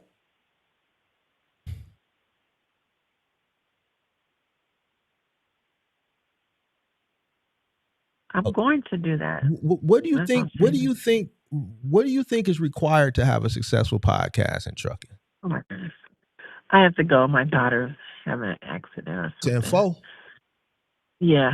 10-4. All right. Nice talking to you, Mr. Mark. I'll call you back in 2027. All right. God's willing. God's willing. You have a blessed night. Bye. Bye-bye. Bye-bye.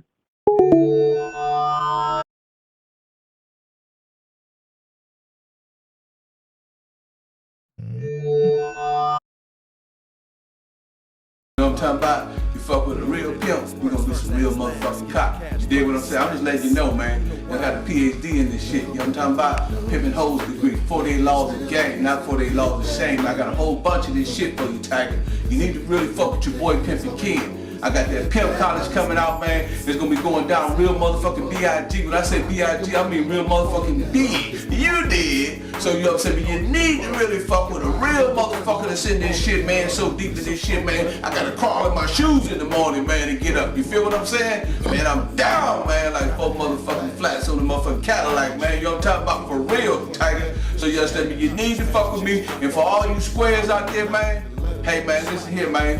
Ain't nothing square about me, man. You know what I'm saying? Me, hey, man, I don't fuck with squares. I only get my money while I lay my motherfucking underwear. You dig what I'm saying? We do a real motherfucking cold around this motherfucking Pewaukee, better known as Milwaukee. You dig what I'm saying? So, man, you know, Tiger, just to say, man, you know what I'm saying? You had the right complexion with the wrong connection. You know what I'm talking about? You had the right Caucasian with the wrong persuasion. You dig what I'm saying? You had them, you know what I'm saying? Me light bright and white, they had no stripes. If you gonna fuck with a bitch, my dude, fuck with somebody like Oprah. Fuck with somebody like Beyonce. Fuck with somebody like real green shit. You dig what I'm saying? I don't give a fuck how a hoe get it, man. You know what I'm saying? Me, and you know, me talking personally, I tell a bitch in a minute, bitch, if you think I'm handsome, you gotta pay my ransom. You know what I'm saying? That's what this is about. It's first ass last. Bitch, if I'm gonna take a chance, give me some cash in the feds, bitch. And if you think I'm handsome, like I say, pay my motherfucking ransom. Uh-oh. So you Uh-oh. Oh, shit. Ah, Lord have mercy. Lord have mercy. Lord have mercy. Oh, man, said, if you think I'm handsome, pay my motherfucking ransom. Lord have mercy. Listen, that's y'all competition. Listen. I'm going to say this, and this is probably going to piss some people off. That's your competition. I swear on everything I love, there's no way I'm failing if that's my competition. No way. You fail because you didn't do what was in your best interest.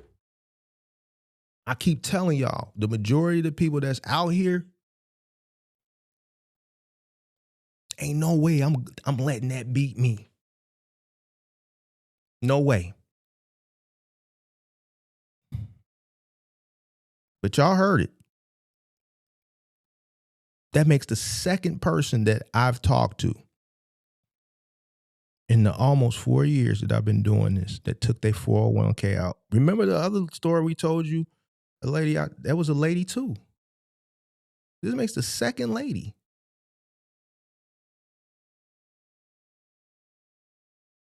$401k gone. What's strange is, I ain't gonna go there, but you know what I'm thinking. It came from that same. A lot of people during that time period were misled. There's no way on God's green earth, a person that comes to me, I'm gonna allow them to do that at all. Y'all hear me talk about it all the time. Tell people don't do it. If that's what you got to do to get the money, don't do it.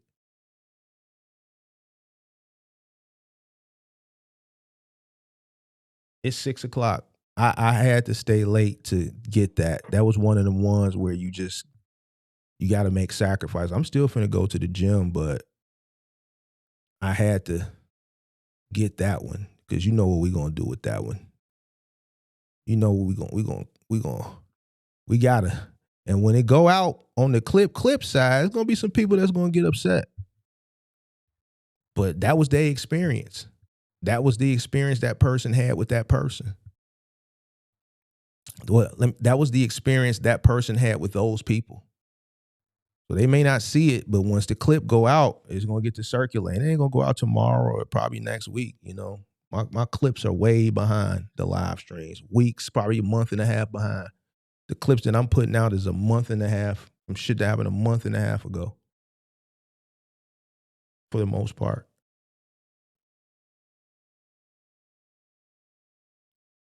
Lord have mercy.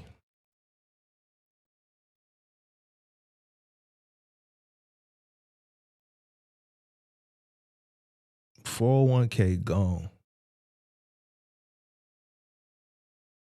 Damn. Motherfucker told them, I won't talk. I ain't gonna talk to you until you got money. Motherfucker went and took their 401k out. 40, 50 grand gone.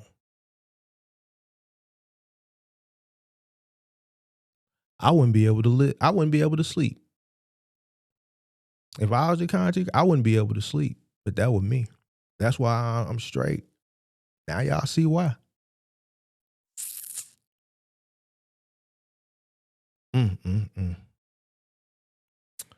Well, another one in the books, another good show.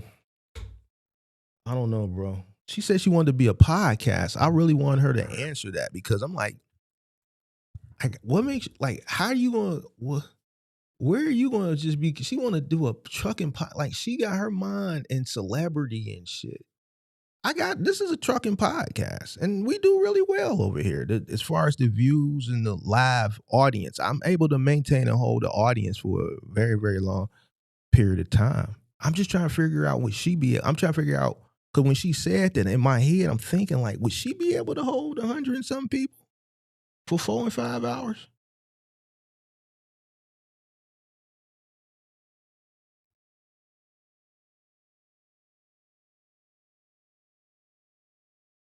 People got their mind fucked up, bro. Mentality. Like the call was great because it coincided with the lecture from the mindset perspective. It was actually too good. If I was watching me, I would think I was paying these people.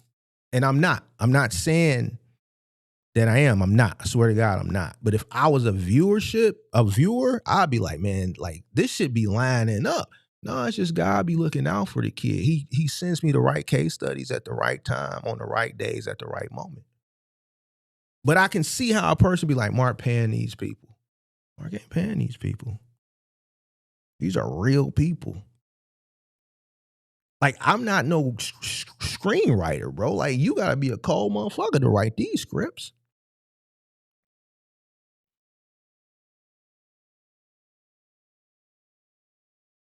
Georgia goes back to what we talked about yesterday. The people remember we talked about Atlanta yesterday? The people down there in Atlanta, y'all had too many distractions. Even her story coincides with some of the talking points from yesterday as it pertained to Atlanta. Y'all down in Atlanta, y'all got too much going on, bro.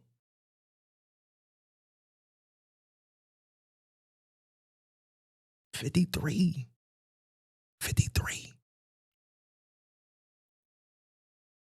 Tweaking. 401k gone. 3 kids. 2 of them still minors.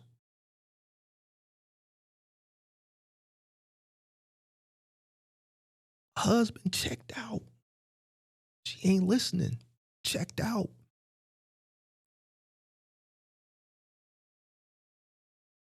All for the box truck. Man, we got to make a movie. We might have to make a movie, bro. I think it's time.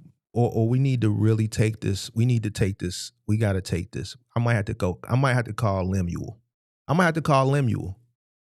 need $1 million. We're gonna do it. We're gonna do 10 episodes on Zeus. I might have to call Lemuel, and I might put something together, man, over on Zeus, man.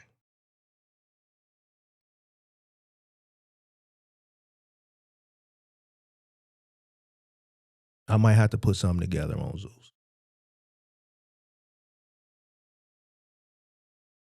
People was crashing out to get into a box truck with nothing. All right. I got to hit the gym. This is going to be a late workout. Oh, Lord have mercy. I just don't understand it. I don't. Lord knows I don't. It's going to be a late workout. I mean, I'm going to have to eat out. It's going to be too late to cook. I'll get back home. All right. So appreciate y'all. Make sure y'all hit the like button on the way out. Until next time, I'm out. Peace.